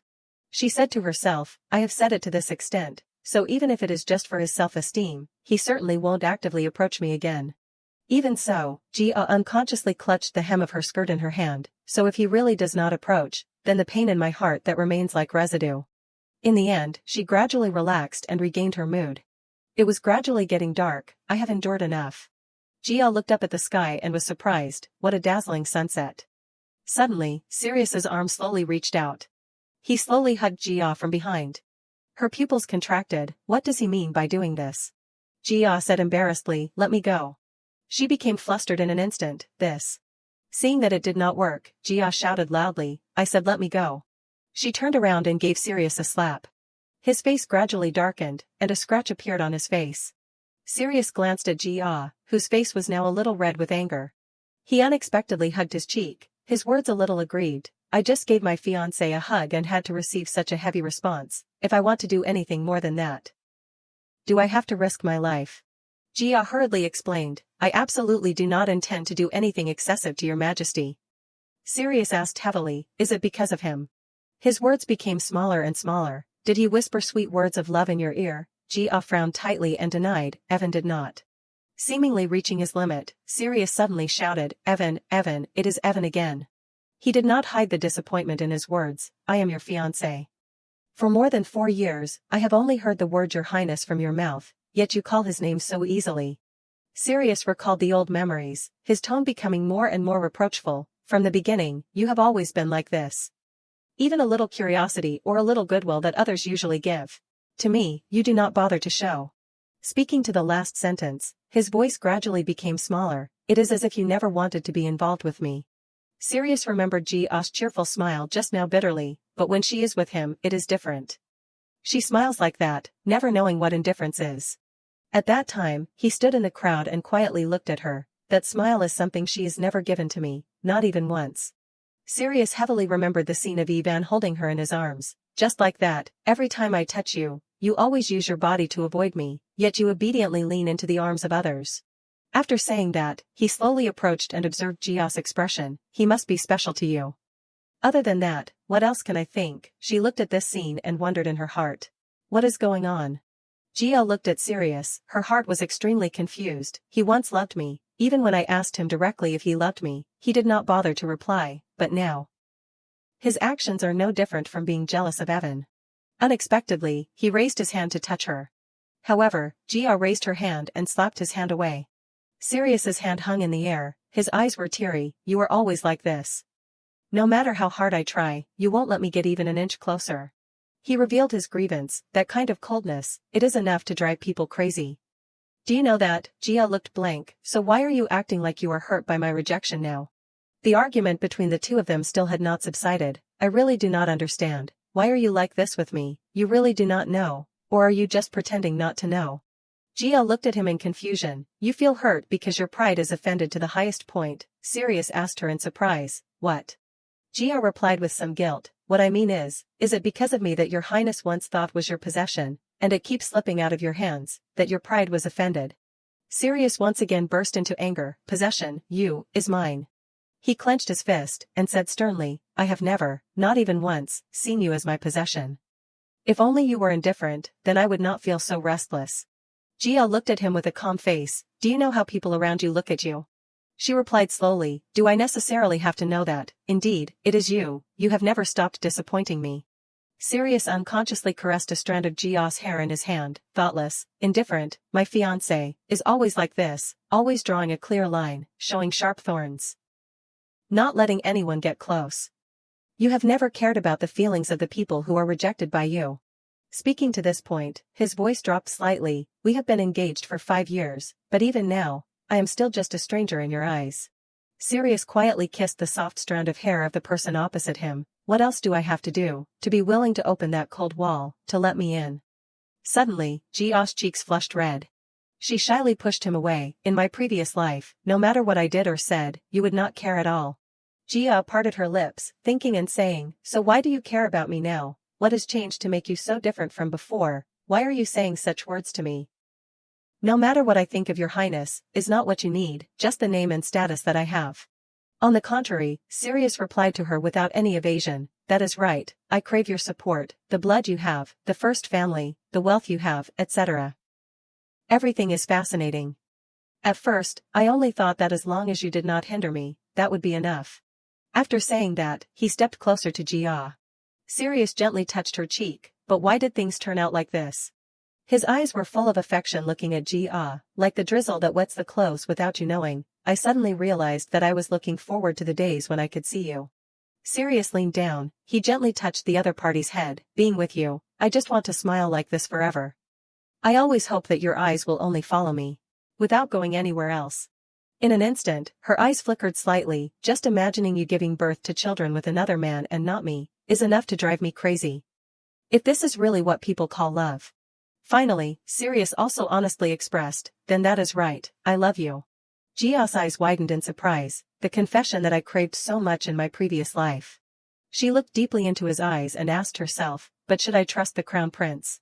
The space between the two of them became quiet. What if everything is just a misunderstanding, even if, 1,000 times even if that confession is true love? Suddenly Jia remembered her memory from her previous life. Who dares to be sure that when he meets that woman, his heart won't change? She slowly replied to the other person, you dare to say that this feeling is love? No, it can never be love. Sirius always persisted in persuading her. He unconsciously clenched her hand. What are you so sure of? How do you understand my heart? On the contrary, Jia coldly slapped his hand away. I can't believe you. Between me and you, there has never been any trust from beginning to end. Sirius sighed silently. Is that the answer you are giving to my confession? Jia lowered her head slightly and said meaningfully, what do you expect me to answer? She frowned tightly and did not avoid answering. Is it expecting me to shed tears before your majesty's true feelings, and also say that I once loved you, is that right? Sirius was angered by Jia. He shouted, "Bii," she replied to him coldly, please do not fantasize. From the beginning, the relationship between me and your majesty was just a contract. bound by needs, not by hearts. Her words seemed to have provoked him. In it, there has never been any feelings. That is right, I forgot about that damn contract. It is true that like father like son. You and your father are both the same. Sirius squeezed Jia's shoulder and said, in this situation, why are you mentioning the Marquis? Isn't that just an arranged marriage to consolidate each other's power? Or is there another contract between the Crown Prince and the Marquis that I do not know about? I do not care about that damn contract anymore. He once again revealed his heart. I just want you. Jia's cheeks gradually turned red. Please, Bii, do not push me away anymore. Although she was a little moved, Jia still tried to ask, are you being coquettish? You are forcing me to love you just because you loved me first. Isn't that trick only suitable for children? Sirius smiled secretly after hearing this. If I can keep your heart by being coquettish, that face is as if he really wanted to. Jia clenched her hand. Although I have felt it since the coming of age ceremony, but the person in front of me seems to no longer be the crown prince that I once knew. Could it be that, even though I say I do not, deep down, I still can't let go of the person I was back then? In an instant, she seemed to see her haggard appearance in her previous life. What I am really afraid of is not loving him, but when I love him. Jia kept thinking, if I love him one more time, will I lose myself again like I did back then? Now, she still has not found the answer to that question. The corners of her lips curved slightly, but just because of that vague possibility, I do not want to have to avoid him for the rest of my life. Let us try it. Sirius silently listened to every word. If every time I see him, my heart beats fast like this and I still can't tell if it is love or not, then even if it is being coquettish like a child or seducing. With calculations, you can try all kinds of ways. Jia put her hand on her chest. She said sincerely, please do your best to make my heart turn towards you. A little later, Jia put a small box on the table.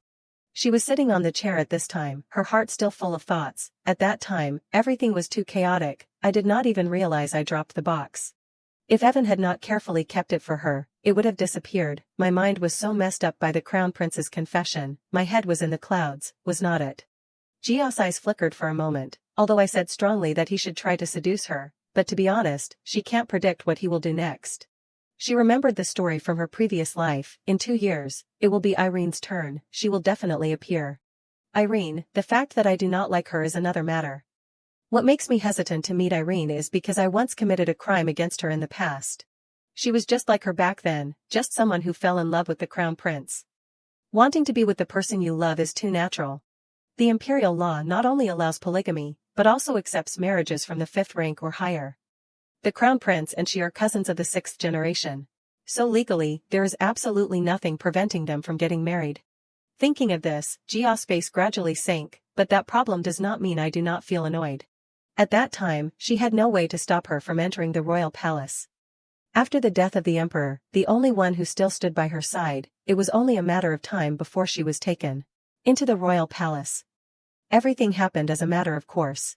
From that day on, she began to torture her. Based on the power of the empress, she blatantly cut down the budget that was supposed to be allocated to her palace. Making her lose face was as easy as turning her hand. Even though she was a young lady from a duke's family, she was clumsy and not familiar with the etiquette of the royal palace. To the point that before her bullying, she did not dare to resist with a single word, only knowing how to cry. A feeling of bitterness rose in Jia's heart. Strangely, the crown prince at that time was already the emperor, but he had never stopped her once. He just looked at her with an uncomfortable expression, or pretended not to see anything, and quietly turned to wipe away Irene's tears, comforting her. She remembered Sirius's cold image in her previous life. He should have been able to warn her, the person who was hurting the girl he loved. Thinking about it, it was really strange, but at that time, she was too mindless to worry about those things. With his ignorance, her actions became more and more excessive, and then, finally, she stepped over the line that she should never have crossed. Blinded by jealousy, she foolishly chose to poison her. Jia sat upright on the sofa, pondering deeply. At that time, I seemed to have lost all reason. I was blind, extreme and manic. I never once thought that what I had done to her was right. But even so, when I meet Irene again, her eyes still did not leave the gift box on the table. I also do not intend to open my arms and welcome her as if nothing had happened. I have already asked Evan to investigate. And now I can only wait. Jia was a little tired and needed to get the medicine bottle next to her, but, even though I was also injured on the neck, it must be very uncomfortable. Yet he still worried about me. And even carefully brought headache medicine.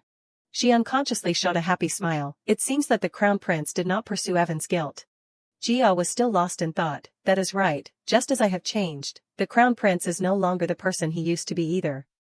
Grandpa, the Marquis, Anasha, and Evan too. She gently hugged the medicine bottle to her chest. Everything is already so different from back then, so do not let the past make you too afraid. Suddenly, there was a knock on the door from outside the room. Come in. Ran immediately appeared with a radiant face. Sister.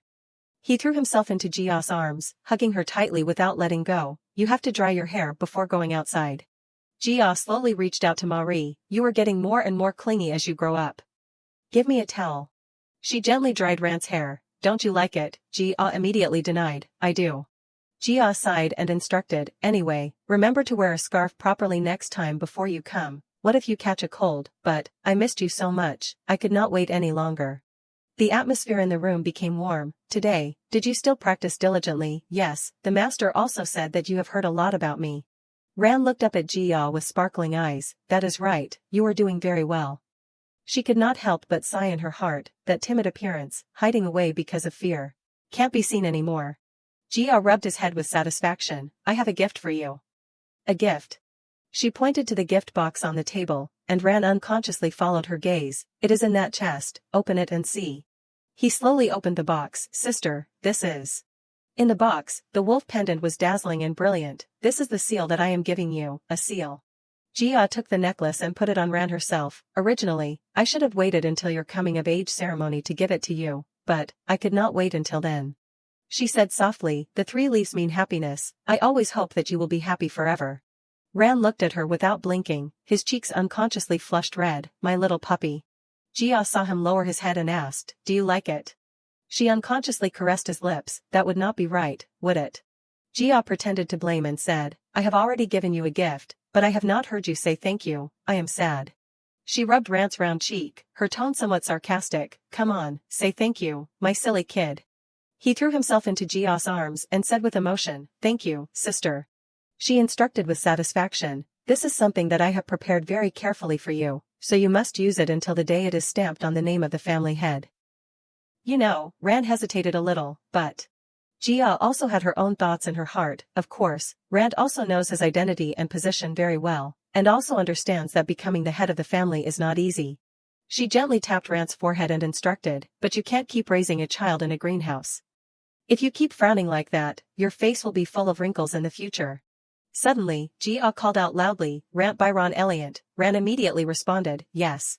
She said calmly to him, if that is what you do not want, then inheriting the title, then just do not do it. Jia looked at Ran with sincere eyes. I have already said it, I just want you to live happily.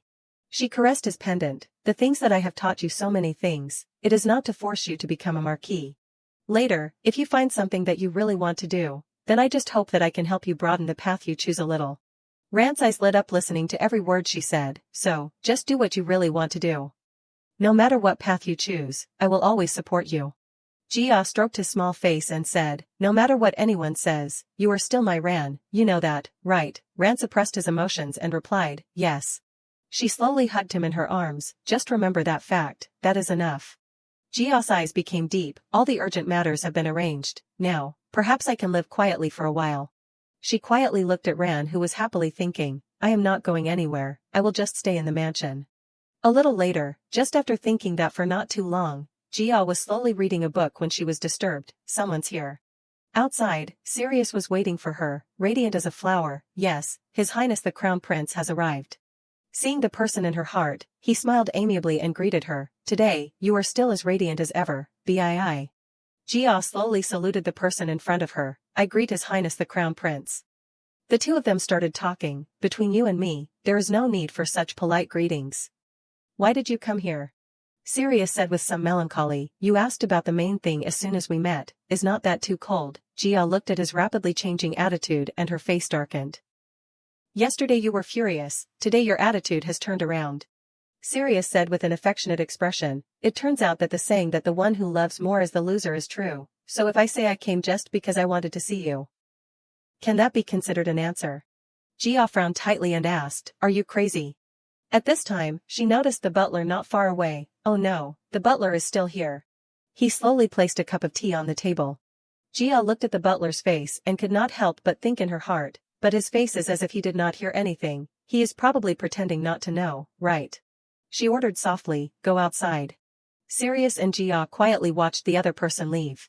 At this time, Sirius spoke with a bit of blame, I never expected that just coming to see my fiancé would be considered a crazy person. Jia did not show any politeness. She said straightforwardly, don't say any more empty words, please get straight to the point. He slowly sat down on the sofa with an extremely affable attitude.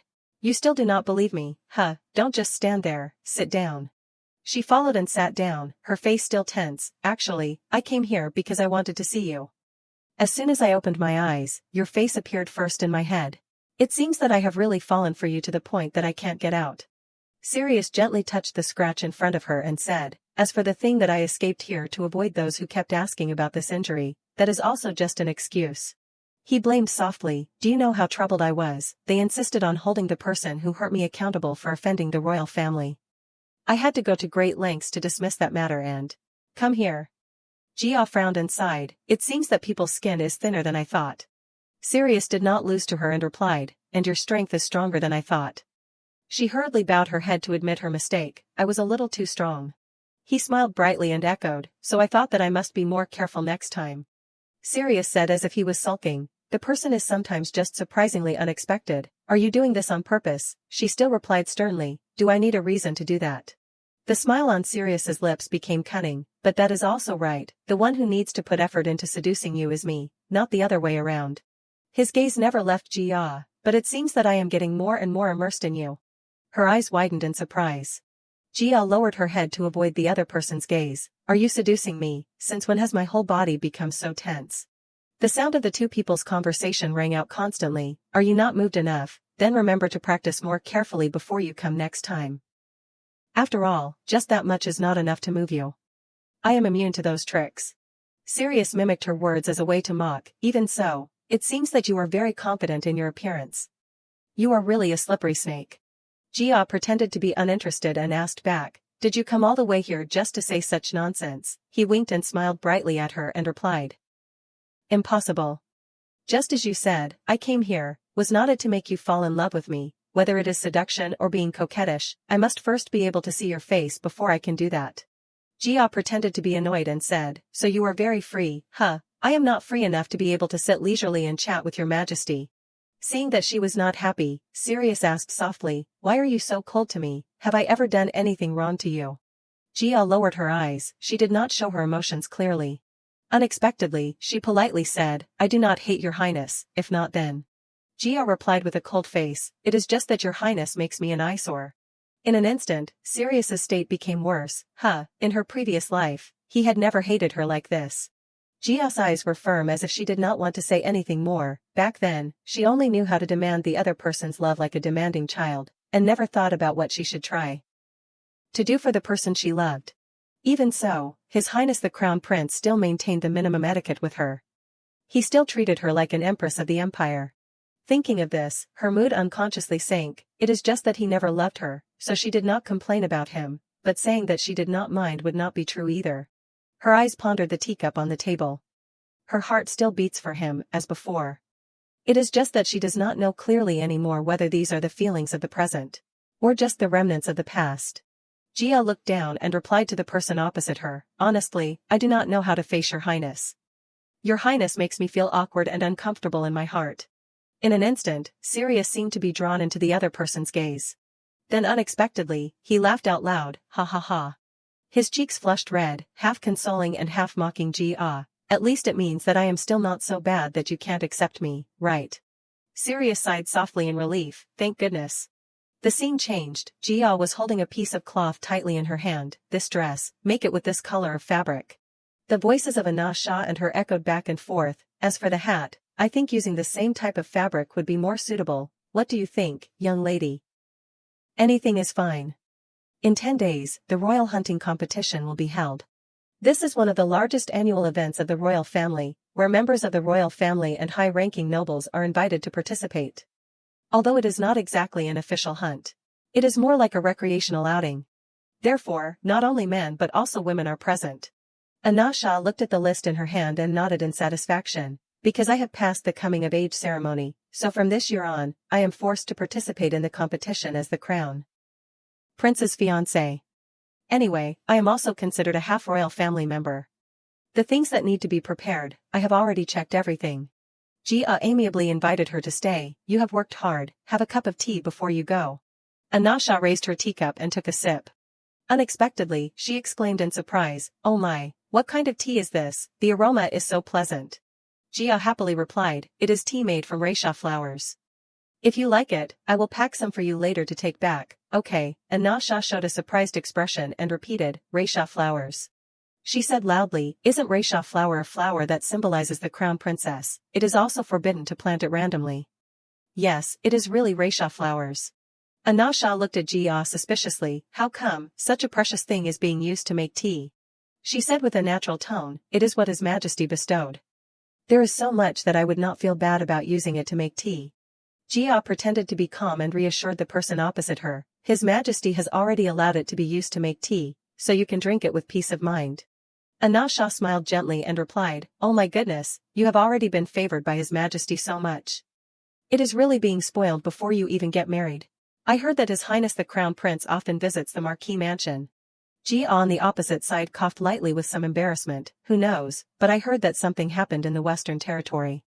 Suddenly, the conversation between the two of them turned in another direction. Ah, yes, I heard that the matter was so big that Evan had to personally go to the Western Territory. I wonder what happened, it seemed very urgent, so I could not hear clearly. Is the wound on your neck still okay? Jia's face also became serious, it is not as deep as it looks. I heard that it was treated by a skilled doctor. That is good then, but the thing that happened in the Western Territory does not sound good at all. I hope there is nothing big. Suddenly, Anasha's question caught Jia's attention. But, is His Highness the Crown Prince really as fiercely jealous as the rumors say? It is hard to imagine that a gentle person like His Majesty would act like that. She recalled the unpleasant scene from before. Because of the thing that happened in the middle of the road, the rumors of that day spread everywhere, there was no way to stop it. Among them, there were even malicious slanders, suspecting that she and Evan were having an affair. Unconsciously, her face showed embarrassment. The trading company kept emphasizing that it was just a public meeting between the granddaughter of the former trade owner and the current trade owner. The Crown Prince personally explained, saying that it was just a small misunderstanding because his jealousy was too heavy. Jia slowly placed her hand on her chest. He even used the excuse to prove the close relationship between him and me, and came to my mansion every day. Although I was caught up in troublesome things. To be honest, I do not hate this situation too much. The sunlight shone through the window and was very dazzling. I do not know what will happen in the future, but for now, let us enjoy it. Jia rubbed her chin expectantly. How will he try to seduce her? Time passed quickly, the first day of the royal hunting competition. Jia looked around, and had already made sure in her heart, it must be time to start. I have to prepare. Suddenly, she accidentally bumped into a branch. However, a large hand reached out to shield her. Marquis Eliant appeared from behind and said, be careful. Jia turned around, she replied softly, thank you, father. Marquis Eliant did not seem satisfied. He personally adjusted her hat. Jia helplessly touched his hand, it is not like that. She happily adjusted the part of the hat that had been pulled wrong. It is right to do it like this. Marquis Eliant still looked at Jia with gentle eyes. Is there anything else you want to say to me? Hearing this, he said vaguely, I. At that time, Jia noticed the emperor in the distance, the trumpets, it is probably about to start. She unconsciously asked, shouldn't you be by His Majesty's side, probably the Prime Minister, you should be with His Majesty. On the contrary, Marquis Eliant looked at her with a worried face, are you okay going alone? Jia quietly looked at him. She could not help but think in her heart. Is father worried because she has to go to the first hunting competition alone? Jia showed a gentle smile, I did not expect father to be so considerate, I am fine. Please do not worry. The place where the hunting competition was held was a rather high and dangerous mountain. Because it was directly under the emperor's rule, the number of people allowed to enter and exit was also limited. Thanks to this, the forest still maintained its dense appearance. Although there were also fierce beasts in the forest, the fact that they dared to bring noble young ladies there showed how safe the area had been guaranteed. Therefore, instead of calling it a real hunt, it would be more accurate to say that it was a banquet with a hunting game as the highlight. The silence between the two father and daughter still had not ended. Even though there was nothing to worry about, he could not leave easily. Suddenly, a voice rang out from the distance, "Can I go with the young lady?" Duchess Seath greeted with a smile, "Long time no see, Marquis Eliant." Marquis Eliant replied politely from behind, "Yes, long time no see, Countess Seath." The woman who was once called the Grand Princess, the Emperor's first child. Jia silently recalled her memories from her previous life. She was also one of the people I did not have a good relationship with in my previous life. Why is this person here? She silently evaluated Duchess Seath. She was the one who personally raised the Crown Prince as her own child after he lost his mother early. To her, when she was someone who only knew how to follow her own mind, she was the only one who dared to say straightforward words, which were not easy to hear. Thinking of this, Jia sadly remembered her previous life's attitude towards her. However, she thought that Isabella's actions were overstepping her authority, interfering in things that were not hers. She got angry, said she was doing things against morality, and turned to insult her without any regard. She silently sighed in relief. Fortunately, until now, Countess is still gentle with her. She even personally knitted a scarf and sent it to her, apologizing for not being able to attend her coming-of-age ceremony. Then, Jia bent down and saluted the person in front of her. Well, she should also receive her politely. "I am Duchess Bian Rosa Eliant."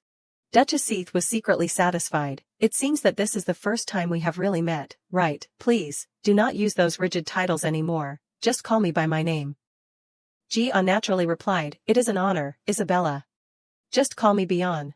She looked at Duchess Seath and could not help but think, usually, the nobles who live near the border rarely participate in hunting competitions like this. As if she had guessed Jia's thoughts, she smiled and said, "Are you surprised to see me here, young lady?" "A little, it is true that I am a little surprised." Duchess Seath said happily, "Ha ha ha, I once read in a poem that I was looking forward to meeting Bian in person, that is right." The memory of the old letter suddenly rushed back. So that day is today. Duchess Seath gradually returned to the main topic. "Anyway, can I accompany the young lady? Not going alone, the Marquis will surely be more at ease." Jia turned back to look at Marquis Eliant. "I am okay." Having received his approval, Duchess Seath reached out and called, "Well, it seems that there is not much time left. Let us get on the carriage first." Then, she walked towards the carriage first. Once again, Marquis Eliant's arm reached out towards Jia. "I should call the maidservant too." He did not say anything more, but his arm still did not withdraw. Jia's eyes widened in surprise. In the end, she responded to him with a familiar smile. The two father and daughter went to the carriage. Jia stepped into the carriage one step at a time. Marquis Eliant instructed her one last time, "When you get there, we will meet." She still smiled and responded to him. Suddenly, Jia heard a sound of admiration from the person next to her. "Oh my goodness." Duchess Seath sat opposite her, covering her mouth and laughing softly. "I never expected that the person who was once praised by the world as the heartless prime minister would be able to reveal such a kind and gentle appearance." Jia coughed lightly with embarrassment. Cough, cough. Duchess Seath opened her mouth to chat. "Honestly, I have been looking forward to meeting you, Bian." She replied politely, "I am the one who feels honored to meet you." Suddenly, Duchess Seath burst out laughing and replied, "Oh dear, that rigid tone sounds too distant. I do not like it." Jia thought silently, her smile is really similar to His Highness the Crown Prince's. The carriage slowly started moving. "There has always been something I have wanted to ask for a long time. I do not know if I can ask." "Yes, please speak." Duchess Seath asked directly, "Do you love the Crown Prince?" Jia replied hesitantly, "I am not sure what you mean." The smile on Duchess Seath's face became more obvious. "Perhaps I just asked a little too bluntly." She nodded and replied, "I really did not expect you to say such words." Duchess Seath regained her dignified appearance and said, "Although it may seem a little nosy, please forgive me, that person is no different from my own son to me." The atmosphere in the carriage became serious. "My mother passed away right after giving birth to me. Do you know that?" "Yes, I know." Through Duchess Seath's voice, her memories gradually rushed back. "Empress Layla reached out to rescue me when I was still swaddled in a blanket. She was the former empress, the Crown Prince's mother." Duchess Seath said more softly, "Then when the empress passed away, the young Crown Prince suddenly became lonely in the court at that time. I said to myself." She remembered Sirius's image and could not help but continue, "I want to protect this child, as a way to repay her kindness." Duchess Seath suddenly sighed, "I did not intend to get married, I just wanted to stay close to His Highness the Crown Prince forever. If he had not earnestly pressed me to get married, I would not have left the Crown Prince. Even when I went south to the territory of that person, my heart still lingered on His Highness."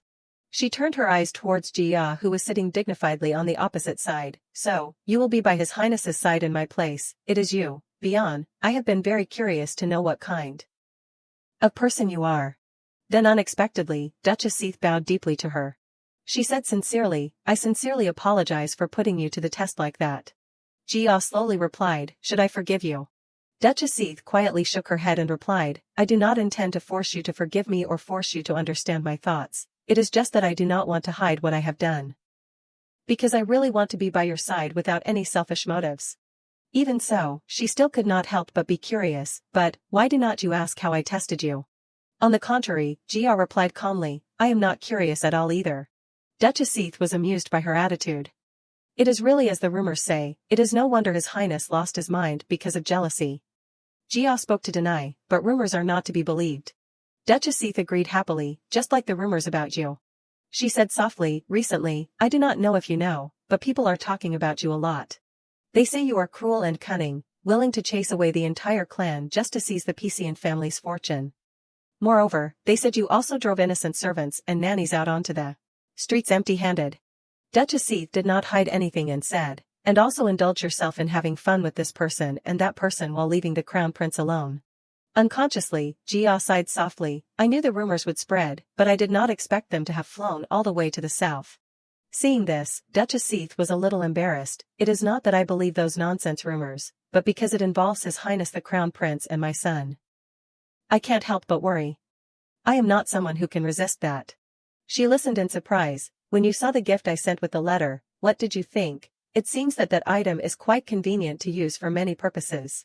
The gentle sunlight shone through the carriage window, because it is a versatile scarf that common women in the south also use as a shawl or a blanket to cover the pillow. Ah, I see. Jia understood the beauty of the design. Indeed, the scarf that Isabel gave is made of high-quality material, but the design is simple. Compared to other nobles, they value luxurious styles more than function. She thought approvingly, that is why I like it so much. If it were embroidered with gold thread and studded with many small pearls, it would be very inconvenient. Seeing Jia's reaction, Duchess Seath seemed to have misunderstood. Are you uncomfortable with the commoner style design? She then spoke to Denai. Are you trying to provoke me on purpose? Duchess Seath hurriedly expressed, no, in my opinion, it is a gift that you can use more comfortably. I painstakingly sewed every stitch, looking forward to the day I could meet you. Listening to Jia's question, Duchess Seath showed a satisfied smile. So that is the test you were talking about, Isabel. She glanced at Jia slightly, not valuing other people's hearts just because the appearance is not luxurious. Duchess Seath unconsciously sighed, I am sure that using that to judge me does not make me happy at all. Honestly, I am very sorry. Jia heard the implication in the sentence. It sounds like an apology, but at the same time it is also saying that she does not regret it. She said with some hesitation. That is right, if I could go back to that time, I would still give you that gift again. The atmosphere in the car seemed to have eased a lot. I accept your apology, but only this time. I do not like one-sided probing at all. Of course, I am relieved now. Duchess Seath said shyly, even though I pretended not to care, I was actually very worried about whether you would forgive me or not. The carriage was still speeding along the road, but, beyond, there is still one thing I have not heard the answer to. What is it? Duchess Seath repeated her initial question once again, do you love the Crown Prince? There was already some hesitation in Jia's eyes. I am still not sure if I love him or not. Even I am not clear, so how can I answer? Seeing this reaction of hers, Duchess Seath realized. She parted her lips, you do not love him. Jia replied delicately, does political marriage ever involve love? I believe that you are not so naive. She understood very well in her heart, even though she has now married and is no longer a member of the royal family, Isabel is still someone who has lived for 30 years in the royal palace full of treacherous people. Duchess Seath heard this and turned slightly. She must also know the story behind her marriage with the Crown Prince. Just as you said, I am also not naive enough to look for love in a political marriage. Suddenly she hesitated, but beyond. Duchess Seath sat next to Jia intimately and replied, even if it is a political marriage, love can still exist in it. She revealed her true heart. If you can love the person you will be with for the rest of your life, then what could be better? Jia still could not fully accept her meaning and replied. Love can't be achieved unilaterally. Hearing this, Duchess Seath looked at her blankly. Does His Highness not like you? Jia immediately denied, not at all. Duchess Seath took her hand and advised softly, even if you do not love him, it is okay, you can also start by being a good friend to each other. She spoke of Sirius's pitiful situation. His Highness the Crown Prince is a very lonely person. He was crowned as soon as he was born. Speaking to this point, Duchess Seath could not suppress her emotions. Even though he is protected by the Emperor, trying to step into that void has never been easy. She gave all her sincerity to advise Ji-ah, I absolutely have no intention of forcing you. I just hope for one thing, do not push His Highness away. She heard this and pursed her lips slightly. He is even more than what you think. Beyond, he really cherishes you very much. Duchess Seath gently recounted, do you know that, in the recent letters that His Highness sent to me, they are full of stories about you. She did not beat around the bush and said, that is why I want to meet you even more. What I mean is, I want to meet the person who has stepped into His Majesty's heart.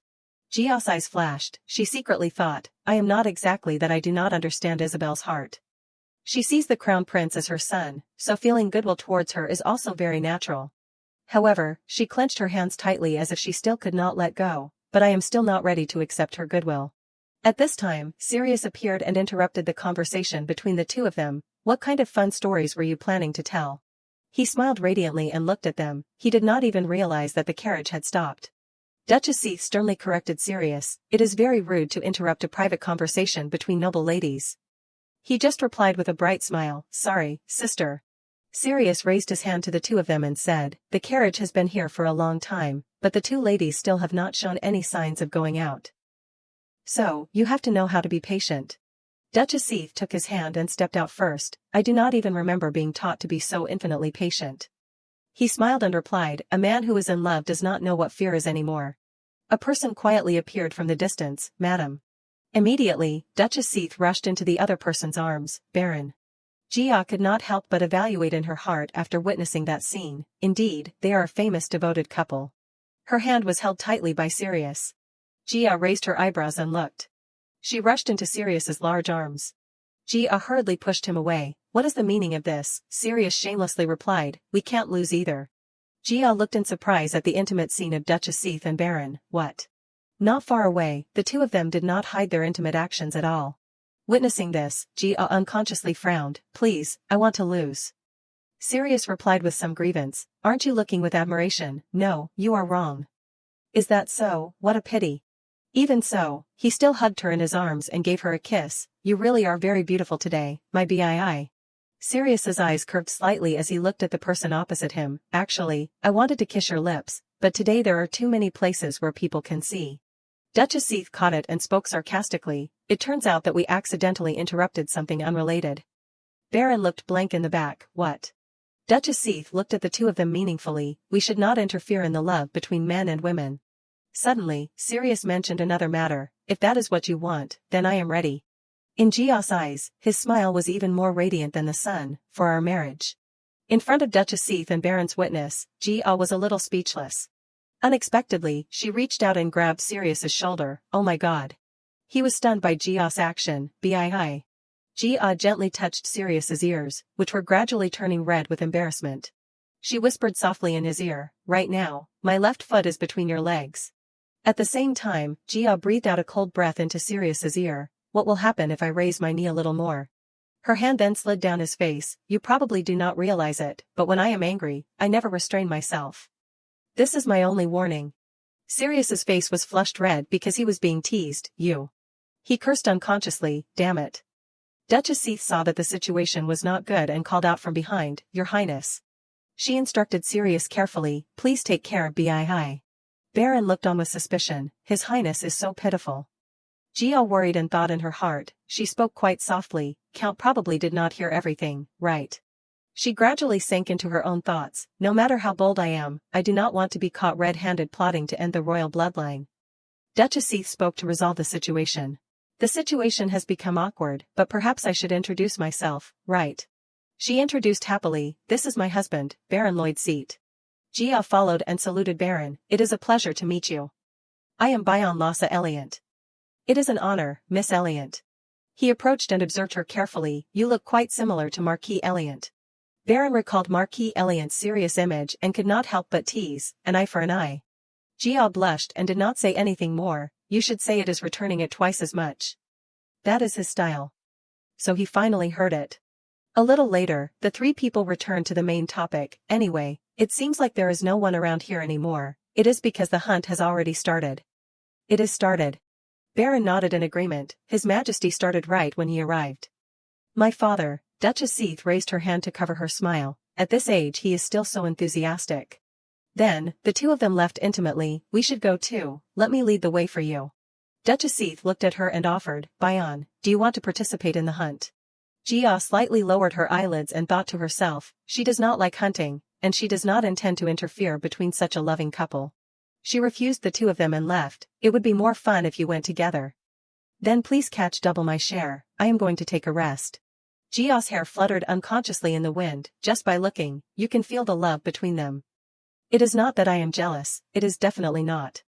As soon as she arrived, Jia sighed softly, oh my. The imperial noble consort on the opposite side greeted her with a radiant smile, long time no see, Miss Eliant. Jia also greeted politely, it seems that I see you often, have not I, Her Majesty the Empress. Then, she turned and saluted the Empress, Bayan Lhasa Eliant, I am honored to meet Her Majesty the Empress. She replied shyly, oh, welcome, miss. Noisy whispers quietly rang out. Jia glanced at the Empress's flustered face. According to etiquette, the Empress should have responded to my greeting and invited me to sit down. The closer the seat is to the host of the party, the higher the honor. She gradually realized the shady point, the farther the seat is, the lower the status, and the only chair left is at the very end. Even so, Jia still spoke and asked the Empress, where is my seat, which is hidden and far away, Your Majesty the Empress. Suddenly, another person suddenly joined the conversation, Miss, do not you even know your own position? Jia glanced at the other person, this woman. Ben glanced at her expectantly, I think she is one of the Crown Prince's concubines. Jia did not hesitate to tease her, perhaps because you were just made a concubine, you are still not familiar with the etiquette of the palace. You should learn more. Ben was immediately irritated by the tease, what did you say? Jia silently recalled her memories from her previous life, although she is the Crown Prince's concubine, she is only the daughter of a viscount. Even in her previous life. She was once so angry that she pulled her hair. Ben loudly scolded Jia, at that time, not many people had the right to stop me. Talking nonsense about etiquette in front of me, are you, miss, the one who is rude? She glanced at the other person with contempt, both at that time and now. Does she really think that being the Crown Prince's concubine will make her nobler? Jia's eyes became deep. In name, it is true that she belongs to the royal family, but even so, she should know when to show off and when not to. She silently glanced at Duchess Rustin in the back. A part of me just wants to grab her hair and pull it again, but, in this situation, the price to pay will not be worth the anger. She also glanced at Jia, her face gloomy and unpredictable. Jia cut off every word as if mocking the other person. You said, dare, that is really using thoughtless words. It seems that you need to be taught again about the rules of speaking in the royal palace. Suddenly, her words became more stern than ever, and a concubine like you, how dare you interrupt the conversation between Her Majesty the Empress and me without permission? Ben was provoked by Jia's overwhelming aura. What? The atmosphere in the room suddenly turned cold. Don't you realize that that behavior has offended the Empress? Jia silently calculated in her head, even though the Empress's power is not strong, publicly insulting the Empress is another matter. She secretly wanted to borrow the Empress's hand to teach the other person a lesson. Offending the Empress is offending the entire royal family. Then, she turned to the Empress and begged, isn't that right, Her Majesty the Empress? Jia recalled her previous meeting with her. As usual, Her Majesty the Empress should have let it go. In fact, the former Empress often said contemptuous words about her. Ben also unconsciously followed and looked. Indeed, the inexperience of the concubine was one of the reasons, but many years of witnessing the Empress being looked down upon had made her more eloquent. Until now, she still had not realized that she had crossed the line. Suddenly, the imperial noble consort spoke from the side and intervened. That concubine has just entered the palace, so she is not familiar with the etiquette of the palace. She acted aggrieved to the Empress, that is due to my shortcomings. Please forgive her, Your Majesty. The Empress hurriedly waved her hand, of course. If she has just stepped into the palace, then you can't expect her to understand everything. Then, the imperial noble consort turned to Ben and said sternly, you should apologize to the Empress. She was completely stunned by this action, but unexpectedly, the imperial noble consort said sternly, concubine. Her eyes flashed with threat, apologize. Ben quietly saluted the Empress, I apologize to you, Your Majesty the Empress. She waved her hand in a fluster, it is okay, when people do not know, it is understandable to make mistakes. Suddenly, the imperial noble consort looked up and pressed Ji-ah. I did not expect Miss Elliot to be so knowledgeable about royal etiquette. She frowned and listened to every word she said. Before long, you will enter the palace as the crown princess. Knowing these things is only natural. The imperial noble consort repeated the 3 words with gritted teeth, crown princess. Ji-ah silently showed a smile. I have already had my coming-of-age ceremony, so that thing can happen at any time. She still did not admit defeat and replied, even so. This is still the crown prince's wedding, but will it happen so soon? Ji-ah pretended to be embarrassed and hugged her gradually flushing cheeks. I think so too, but, His Majesty keeps insisting on holding the ceremony as early as tomorrow. Which really makes me not know what to do. The imperial noble consort still did not intend to let Ji-ah go. Even so, no matter what His Majesty's will is, there are still rules and etiquette in the palace. I believe that at least you know that. Of course, I have also said that to His Majesty. She laughed shyly and replied, but as you know, imperial noble consort, His Majesty's will is unyielding and unwavering.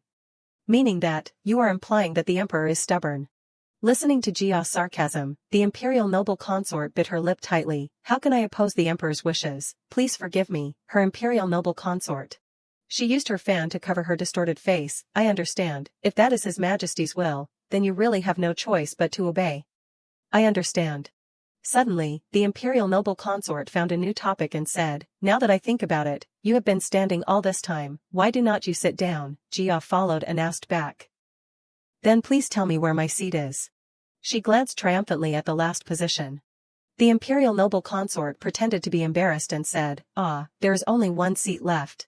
Ji-ah silently followed and looked. What a pity that the young lady did not arrive a little earlier. It is really a pity. So she arranged for me to sit in the lowest position. And also acted as if it was her fault. Her reply made her laugh. I did not know that the seats were arranged in order of arrival. You must have arrived very early, right, her imperial noble consort. Of course, after all, it is a royal event. Ji-ah walked to her seat amidst the whispers of everyone. In the end, everything returned to the plan they had arranged before she arrived. Her face did not change, and a thought arose in her heart. The lowest seat is always reserved for the least important person at the party. For a high-ranking noble, being assigned to that position is already an insult. Ji-ah seemed to imagine herself becoming a large chess piece. I had anticipated the hostility when I came here. Unlike the battlefield, in this place, I do not have any real factions on my side. Ji-ah glanced at the people around her. Even those who can help me are avoiding eye contact, afraid of the imperial noble consort. This situation is worse than I thought. Her eyes suddenly lit up. Before now, I was indifferent to the nobility, thinking that I would never marry the crown prince. I miscalculated. Ji-ah quickly imagined the imperial noble consort's triumphant expression. I thought at most they would treat me as if I did not exist, but I did not expect them to publicly reject me with such childish tricks.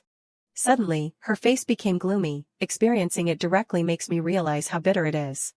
Then, Ji-ah leaned over and saluted the empress. It is my fault for arriving late, please forgive me. Regretting it won't change anything, it is better to take action. Even now, I must create a place for myself. The imperial noble consort not far away looked at her with malicious eyes. Ji-ah said softly, next time, I will arrive a little earlier, her imperial noble consort. The empress also nodded in agreement. That is right, that would be better, miss. After that, Ji-ah slowly walked towards her seat step by step. She elegantly pulled the chair out. Ji-ah sat down leisurely on it without any hesitation. She bowed her head and sighed softly. Just now Miss Elliot looked embarrassed when she was standing, but now she is quite comfortable. Yes, perhaps that seat is really very suitable for her. Quickly regaining her spirits, Ji-ah turned to greet Luvina. Hello. Luvina replied shyly, hello, miss. Ji-ah started opening up to her and chatting. Please take care of me while we sit together. Me too. She glanced at Luvina's reaction and smiled secretly. Looking at her reaction, it is clear that she is not used to this, sitting near the lowest position. Ji-ah slowly observed the other person's face and a thought arose in her heart. Even so, it is indeed a bit unexpected. Being invited to participate in the royal hunting is only granted to high-ranking nobles or those who have a relationship with the royal family. It is rare for someone so naive to participate. Before long, she continued to open her mouth. Can I ask your name? I am Bayon Lhasa Eliant. Luvina replied cautiously. My name is Lavina Islastaya, miss. The Astaya family. Ji-ah understood a part of it with an unchanging face. that is the Viscount family belonging to the second prince's maternal family, so that is the reason why she is here. She still greeted her amiably, so you are the young lady of the Astaya family, it is a pleasure to meet you. Please call me Bayan, may I call you by your name? The two of them started chatting very naturally, asking someone's name means wanting to become closer to that person. Jia secretly calculated in her heart, it won't be easy to create a foothold in a place influenced by the imperial noble consort. The noble faction and most of high society have already sided with her. If I can't break them from the inside, then I will nibble away at them from the outside. Jia glanced at Lu Vaina with innocent eyes in front of her. This innocent girl from the Astaya family might be a good start. Very quickly, Jia became familiar with her. Miss, can I call you by your name too? Of course. Jia unconsciously laughed. You are really lovely, Lavina. Suddenly, a shrill voice rang out from the distance. Miss Elliot, are you ignoring me? Jia shifted her gaze to Ben, who had a gloomy expression. Jia slowly asked, are you talking to me? Ben said annoyedly, almost yelling. Miss, do you have a problem with your ears? She silently reminded her, that is very rude. On the contrary, Ben still scolded rudely, if you are not deaf, then why can't you hear what I said? Jia said leisurely as if nothing was wrong, I did not realize that your words were for me. In gatherings like this, you need to make it clear who you are addressing. Speaking to this point, Ben's face became even darker, that is the minimum etiquette. Jia's eyes became sharp. She swept her eyes across Duchess Rustin once. Suddenly, Jia showed a mysterious smile. Then, she shifted her attention to her side, isn't that right, Countess Rustin? Duchess Rustin's eyes still had not lessened their seriousness, the Rustin family, one of the most influential families of the neutral faction. However, what makes them famous is not their land or wealth. But because of Countess Rustin, she is the perfect role model of a noble woman. Her manners were so impeccable that she personally taught etiquette to the royal princesses. She was respected throughout the empire. The more she thought about it, the wider her smile became, enough to shake the power of the empress. Thanks to that foolish concubine, she now had a reason to draw the Countess Rustin into the conversation. Her eyes remained fixed on Countess Rustin. The nobles of the Crown Prince's faction would naturally gather around her, but it was wiser to attract the neutral faction as well. Jia slowly added, Countess Rustin, I have heard that your lady's etiquette is considered the standard for all noble ladies. Would you be willing to share a few words? A glint flashed in Countess Rustin's eyes. The atmosphere in the room turned gloomy, and murmurs began to rise. How much she boasted, and now look. Seriously, someone who has just entered society dares to lecture others. Harsh words were constantly directed at Jia, so ridiculous that even Countess Rustin had to stay silent. If it were me, I would not have the face to sit there. How shameless. Even so, she was always watching the other woman's every breath, but she was not waiting for a lecture on etiquette.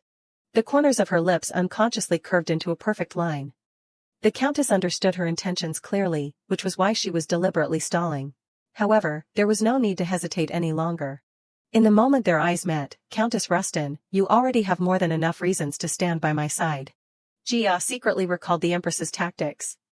Her younger brother had once been engaged to the Empress, only to be mercilessly abandoned by her.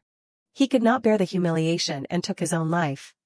Because there was no heir, the family's inheritance was transferred to a junior branch, and they lost their status. She began to make her own considerations. For Countess Rustin, the Empress was the hereditary enemy of her entire family. She had sharpened her sword of revenge and waited for an opportunity. In the past, that opportunity had arisen when she became Empress. According to the law, when a new emperor ascends the throne, the previous emperor's concubines are required to leave the palace. However, according to custom, those of the rank of consort were allowed to remain. Jia recalled the Empress's influence in her previous life. The Empress had refused to leave even after the Emperor had passed away. Her influence was so great that no one dared to oppose her. She wanted to borrow Countess Rustin's hand to cut away at the Empress's faction. The time had finally come for Countess Rustin to act. She cited ancient texts and laws to argue for the Empress's expulsion from the palace. Her reasoning was so convincing that even the scholars sided with her.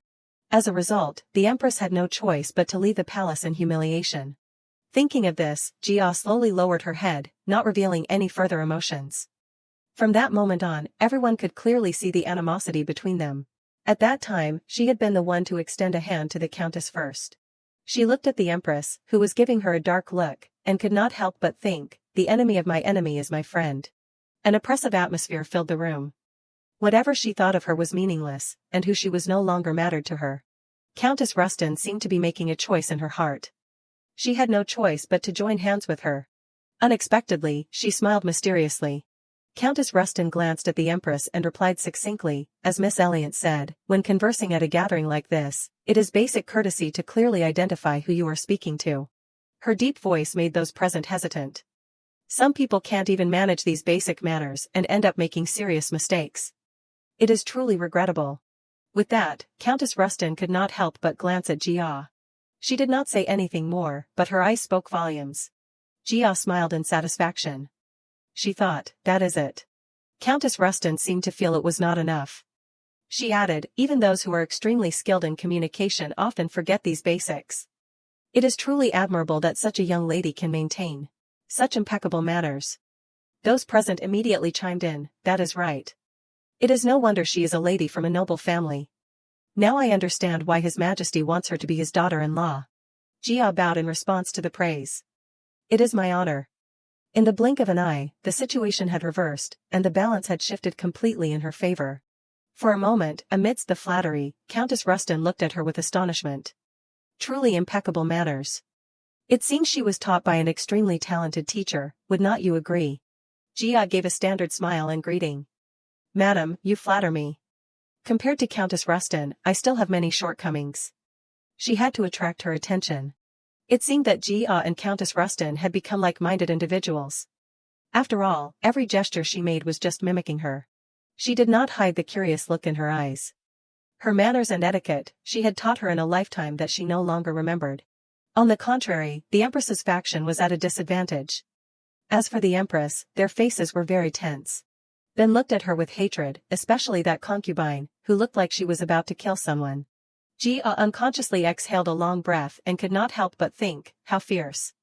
They were the ones who struck first, not me. Then suddenly, she raised her fan. Jia skillfully revealed a mocking smile in the depths of her eyes. Ben's face gradually turned purple from stifled anger. Jia replied shyly to the praise, I only practice the basic etiquette. These compliments make me so embarrassed. The flattery continued endlessly. Basic etiquette is always the most important thing in everything. How can those who can't even manage the most basic etiquette be worthy of the status of nobility? The gloomy atmosphere in the room had not yet eased. That concubine has more enemies than I thought. Just one opening is enough to become a flood, sweeping through the entire room. When the noble faction chooses to remain silent, the leadership shifts to the crown prince's faction and the neutral faction. Jia glanced at the situation and secretly assessed it in her heart. The young ladies are afraid of losing face, so they do not dare to speak up. It seems they do not dare to casually interfere in the conversation. Her eyes gradually became emotionless. For the time being, the initiative has fallen into the hands of the older ladies, but as time passes, the young ladies will eventually take their place. Jia slowly spoke to Levi Na, I have to quickly win their favor. The Astaya family is in the north, right? She smiled brightly, trying to be friendly. I have heard that the north is very famous for its silk and embroidery techniques. A friend of mine bought silk from the north and could not stop praising it. Jia pointed to the formal dress she was wearing and said, the formal dress I am wearing is also made from silk from the north. Suddenly, Levina noticed a special detail on her formal dress. She stammered, so it is. Levina slowly asked, is your formal dress from Luyasha? The others immediately began to chatter. Luyasha is a brand that is very popular lately. I did not expect you to be wearing a Luyasha dress. Jia nodded, not hiding anything. Yes, it is a piece by Miss Mila. Miss Mila, is she the one who used to be a designer at Shangri-La? She skillfully brought up another connection. She is working at Luyasha now. The dress I wore at my coming-of-age ceremony was also designed by her. The others were impressed when they heard this. Oh my, now that you mention it, I remember, could it be that the formal dress and jewelry you wore that day were also from Luyasha? Jia immediately smiled at the other person. That is right, Miss Nuella. You know me.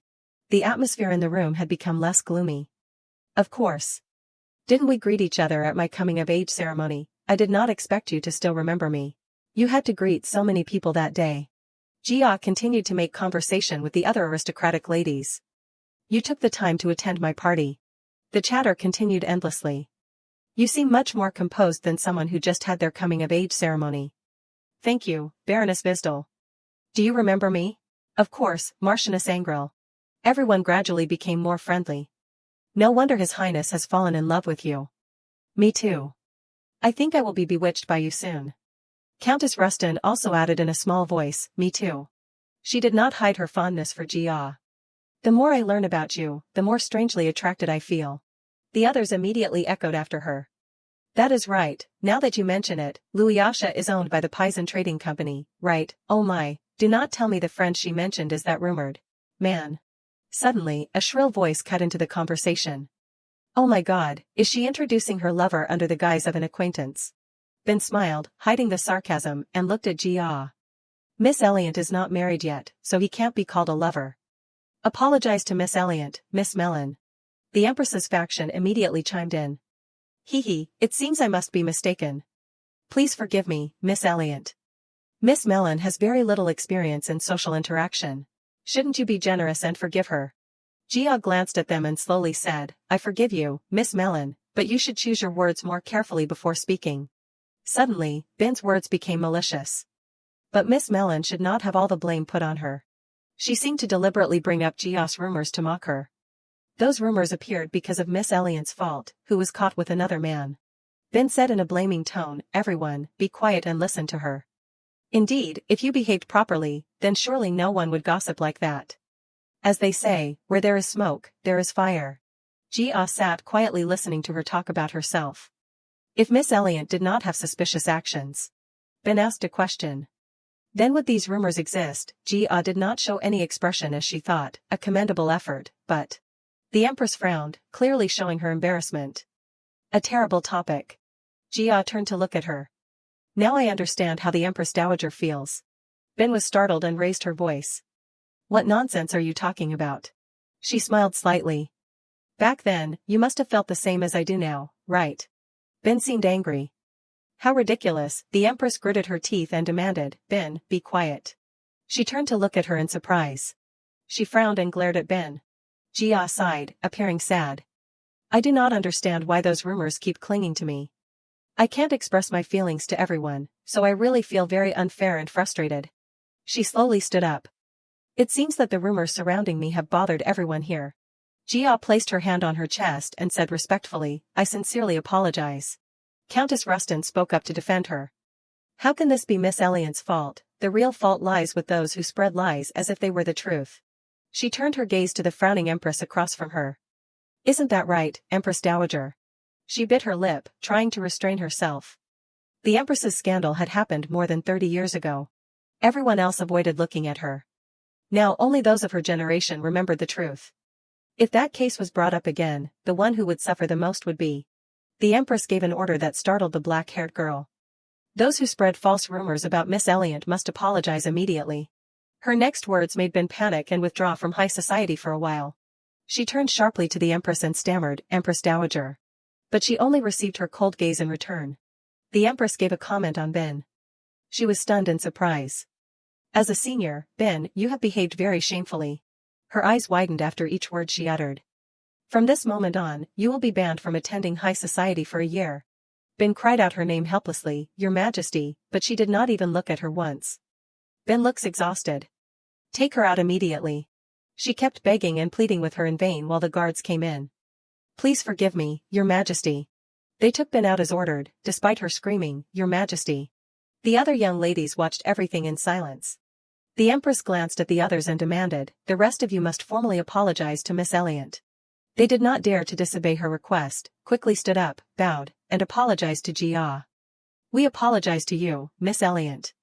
Please forgive us, Miss Elliot. Jia smiled brightly. I will forgive you, but remember, never be led by baseless rumors again. They swore, we will remember. She turned her gaze to the Empress in the distance and thought triumphantly, from now on, anyone who wants to mention those rumors in front of me will have to face the Empress first.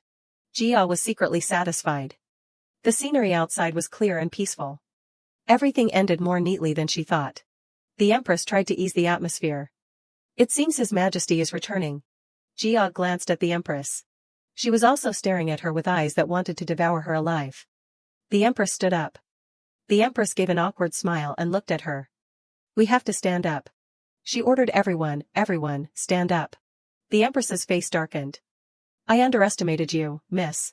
Jia smiled brightly, her eyes sparkling. You flatter me, your majesty. She issued a warning full of metaphors. As they say, the nail that sticks out gets hammered down. I hope you won't become that nail. The empress implied, whether the lady becomes the nail or the hammer that strikes it, that remains to be seen. Jia picked up the hem of her skirt and bowed gracefully. Anyway, your warning.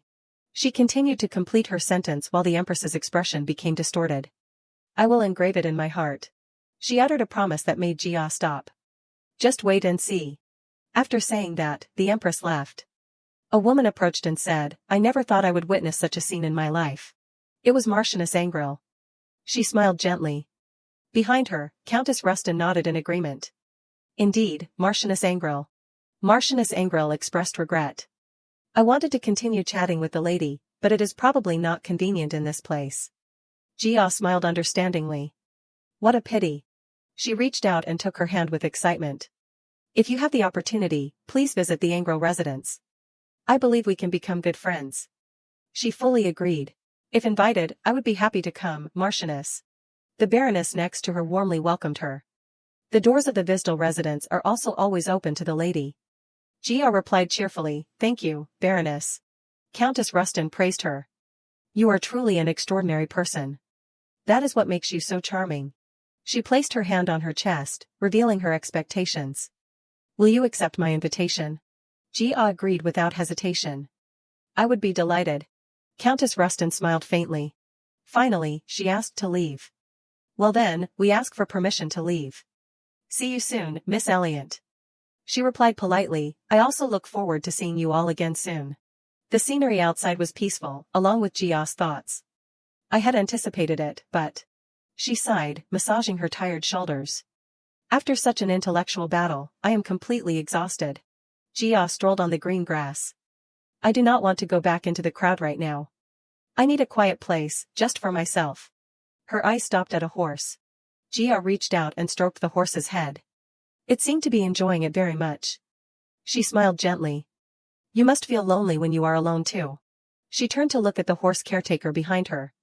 Can you bring this child along? He recognized who she was. Miss Elliot, right. Jia asked curiously, who are you? Where's Elliot's stable manager? He introduced himself. I am Rion, the caretaker of the royal stable and Jackson.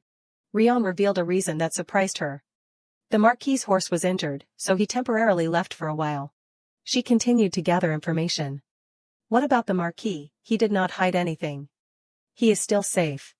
It seems the horse was only scratched by a branch when moving. Jia breathed a sigh of relief. It is a relief that nothing serious happened. She suddenly widened her eyes as she realized something. Wait, why do I feel relieved when I hear that the Marquis is safe? A faint smile bloomed on Jia's lips. Have I started to see the Marquis as family without even realizing it? That feeling is not so bad. She got on the horse's back and informed Rion, I will be back in an hour. The horse began to trot. Even though it was on horseback, the roads here were well maintained. Maybe I should ask His Majesty for permission to come here alone with Lant in the future. Suddenly, a familiar voice rang out, attracting Jia's attention. Bii. From a distance, Sirius was riding a horse, running very quickly toward her. His face was flushed red. Jia was stunned. Your Highness, the Crown Prince, Sirius shouted, Bii, get off the horse. Suddenly, the horse she was riding moved without direction. Jia grabbed the reins tightly. The horse ran madly, causing her to panic completely. Why is this horse acting so strangely? The horse ran non-stop through the forest, Lant the most El Anasha, Evan. Jia regretted deeply in her heart and struggled. I should have opened up more, I should have treated them better. Sirius's shouting voice rang out, Bye. I. From a distance, he was chasing after her. Jia turned to look at Sirius. Sirius, he came to save me. She recalled the previous events when she drove him away, even though she had rejected him like that before. At that time, Sirius was lost, like an abandoned child. Jia did not even look at him once. The current her was suffering, if I knew everything would turn out like this, then I would have accepted him earlier, I should not have been so cold. She remembered Sirius's face full of hurt. Returning to the present, Jia could not clearly see his expression. Now, would he be sad about my death? Suddenly, the horse's reins broke suddenly, at that time, would he feel sorry for my death? The hand that was previously tightly gripping the horse's reins gradually loosened. Sirius's voice still echoed, "Bii." Jia gradually fell off the horse, her eyes closed. She gave a slight smile, but tears fell from the corners of her eyes. Why am I thinking about such useless things at this time? Fortunately, Sirius appeared in time, reaching out to support Jia. A sound rang out in the forest. Jia slowly opened her eyes, doubting herself. Does it not hurt? She was startled when she saw herself lying on Sirius. He smiled gently, reached out and stroked Jia's head, and asked caringly, "Are you not injured?" She quickly replied, "Yes, I am okay." Hearing this, Sirius smiled in relief, "Thank God." He clearly expressed his relief. "Really, I thought something had happened to you." Jia buried her head, listening to Sirius's heart beating, blushing. This heartbeat is the crown prince's. Her hand clutched his clothes tightly, wondering, or is it mine? Sirius revealed, "My heart almost stopped beating." Jia's eyes widened, her face becoming redder. "Every time I look at him, my heart beats faster, but never like this." The two lay like that for a long time. She whispered, "I am fine." He replied to her, "I know." Jia started to get up. "It has been quite a long time," Sirius sighed, "Ha." Jia stood up straight, observing herself. Fortunately, there were no serious injuries. Sirius was still lying on the ground. He looked at her and smiled. She asked him curiously, "Aren't you going to get up?" Sirius smiled brightly, giving her compliments. "Even looking from below like this, you are still very beautiful. Can I look a little longer?" Jia did not care. She turned and left. "If you still have the mood to joke, then you must be really okay." The sky was gradually turning dark. Jia identified the target. The sun had set in the west. "We have to quickly find the others." However, she did not know her direction. "But I do not even know where I am." Sirius started to sit up. He called her softly, "Bii, wait." Jia turned to look at him and her eyes widened in shock. Sirius was painfully holding his side. Jia quickly approached, her voice trembled, "You are really not injured?" She called worriedly while Sirius gritted his teeth, "Your Highness." Suddenly, he wrapped his arms around her tightly, smiling brightly as if nothing had happened. "It seems like you know how to worry about me too." Jia blushed slightly. She raised her head to look at Sirius. "Are you lying?" He smiled faintly, but his expression was not good. "If I did not act like this, I was afraid you would abandon me." She easily noticed the difference. His complexion is not good at all. And he is even sweating cold. Sirius's arms around Jia were starting to tremble. She was lost in her thoughts.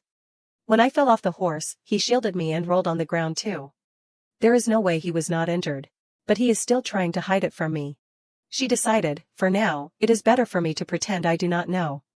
Then she started to play along. "You are joking too much." Jia looked up at Sirius. He replied, his eyes full of love, "Joking? Haven't you realized that I am always serious with you?" Jia was silent for a long time. Sirius's hand started to move. He pulled her closer, face to face. "What would happen if I kissed you now?" Sirius was happy, but Jia was not the same. She looked at him, puzzled. Teasing at a time like this. Jia remembered her past life. They were completely distant. "Thinking back to our past life, he is really changed." She gave a small smile. Jia smiled brightly, ready to play along. "If you insist on personally tasting my warning, I am happy to oblige." Sirius also smiled lovingly. He released her and started to sit up. "Still the same cold fiancé." "I understand." Sirius stood up and held out his hand to Jia. "Even this, will you refuse?" She smiled happily, accepting his hand. Their hands touched. Jia secretly admitted, "I can't keep pushing him away. I have decided not to run away anymore. It is time to admit my feelings." Sirius looked at her and revealed, "I am really relieved that you are safe." Jia was probably enjoying this moment now, because she affirmed to herself, "I have fallen in love with him. But that does not mean I am not afraid. When Irons appears again, I can't stop worrying that that tragedy will repeat." Jia looked at Sirius, who was looking at her gently. She assumed, but he is no longer the man from last time. She suddenly remembered her past life. Back then, he never looked at me with such gentle eyes. He never risked his life for me, nor did he ever hold me in such warm arms. I want to give my heart another chance, even if I have to trade everything for it. Even so, Jia knew, of course, now is not the time to tell him. Then she spoke up to remind him, "We should not stay here, Your Highness." The sky was getting worse as dark clouds gathered. "The sky looks ominous." Sirius reached out to call for his horse. "I understand. But there is no sign of the horse." It seems my horse has wandered far away. He offered a solution. For now, we have to leave this forest.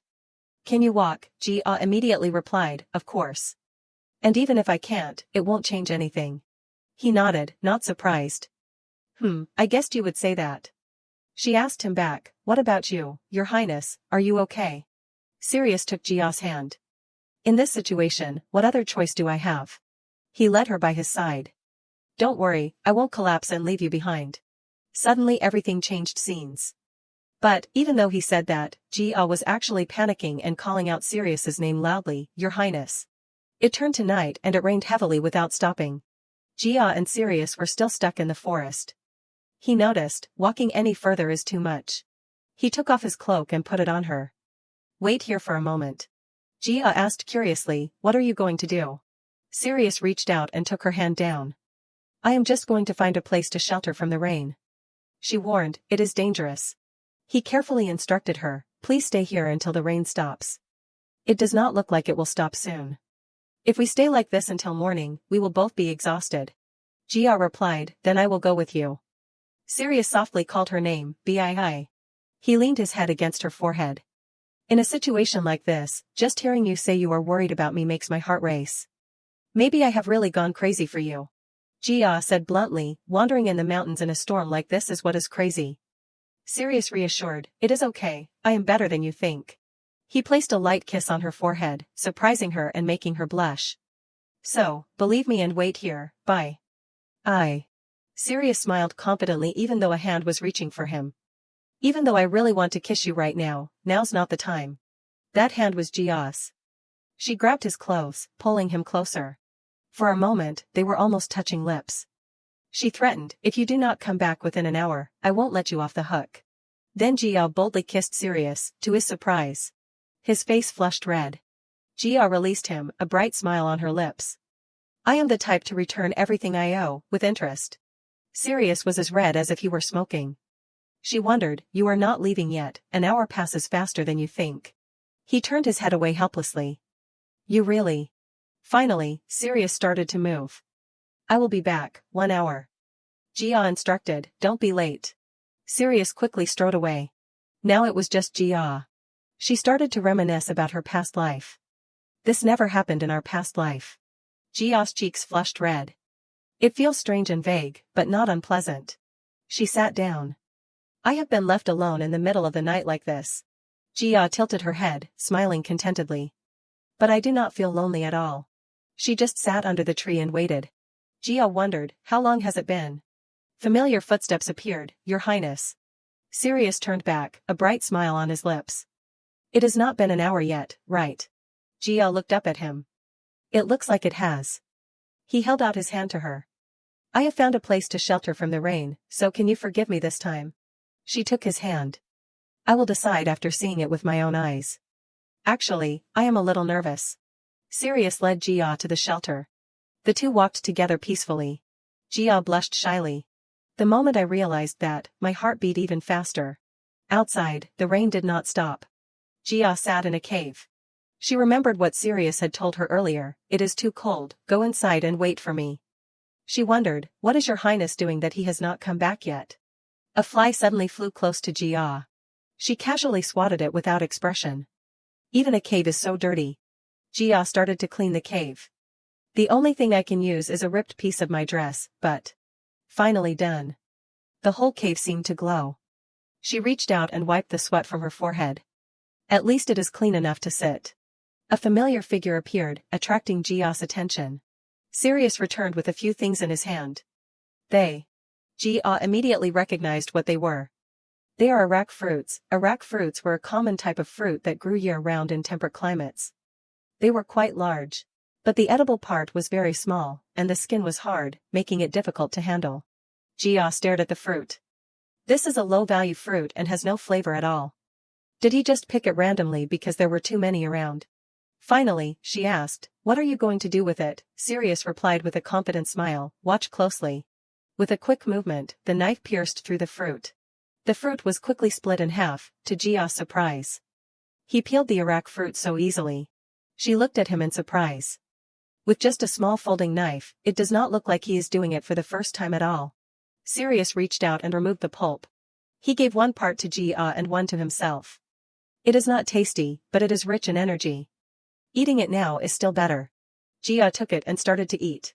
It seemed like she did not like it very much. Sirius asked naively, greasy, right, Jia thought, it seems your highness is too familiar with this. Sirius held the remaining part of the arak fruit. Really? He used the knife to strike the stone to create fire. Using the remaining peel to start a fire. Jia witnessed everything. She was completely astonished. Even with flint, starting a fire in the rain is not easy. How did he think of using the inner peel of the arak fruit? She looked at Sirius. He looks more like a seasoned hunter than a crown prince. Jia remembered their previous conversation. He had said, when prey runs away, the hunter's instinct is to chase after it. I am also a pretty good hunter, so it is best not to provoke me. She figured out the reason. Is that what he meant when he called himself a good hunter? But Jia was completely curious. How did a crown prince, who always lived comfortably in the palace, learn such survival skills? Finally, she spoke up. It seems you have gone camping quite a few times. Sirius asked back, is it strange? She replied, not strange, just unexpected. He started to cut the arak fruit again. Then, what kind of person do you think I am? Sirius gave her the pulp. A prince spoiled since childhood. He continued to complete his question. Or a selfish person who only thinks about himself. Jia frowned slightly and replied, I have never thought of you as a selfish person. Sirius assumed, but maybe you once thought I was spoiled. She raised her hand to cover her mouth. He continued, you are not wrong either. Sirius also confirmed, anyway, a crown prince is born being taught that he must be treated like a member of the royal family. Jia replied, I understand that means you do not consider yourself spoiled. He reached out and touched his neck. There are quite a few people who want to bite my neck. If I stay naive, would not it be very dangerous? Hearing this, Jia quickly asked, have you ever faced life-threatening threats? Sirius asked in return, what do you think? A thought flashed through, causing Jia to become stunned. The crown prince is a lonely person. The crown prince is always surrounded by people, but most of them only love his status and appearance. When the two made eye contact, I never thought he would be someone who could feel so lonely. Jia reproached herself. If I had once considered his circumstances, then maybe things would not have ended so tragically. She started to pay attention to Sirius's hands. Those hands, full of scars, do not look like the hands of a pampered member of the royal family. Only now do I truly understand what his life has been like. Jia softly said, Sirius gently glanced at her. You must have had a hard time. She suddenly asked a question that made him stunned. Do you have immunity to poison? With a blank expression, Jia continued, I once heard that taking small doses to build resistance can be effective. Sirius widened his eyes and asked back, why? She continued to talk non-stop, making him seem to sink into another world. Of course, it is very dangerous if you calculate the dosage wrong, but if you are careful, then you won't be afraid of being poisoned anymore. Jia got more and more immersed in it as she spoke. Having a group of assassins under your command would also be very useful. Those who are skilled are probably expensive, but money can easily solve that. Finally, Sirius could not stand it and burst out laughing. Jia did not understand why. Was there something funny about what I just said? He asked while laughing, you really are a special person. Where did you hear those things? She turned dark. Nowhere specific. Sirius continued to ask, so, those are your own ideas? Jia honestly replied, it is a story that has been repeated throughout history, about people who are obsessed with power. He revealed a fact. You know, you have a way of making people go crazy. She asked back, do I? Sirius reached out and stroked her hair. His cheeks flushed red again. How much do you think I am infatuated with you? Suddenly, Jia realized something. I never realized before, but... A small, narrow space, 2 adults, clothes soaking wet. Thinking of that, Jia immediately blushed shyly. This is very easy to lead to scandal. Of course, I know the crown prince is not someone who creates scandals. Her eyes started to observe Sirius in front of her again, but when I look at that face, not showing a hint of desire, for some reason, it makes me feel. Suddenly, Jia pouted, looking uncomfortable. A soft sound was made, attracting Sirius's attention. It was Jia taking off her clothes. He stammered in confusion, "Bii." Jia had no intention of stopping. Have I done something wrong, Your Highness? Sirius stammered even more, that is. She kept taking off her clothes while he kept blushing red. Stop immediately. Finally, Jia dropped her clothes to the ground, causing Sirius to turn completely red. HNGH. He closed his eyes tightly, his face redder than a tomato. Quickly put your clothes back on. She was very satisfied and amused by that expression. Haha, that is the cutest expression I have ever seen. Jia approached and reached out to touch Sirius. Maybe I should tease him a little more. She touched his cheek, enticingly asking, aren't you going to open your eyes? Sirius stammered and trembled. Bii, if you do this here. Jia was very satisfied with that expression. At this rate, his face will explode. Finally, she said something that allowed him to peek open one eye. Alright, teasing ends here. Jia sat properly in front, giving a faint smile. Sirius stared at her blankly. So it was just a joke, she asked back. That is right, not happy. He reached out and stroked his head, sighing, if you teased me 2 more times, I am afraid I would not live to see tomorrow. She replied, I know. Jia's clothes were spread out on the ground to dry. She also reminded Sirius, Your Highness, you should also dry your clothes. He did not reply but kept staring at her, making her confused. Your Highness. Sirius then asked, you know I am a man, right? Jia replied immediately, of course I know. He asked, yet you still dared to provoke me. She asked back, if I provoke you, will you give in? He reached out and wiped his lips. Can't you see, I have been completely taken over by you. Jia really was not sure. Sirius's hand started to move. How can I make you understand my heart? Jia innocently asked. How would I know your highness's heart? He moved closer to her. I can't just take it out and show you, right? Really, what should I do? Jia tried to change the subject. Shouldn't your highness dry his clothes before thinking about that? Sirius reached out and lifted her chin. You always try to slip away, do not you? His finger touched her lips, keeping just enough distance to make me go crazy. She thought, your highness's hand. Jia suddenly realized something unusual. No, his whole body is too hot. She intended to remind Sirius, your highness, your body. He immediately cut her off, sis. His whole face flushed red. His hand cupped her face, begging, call me sis. Jia widened her eyes in surprise. His body temperature is terribly high. It must be because of the shock of falling off the horse and also being rained on for too long. She reached out and took Sirius's wrist. He kept acting normal, so I did not realize how bad his condition was. She finally spoke up, your highness's hand is burning hot, and your whole body too. Sirius interrupted Jia's words. Call my name, Bii. This made her angry and she shouted, is calling your name so important now? Sirius froze after being shouted at by her. Jia frowned, her anger flaring up. You are like this and you say you are not in pain, are you going to endure until you collapse? Sirius frowned, his whole face filled with a pitiful look. You still won't call my name. He looked sullen and childish. Jia was both helpless and puzzled. What is wrong, is your name cursed or something, that face like a lost child? Sirius suddenly rushed forward and hugged Jia when she called his other name. Sis, that is enough. She was shocked and speechless when he hugged her. Sirius slowly spoke. No one has ever called me by that name. Jia listened to him confide. Sis, it is the nickname my mother gave me, but no one uses it. The more Sirius spoke, the tighter he hugged her. I want to hear that name from your lips. His nickname was spoken again, sis. Jia blushed slightly. I did not know your highness had such an intimate name. In her past life, no one called him that. Her hand gently placed on his back. Even Miss Dacia, the duke's daughter, the person he once loved, only called him by his real name. How should I understand this? Jia hugged Sirius back, enjoying the feeling. Does this mean that his love for me now is even greater than the feelings he once had for the duke's daughter? And then she confirmed herself. This time, I have a feeling I will never lose him again. She softly called his name, sis, he hurriedly said, stay like this a little longer, Bii. Jia worried, your body is too hot, we have to do something. Sirius did not care at all. It is okay. She angrily called out, sis. He closed his eyes, enjoying the moment. It is okay, this injury is not life-threatening. She was surprised. You call that okay? Sirius opened his eyes, his cheeks becoming more and more flushed. Do you know how happy I am right now? Then he buried his head in Jia's neck. Every time my name comes out of your lips, a tickling feeling in my heart, how should I explain it? Jia had an unspeakable emotion in her heart. He is always strong, but seeing him sick like this makes me worried. Yet, a strange warmth rises in my heart. I should not feel like this. She gently pushed Sirius away, expressing her feelings. If that is what you want, then I will call your name forever, but please, take care of your body first. I am very worried.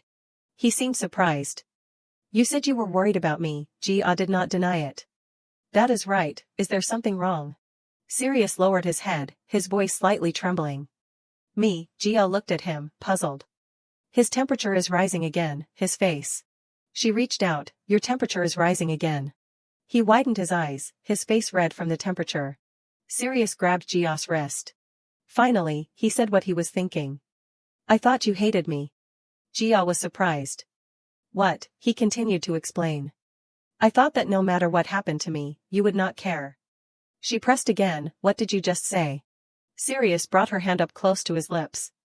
Even if your concern is just basic courtesy, I still like seeing you worry about me. Jia turned her head away shyly. I do not hate you. He asked in surprise again, what? She repeated everything she had just said. I do not hate you, sis. I never hated you from the beginning.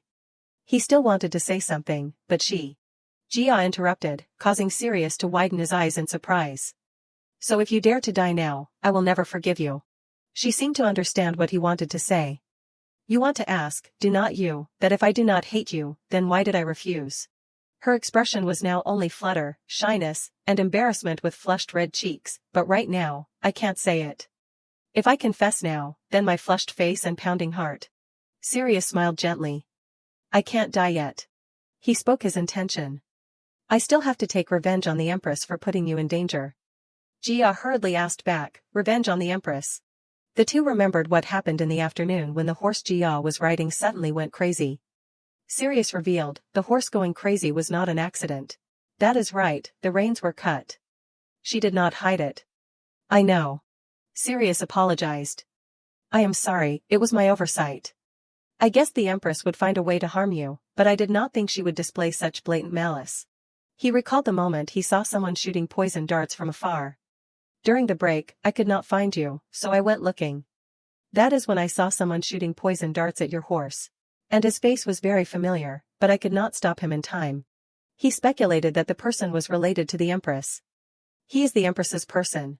Jia then replied, I doubt it was her. Sirius asked curiously, why do you think so? She gave her speculation. The Empress would not use such a crude method, you should know that. He also gradually agreed. That is right, that kind of thing is too vulgar compared to what she has done before. But he is definitely her person. Jia concluded, then he must be someone else who can control her subordinates. Sirius hurriedly asked, do you have any guesses as to who? She started to speculate.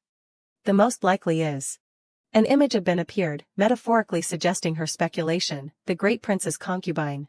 Sirius frowned slightly, trying to remember. His concubine, but he has several consorts.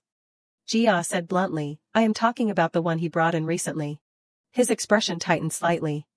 Ah, the woman who came from a family famous for having healthy children, right? Sirius turned his face away, sighing. That is right, she is the type who would definitely do these things. Jia was stunned. Did something happen to her? He glanced at her. Then his eyes moved away as if avoiding something. No. Jia naturally did not believe it. She stared at Sirius, full of suspicion. He smiled brightly. Don't look at me with that look, it is nothing serious.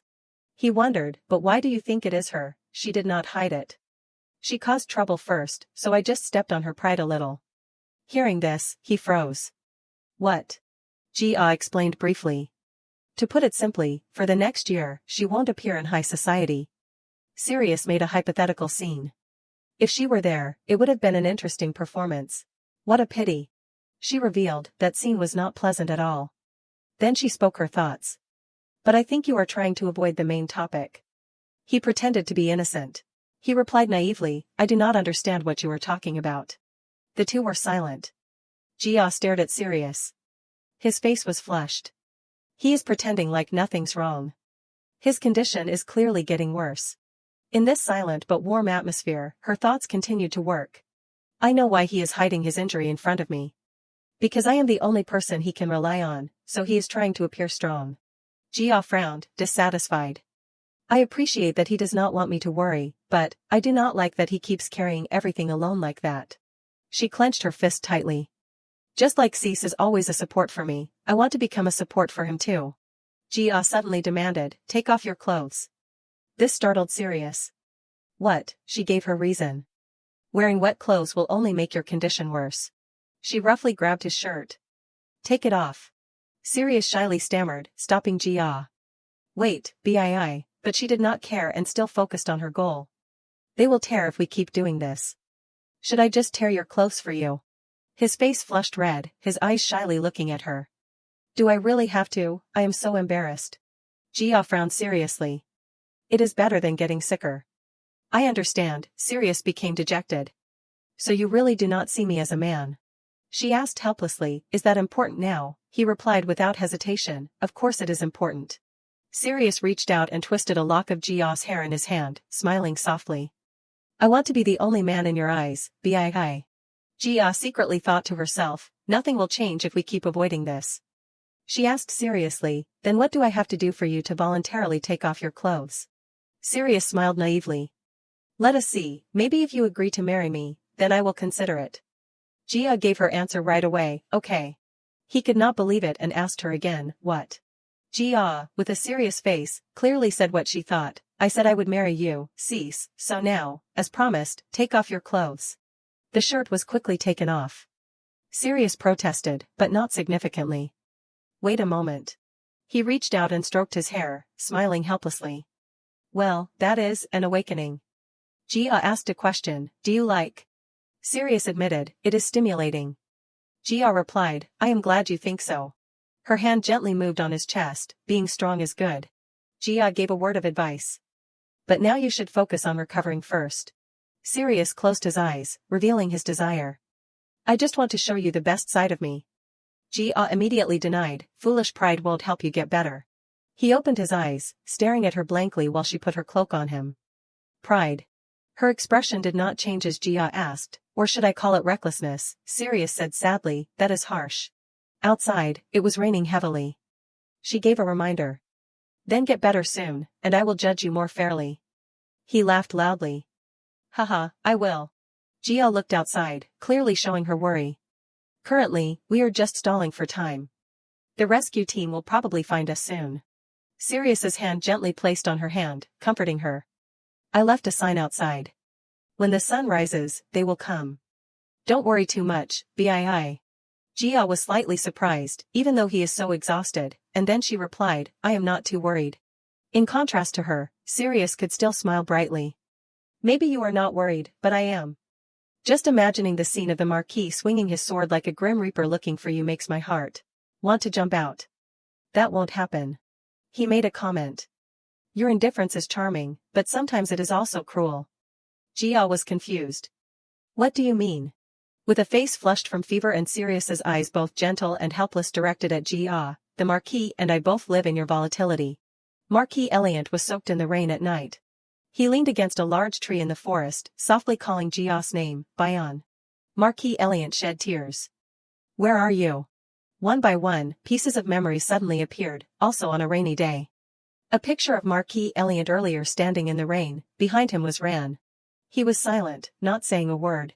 His hand clenched tightly. Marquis Eliant's expression was always indifferent. Returning to the present, he painfully buried his face in his hands. I have never been good at expressing my feelings to my daughter. Marquis Eliant reproached himself, why do I always only realize the value of a person after I have lost them? Suddenly, a guard hurriedly ran over. Your lordship. He reported to him, and this made him widen his eyes in surprise. We found the sign left by His Highness the Crown Prince. It was raining heavily. Marquis Eliant silently sent a message to Jia. Bayan, wherever you are, please be safe. He hurriedly ran in the rain, swearing to himself, I will definitely find you, at any cost.